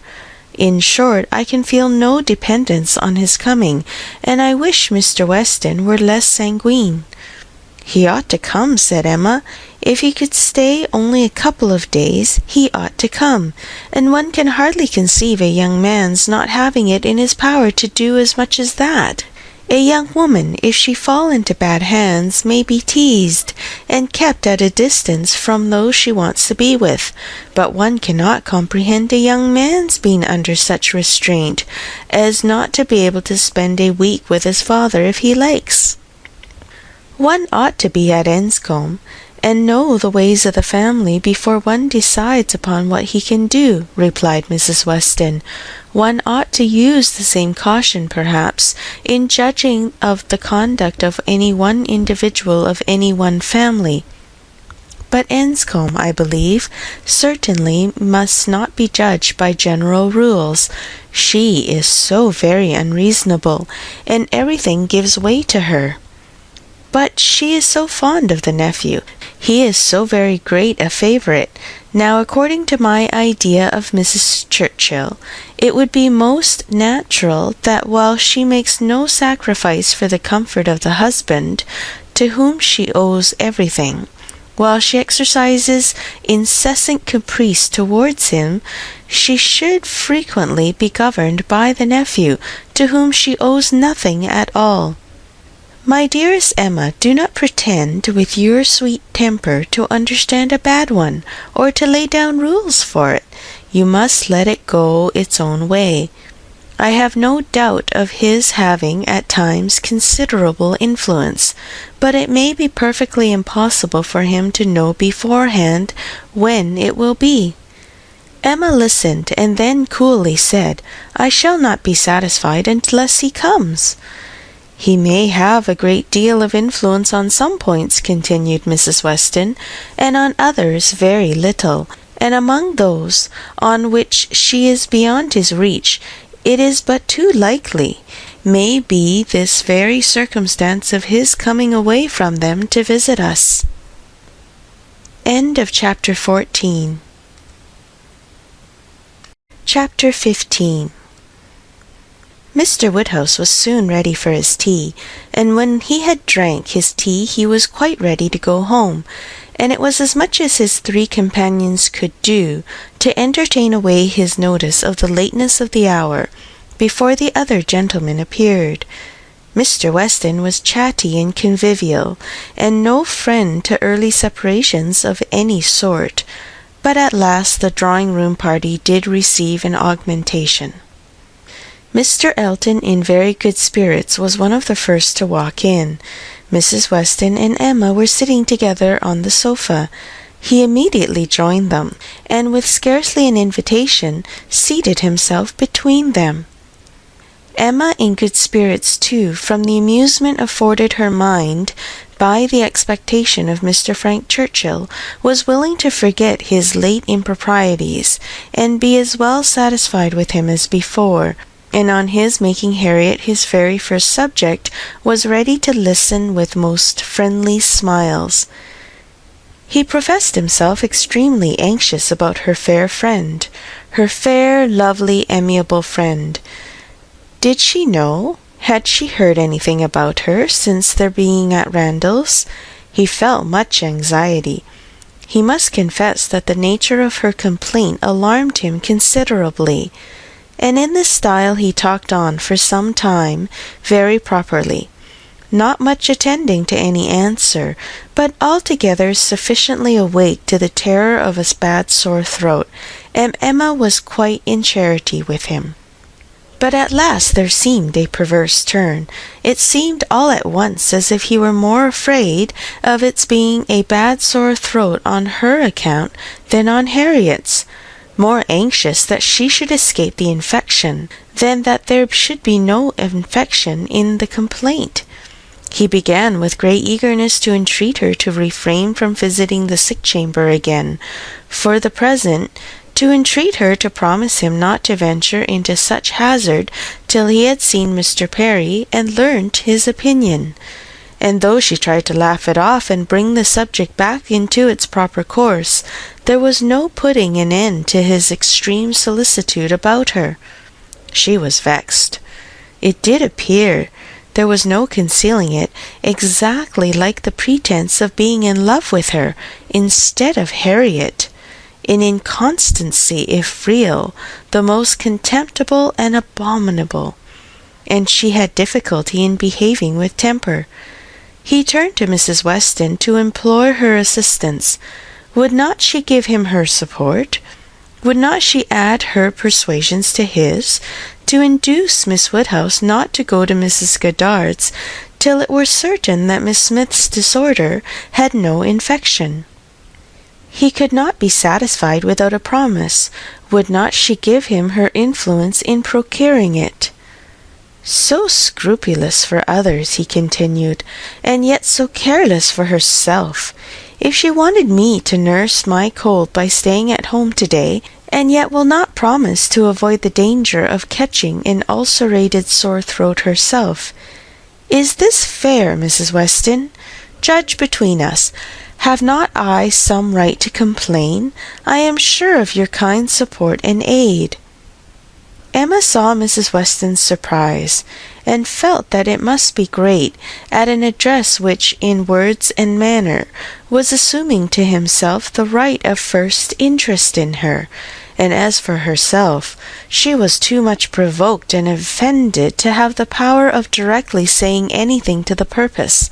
She could only give him a look, but it was such a look as she thought must restore him to his senses, and then left the sofa, removing to a seat by her sister, and giving her all her attention. She had not time to know how Mr. Elton took the reproof, so rapidly did another subject succeed, for Mr. John Knightley now came into the room from examining the weather, and opened on them all with the information of the ground being covered with snow, and of it still snowing fast, with a strong drifting wind, concluding with these words to Mr. Woodhouse: "This will prove a spirited beginning of your winter engagements, sir. Something new for your coachman and horses to be making their way through a storm of snow." Poor Mr. Woodhouse was silent from consternation. But everybody else had something to say. Everybody was either surprised or not surprised, and had some question to ask or some comfort to offer. Mrs. Weston and Emma tried earnestly to cheer him and turn his attention from his son-in-law, who was pursuing his triumph rather unfeelingly. "I admire your resolution very much, sir," said he, "in venturing out in such weather, for of course you saw there would be snow very soon. Everybody must have seen the snow coming. I admired your spirit, and I dare say we shall get home very well. Another hour or two's snow can hardly make the road impassable, and we are 2 carriages. If one is blown over in the bleak part of the common field, there will be the other at hand. I dare say we shall all be safe at Hartfield before midnight." Mr. Weston, with triumph of a different sort, was confessing that he had known it to be snowing some time, but had not said a word, lest it should make Mr. Woodhouse uncomfortable, and be an excuse for his hurrying away. As to there being any quantity of snow fallen, or likely to fall to impede their return, that was a mere joke. He was afraid they would find no difficulty. He wished the road might be impassable, that he might be able to keep them all at Randalls, and with the utmost goodwill was sure that accommodation might be found for everybody, calling on his wife to agree with him, that with a little contrivance everybody might be lodged, which she hardly knew how to do, from the consciousness of there being only 2 spare rooms in the house. "What is to be done, my dear Emma? What is to be done?" was Mr. Woodhouse's first exclamation, and all that he could say for some time. To her he looked for comfort, and her assurances of safety, her representation of the excellence of the horses and of James, and of their having so many friends about them, revived him a little. His eldest daughter's alarm was equal to his own.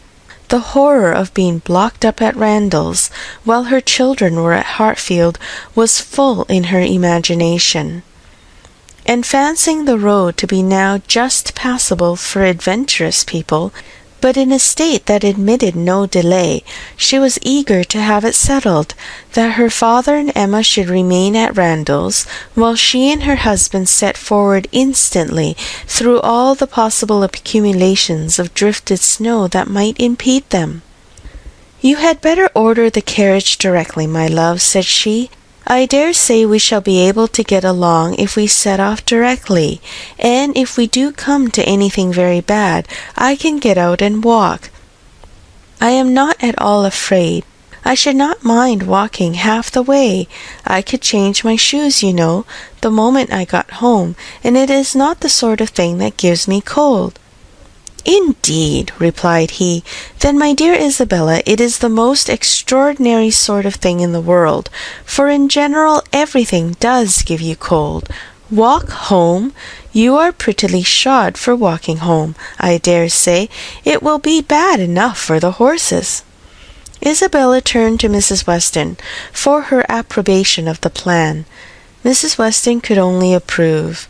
Isabella then went to Emma, but Emma could not so entirely give up hope of their being all able to get away, and they were still discussing the point when Mr. Knightley, who had left the room immediately after his brother's first report of the snow, came back again, and told them that he had been out of doors to examine, and could answer for there not being the smallest difficulty in their getting home whenever they liked, either now or an hour hence.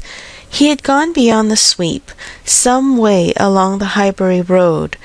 The snow was nowhere above half an inch deep, in many places hardly enough to whiten the ground. A very few flakes were falling at present, but the clouds were parting, and there was every appearance of its being soon over. He had seen the coachman, and they both agreed with him in there being nothing to apprehend. To Isabella the relief of such tidings was very great, and they were scarcely less acceptable to Emma on her father's account, who was immediately set as much at ease on the subject as his nervous constitution allowed. But the alarm that had been raised could not be appeased so as to admit of any comfort for him while he continued at Randalls. He was satisfied of there being no present danger in returning home, but no assurances could convince him that it was safe to stay, and while the others were variously urging and recommending, Mr. Knightley and Emma settled it in a few brief sentences thus: "Your father will not be easy. Why do you not go?" "I am ready if the others are." "Shall I ring the bell?" "Yes, do." And the bell was rung, and the carriages spoken for. A few minutes more, and Emma hoped to see one troublesome companion deposited in his own house, to get sober and cool, and the other recover his temper and happiness when this visit of hardship were over. The carriages came, and Mr. Woodhouse, always the first object on such occasions, was carefully attended to his own by Mr. Knightley and Mr. Weston, but not all that either could say could prevent some renewal of alarm at the sight of the snow which had actually fallen, and the discovery of a much darker night than he had been prepared for. He was afraid they should have a very bad drive. He was afraid poor Isabella would not like it, and there would be poor Emma in the carriage behind. He did not know what they would best do. They must keep as much together as they could, and James was talked to and given a charge to go very slow and wait for the other carriage. Isabella stepped in after her father. John Knightley, forgetting that he did not belong to their party, stepped in after his wife very naturally, so that Emma found, on being escorted and followed to the second carriage by Mr. Elton, that the door was to be lawfully shut on them, and that they were to have a tete-a-tete drive. It would not have been the awkwardness of a moment, it would have been rather a pleasure, previous to the suspicions of this very day. She could have talked to him of Harriet, and the 3/4 of a mile would have seemed but one. But now she would rather it had not happened. She believed he had been drinking too much of Mr. Weston's good wine, and she felt sure that he would want to be talking nonsense. To restrain him as much as might be, by her own manners, she was immediately preparing to speak with exquisite calmness and gravity of the weather and the night. But scarcely had she begun, scarcely had they passed the sweet gate and joined the other carriage, than she found her subject cut up, her hand seized, her attention demanded, and Mr. Elton actually making violent love to her, availing himself to the precious opportunity, declaring sentiments which must be already well known, hoping, fearing, adoring, ready to die if she refused him, but flattering himself that his ardent attachment and unequalled love and unexampled passion could not fail of having some effect, and in short, very much resolved on being seriously accepted as soon as possible. It really was so. Without scruple, without apology, without much apparent diffidence, Mr. Elton, the lover of Harriet, was professing himself her lover. She tried to stop him, but vainly he would go on, and say it all. Angry as she was, the thought of the moment made her resolve to restrain herself when she did speak. She felt that half this folly would be drunkenness, and therefore could hope that it might belong only to the passing hour. Accordingly, with a mixture of the serious and the playful, which she hoped would best suit his half-and-half state, she replied, "I am very much astonished, Mr. Elton. This is me. You forget yourself. You take me for my friend. Any message to Miss Smith I shall be happy to deliver, but no more of this to me, if you please." Miss Smith? Message to Miss Smith? What could she possibly mean? And he repeated her words with such assurance of accent, such boastful pretence of amazement, that she could not help replying with quickness, "Mr. Elton, this is the most extraordinary conduct, and I can account for it only in one way. You are not yourself, or you could not speak either to me or to Harriet in such a manner. Command yourself enough to say no more, and I will endeavour to forget it." But Mr. Elton had only drunk wine enough to elevate his spirits, not at all to confuse his intellects. He perfectly knew his own meaning, and having warmly protested against her suspicion as most injurious, and slightly touched upon his respect for Miss Smith as her friend, but acknowledging his wonder that Miss Smith should be mentioned at all, he resumed the subject of his own passion, and was very urgent for a favourable answer. As she thought less of his drunkenness, she thought more of his inconstancy and presumption, and with fewer struggles for politeness replied, "It is impossible for me to doubt any longer. You have made yourself too clear. Mr. Elton, my astonishment is much beyond anything I can express.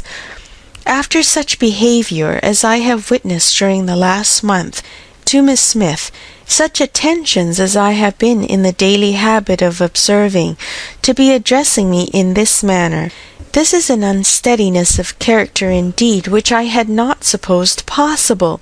Believe me, sir, I am far, very far from gratified in being the object of such professions." "Good heavens!" cried Mr. Elton. "What can be the meaning of this? Miss Smith? I never thought of Miss Smith in the whole course of my existence, never paid her any attentions but as your friend, never cared whether she were dead or alive but as your friend. If she has fancied otherwise, her own wishes have misled her, and I am very sorry, extremely sorry, but Miss Smith indeed! Oh, Miss Woodhouse! Who can think of Miss Smith when Miss Woodhouse is near? No, upon my honour, there was no unsteadiness of character. I have thought only of you. I protest against having paid the smallest attention to anyone else. Everything that I have said or done for many weeks past has been the sole view of marking my adoration of yourself. You cannot really seriously doubt it. No," in an accent meant to be insinuating, "I am sure you have seen and understood me."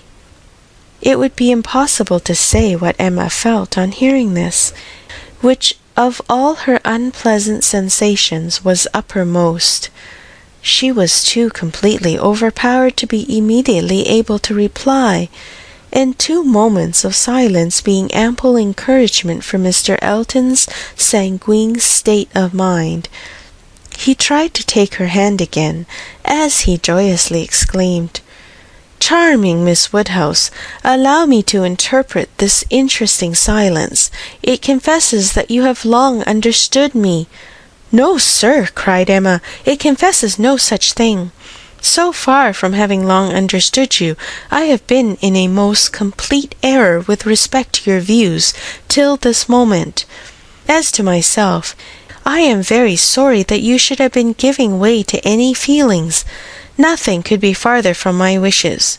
Your attachment to my friend Harriet, your pursuit of her, pursuit it appeared, gave me great pleasure, and I have been very earnestly wishing you success. But had I supposed that she were not your attraction to Hartfield, I should certainly have thought you judged ill in making your visits so frequent. Am I to believe that you have never sought to recommend yourself particularly to Miss Smith? That you have never thought seriously of her?" "Never, madam," cried he, affronted in his turn. "Never, I assure you. I think seriously of Miss Smith. Miss Smith is a very good sort of girl, and I should be happy to see her respectably settled. I wish her extremely well, and no doubt there are men who might not object to. Everybody has their level, but as for myself, I am not, I think, quite so much at a loss. I need not so totally despair of an equal alliance as to be addressing myself to Miss Smith. No, madam, my visits to Hartfield have been for yourself only, and the encouragement I received—" "Encouragement! I give you encouragement? Sir, you have been entirely mistaken in supposing it. I have seen you only as the admirer of my friend. In no other light could you have been more to me than a common acquaintance. I am exceedingly sorry, but it is well that the mistake ends where it does. Had the behaviour continued, Miss Smith might have been led into a misconception of your views, not being aware probably any more than myself of the very great inequality which you are so sensible of. But as it is, the disappointment is single, and I trust will not be lasting. I have no thoughts of matrimony at present." He was too angry to say another word, her manner too decided to invite supplication, and in this state of swelling resentment and mutually deep mortification, they had to continue together for a few minutes longer, for the fears of Mr. Woodhouse had confined them to a foot pace. If there had not been so much anger, there would have been desperate awkwardness, but their straightforward emotions left no room for the little zigzags of embarrassment. Without knowing when the carriage turned into Vicarage Lane, or when it stopped, they found themselves all at once at the door of his house, and he was out before another syllable passed. Emma then felt it indispensable to wish him a good night.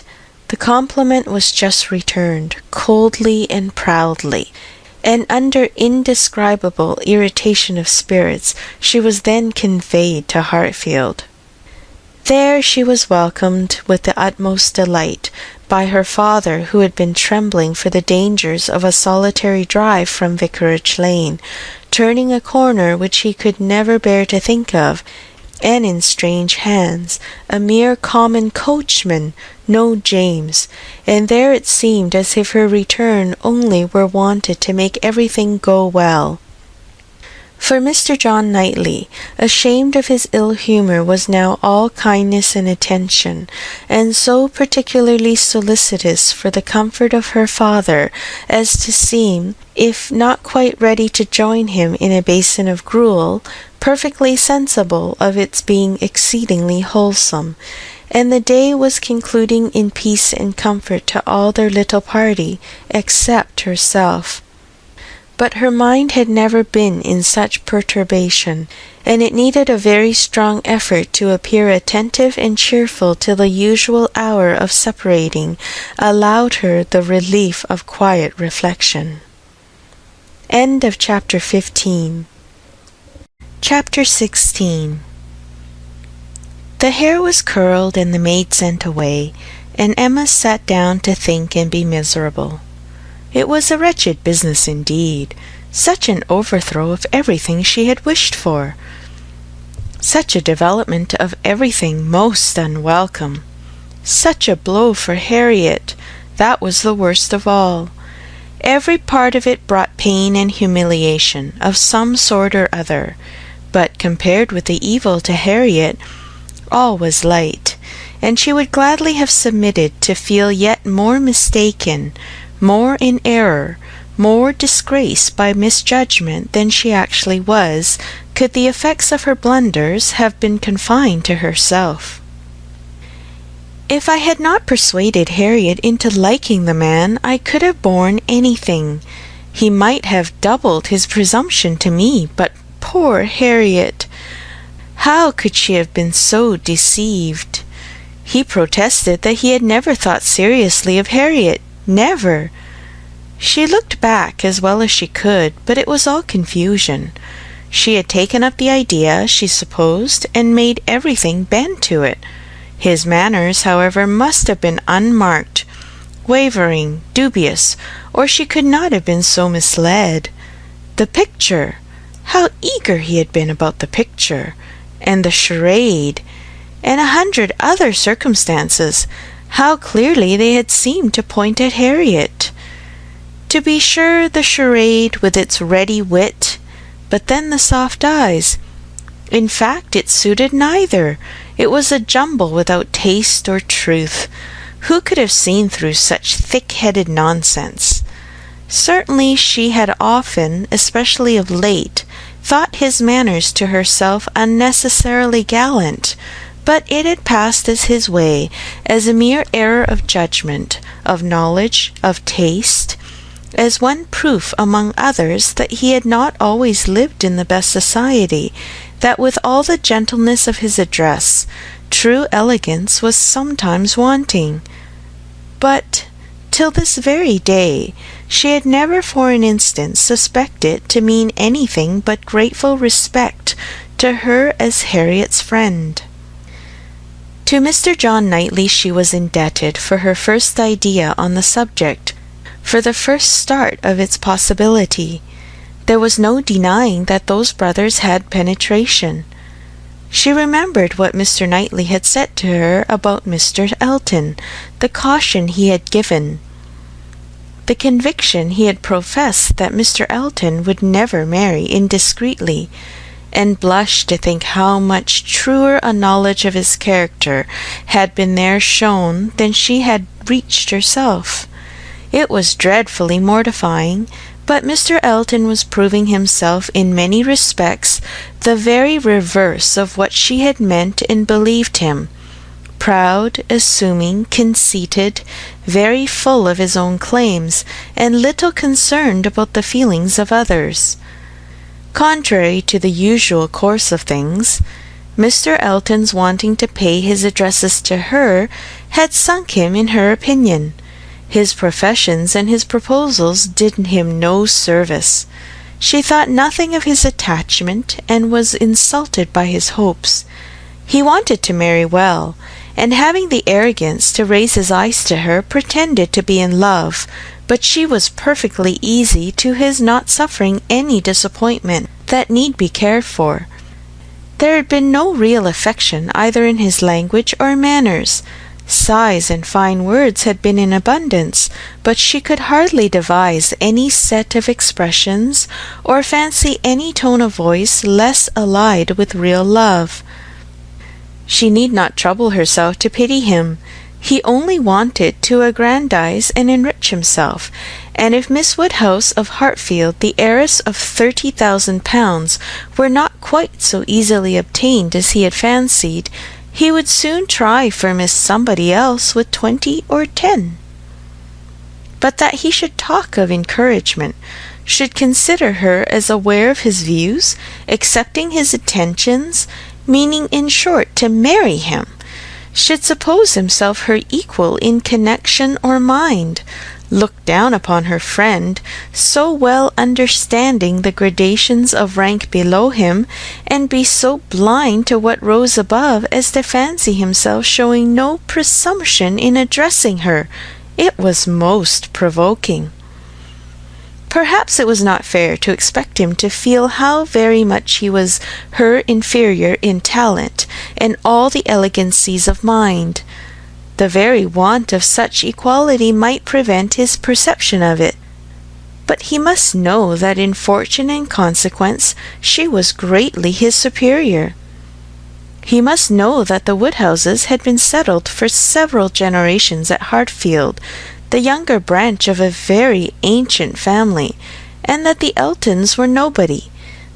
The landed property of Hartfield certainly was inconsiderable, being but a sort of notch in the Donwell Abbey estate, to which all the rest of Highbury belonged, but their fortune, from other sources, was such as to make them scarcely secondary to Donwell Abbey itself, in every other kind of consequence.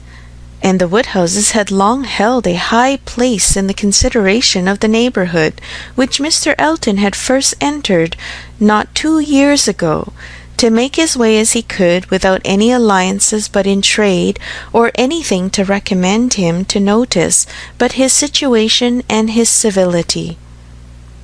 But he had fancied her in love with him. That evidently must have been his dependence, and after raving a little about the seeming incongruity of her gentle manners and a conceited head, Emma was obliged to common honesty to stop and admit that her own behaviour to him had been so complacent and obliging, so full of courtesy and attention, as, supposing her real motive unperceived, might warrant a man of ordinary observation and delicacy like Mr. Elton in fancying himself a very decided favourite. If she had so misinterpreted his feelings, she had little right to wonder that he, with self-interest to blind him, should have mistaken hers. The first error and the worst lay at her door. It was foolish. It was wrong to take so active a part in bringing any two people together.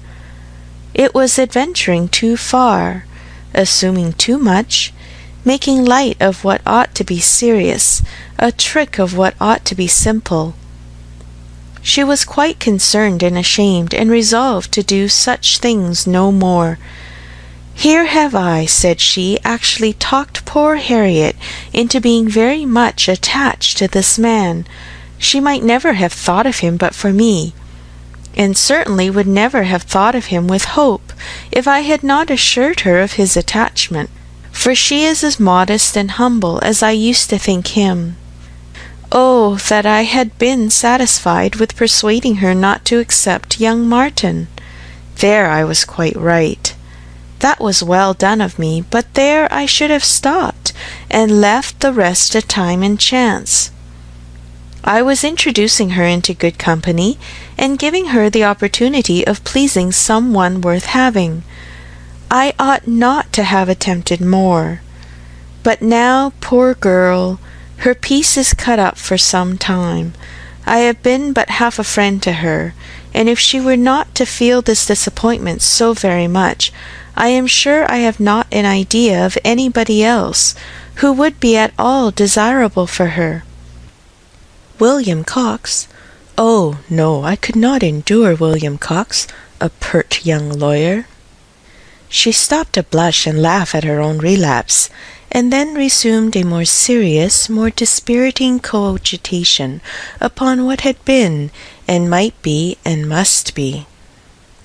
The distressing explanation she had to make to Harriet, and all that poor Harriet would be suffering, with the awkwardness of future meetings, the difficulties of continuing or discontinuing the acquaintance, of subduing feelings, concealing resentment, and avoiding éclat, were enough to occupy her in most unmirthful reflections some time longer, and she went to bed at last with nothing settled but the conviction of her having blundered most dreadfully. To youth and natural cheerfulness like Emma's, though under temporary gloom at night, the return of day will hardly fail to bring return of spirits. The youth and cheerfulness of morning are in happy analogy, and of powerful operation, and if the distress be not poignant enough to keep the eyes unclosed, they will be sure to open to sensations of softened pain and brighter hope.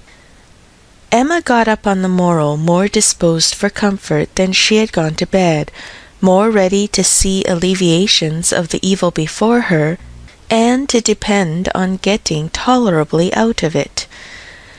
It was a great consolation that Mr. Elton should not be really in love with her, or so particularly amiable as to make it shocking to disappoint him, that Harriet's nature should not be of that superior sort in which the feelings are most acute and retentive, and that there could be no necessity for anybody's knowing what had passed except the three principals, and especially for her father's being given a moment's uneasiness about it. These were very cheering thoughts, and the sight of a great deal of snow on the ground did her further service, for anything was welcome that might justify their all three being quite asunder at present. The weather was most favourable for her, though Christmas Day she could not go to church. Mr. Woodhouse would have been miserable had his daughter attempted it, and she was therefore safe from either exciting or receiving unpleasant and most unsuitable ideas.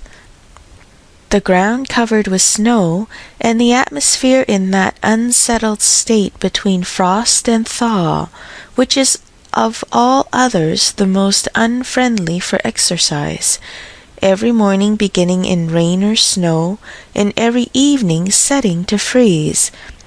She was for many days a most honourable prisoner. No intercourse with Harriet possible but by note, no church for her on Sunday any more than on Christmas Day, and no need to find excuses for Mr. Elton's absenting himself. It was weather which might fairly confine everybody at home, and though she hoped and believed him to be really taking comfort in some society or other, it was very pleasant to have her father so well satisfied with his being all alone in his own house, too wise to stir out, and to hear him say to Mr. Knightley, whom no weather could keep entirely from them, "Ah, Mr. Knightley, why do you not stay at home like poor Mr. Elton?" These days of confinement would have been, but for her private perplexities, remarkably comfortable, as yet seclusion exactly suited her brother, whose feelings must always be of great importance to his companions, and he had, besides, so thoroughly cleared off his ill humour at Randalls that his amiableness never failed him during the rest of his stay at Hartfield. He was always agreeable and obliging, and speaking pleasantly of everybody, but with all the hopes of cheerfulness, and all the present comfort of delay, there was still such an evil hanging over her in an hour of explanation with Harriet as made it impossible for Emma to be perfectly at ease. End of chapter 16. Chapter 17. Mr. and Mrs. John Knightley were not detained long at Hartfield.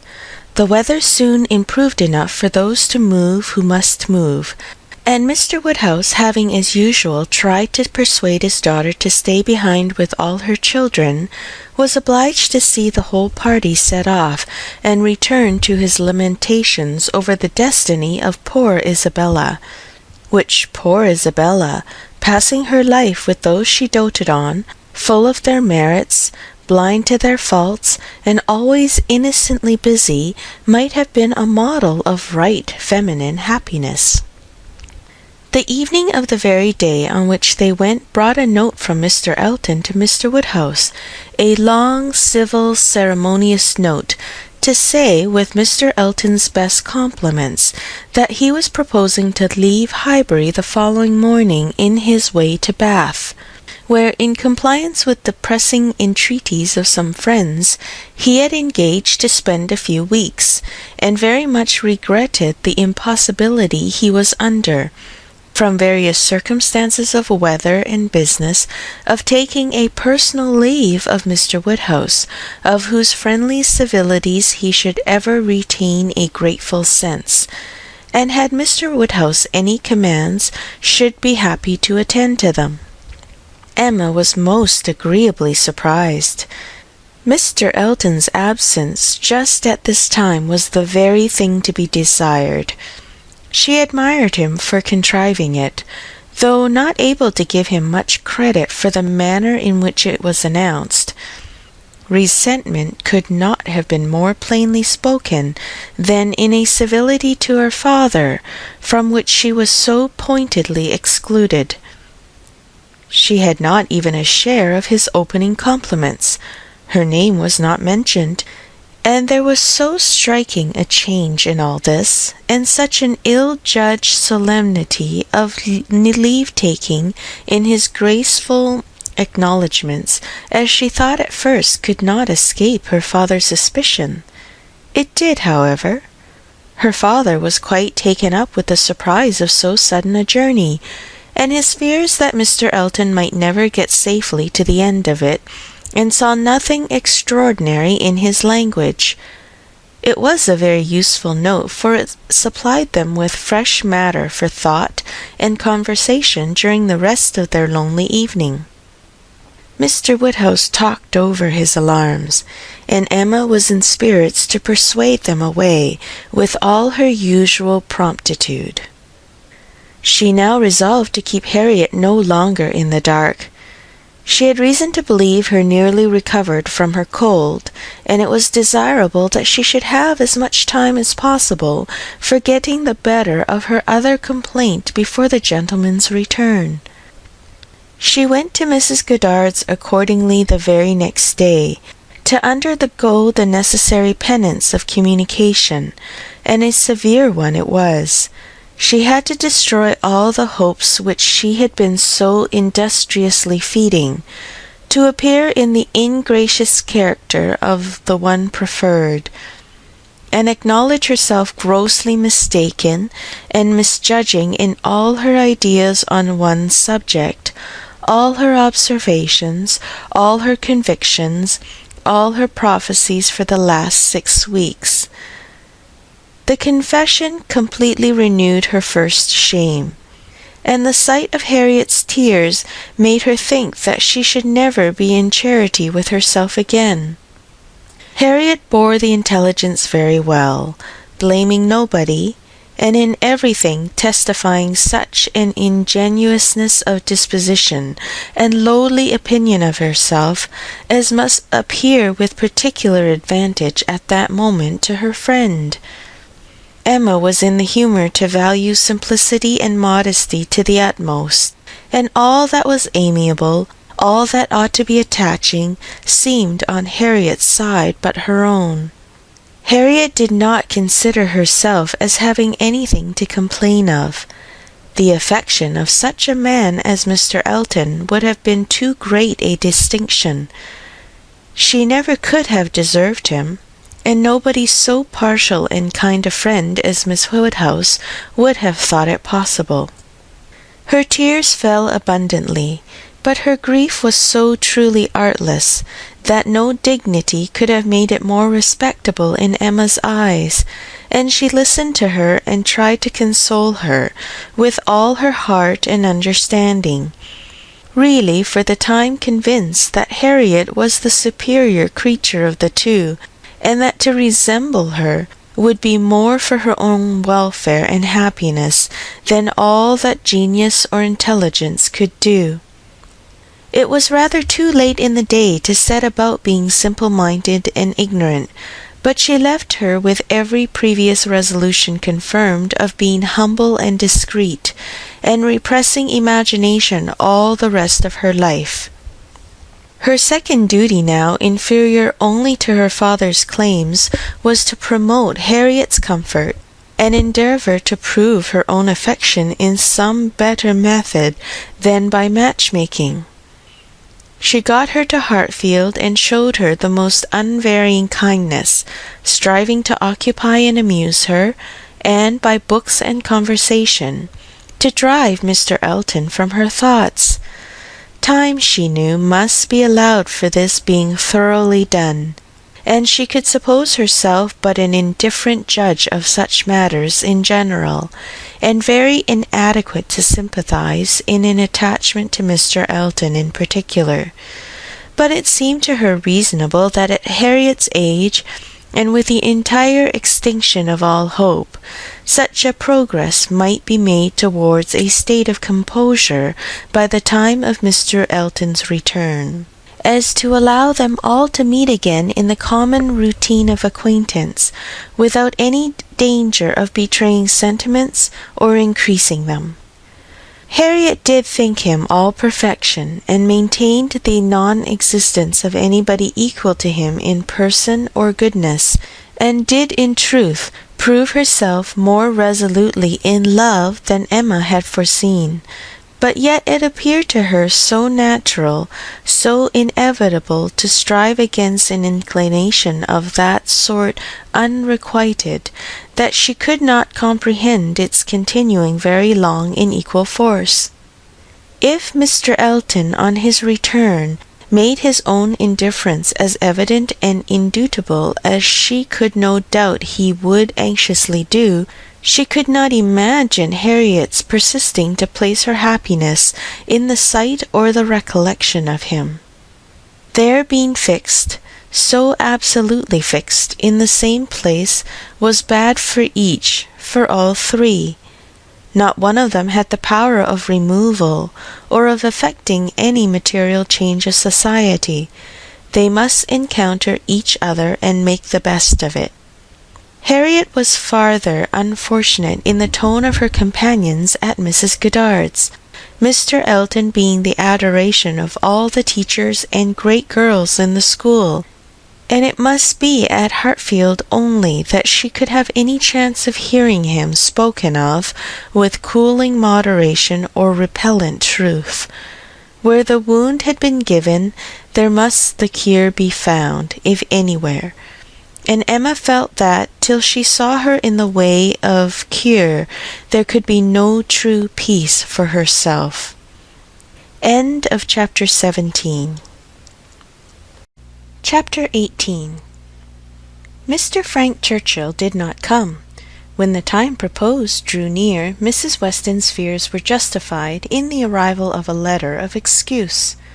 For the present he could not be spared, to his very great mortification and regret, but still he looked forward with a hope of coming to Randalls at no distant period. Mrs. Weston was exceedingly disappointed, much more disappointed, in fact, than her husband, though her dependence on seeing the young man had been so much more sober, but a sanguine temper, though for ever expecting more good than occurs, does not always pay for its hopes by any proportionate depression. It soon flies over the present failure, and begins to hope again. For half an hour Mr. Weston was surprised and sorry, but then he began to perceive that Frank's coming 2 or 3 months later would be a much better plan. Better time of the year, better weather, and that he would be able without any doubt to stay considerably longer with them than if he had come sooner. These feelings rapidly restored his comfort, while Mrs. Weston, of a more apprehensive disposition, foresaw nothing but a repetition of excuses and delays, and after all her concern for what her husband was to suffer, suffered a great deal more herself. Emma was not at this time in a state of spirits to care really about Mr. Frank Churchill's not coming, except as a disappointment at Randalls. The acquaintance at present had no charm for her. She wanted rather to be quiet and out of temptation. But still, as it was desirable that she should appear, in general, like her usual self, she took care to express as much interest in the circumstance, and enter as warmly into Mr. and Mrs. Weston's disappointment, as might naturally belong to their friendship. She was the first to announce it to Mr. Knightley, and exclaimed quite as much as was necessary, or, being acting a part, perhaps rather more, at the conduct of the Churchills in keeping him away.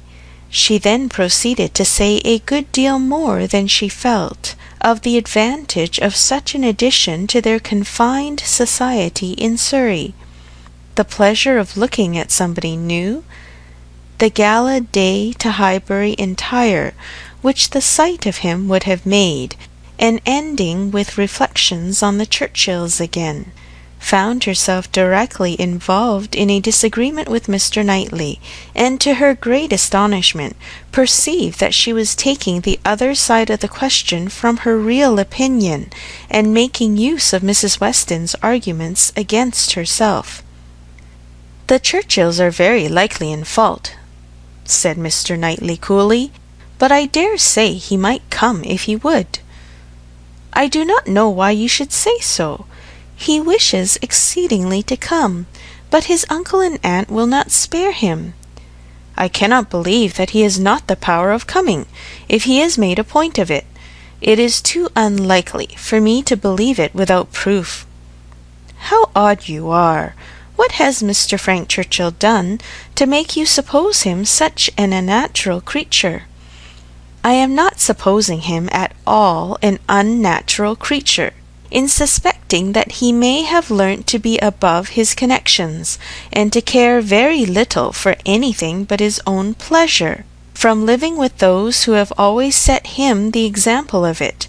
It is a great deal more natural than one could wish that a young man brought up by those who are proud, luxurious, and selfish should be proud, luxurious, and selfish too.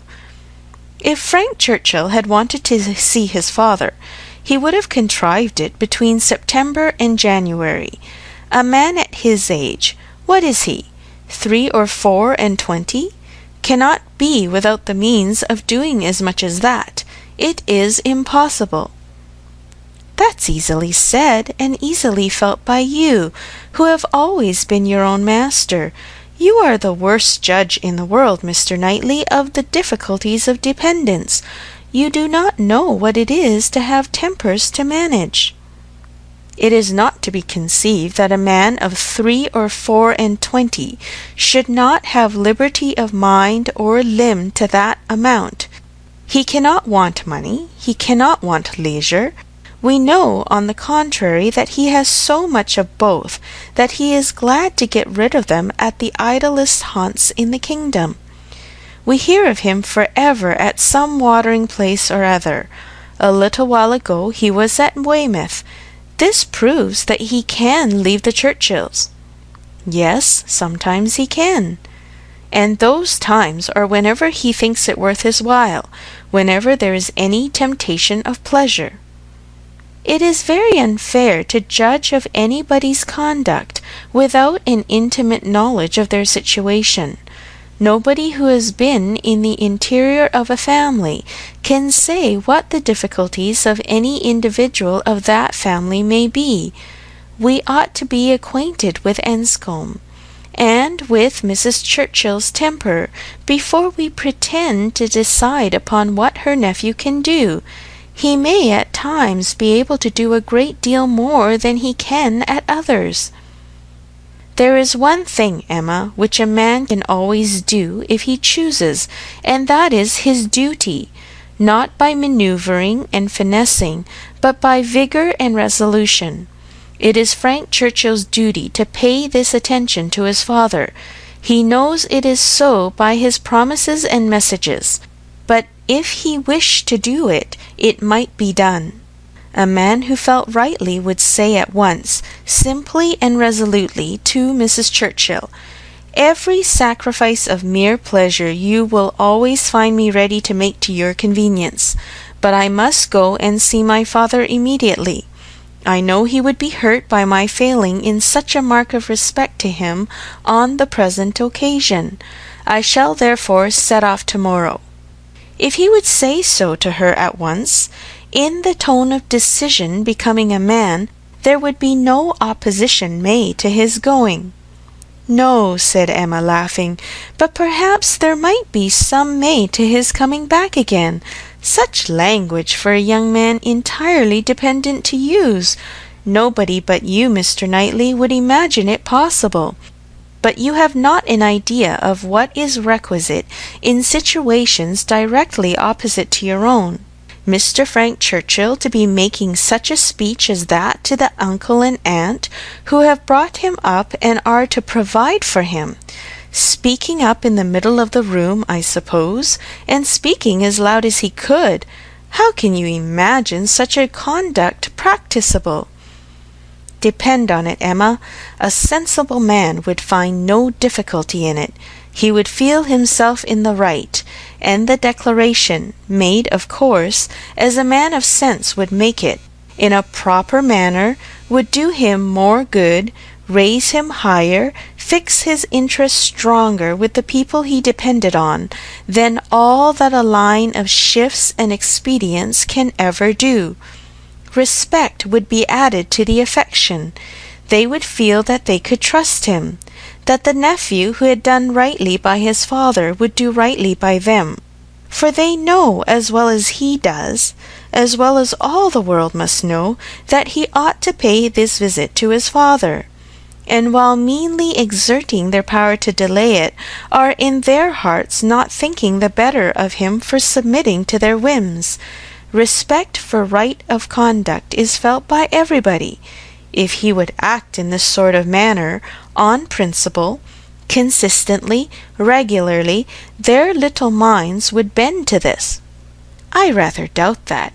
You are very fond of bending little minds, but where little minds belong to rich people in authority, I think they have a knack of swelling out, till they are quite as unmanageable as great ones.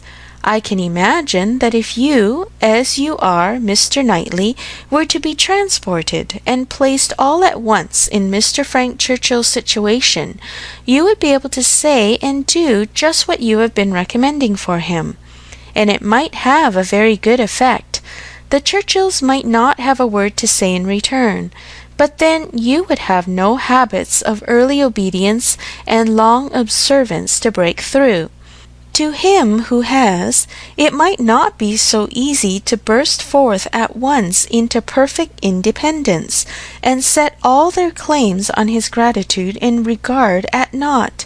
He may have as strong a sense of what would be right as you can have, without being so equal, under particular circumstances, to act up to it. Then it would not be so strong a sense. If it failed to produce equal exertion, it could not be an equal conviction. Oh, the difference of situation and habit! I wish you would try to understand what an amiable young man may be likely to feel in directly opposing those whom as a child and boy he has been looking up to all his life.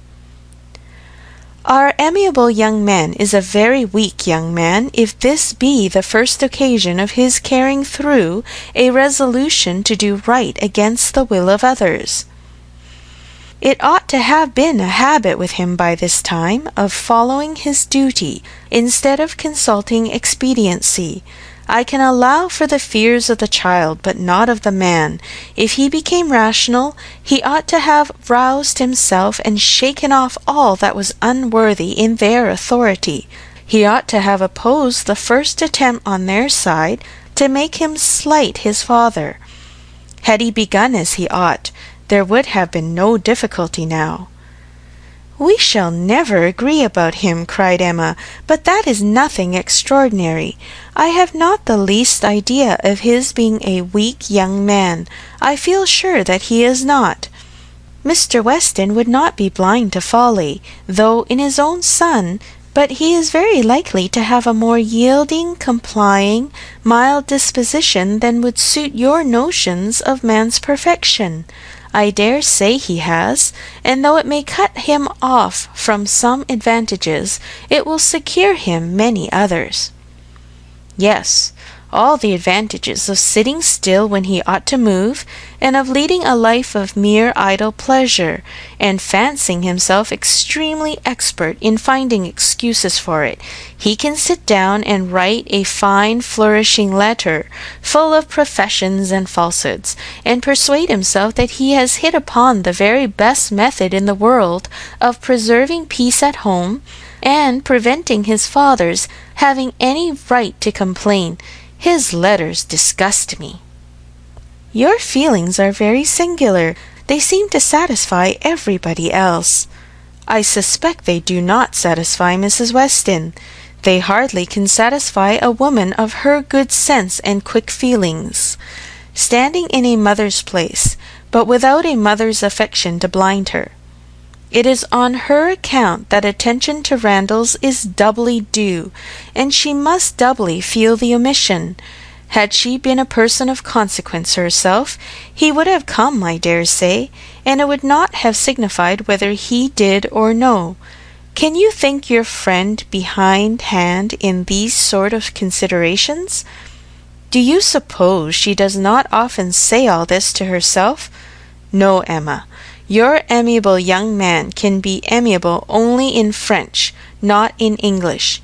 He may be amiable, have very good manners, and be very agreeable, but he can have no English delicacy towards the feelings of other people, nothing really amiable about him. You seem determined to think ill of him." "Me? Not at all," replied Mr. Knightley, rather displeased. "I do not want to think ill of him. I should be as ready to acknowledge his merits as any other man, but I hear of none, except what are merely personal, that he is well grown and good-looking, with smooth, plausible manners." "Well, if he can have nothing else to recommend him, he will be a treasure at Highbury. We do not often look upon fine young men, well-bred and agreeable. We must not be nice and ask for all the virtues into the bargain. Cannot you imagine, Mr. Knightley, what a sensation his coming will produce? There will be but one subject throughout the parishes of Donwell and Highbury, but one interest, one object of curiosity. It will be all Mr. Frank Churchill. We shall think and speak of nobody else." "You will excuse my being so much overpowered. If I find him conversable, I shall be glad of his acquaintance, but if he is only a chattering coxcomb, he will not occupy much of my time or thoughts. My idea of him is that he can adapt his conversation to the taste of everybody, and has the power as well as the wish of being universally agreeable. To you he will talk of farming, to me of drawing or music, and so on to everybody, having that general information on all subjects which will enable him to follow the lead or take the lead, just as propriety may require, and to speak extremely well on each. That is my idea of him." "And mine," said Mr. Knightley warmly, "is that if he turn out anything like it, he will be the most insufferable fellow breathing. What? At 23 to be the king of his company, the great man, the practised politician, who is to read everybody's character and make everybody's talents conduce to the display of his own superiority, to be dispensing his flatteries around, that he may make all appear like fools compared with himself. My dear Emma, your own good sense could not endure such a puppy when it came to the point." "I will say no more about him," cried Emma. "You turn everything to evil.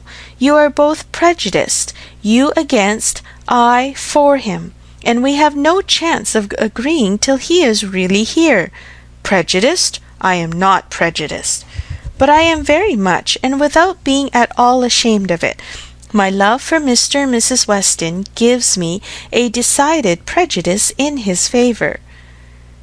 He is a person I never think of from one month's end to another," said Mr. Knightley, with a degree of vexation, which made Emma immediately talk of something else, though she could not comprehend why he should be angry.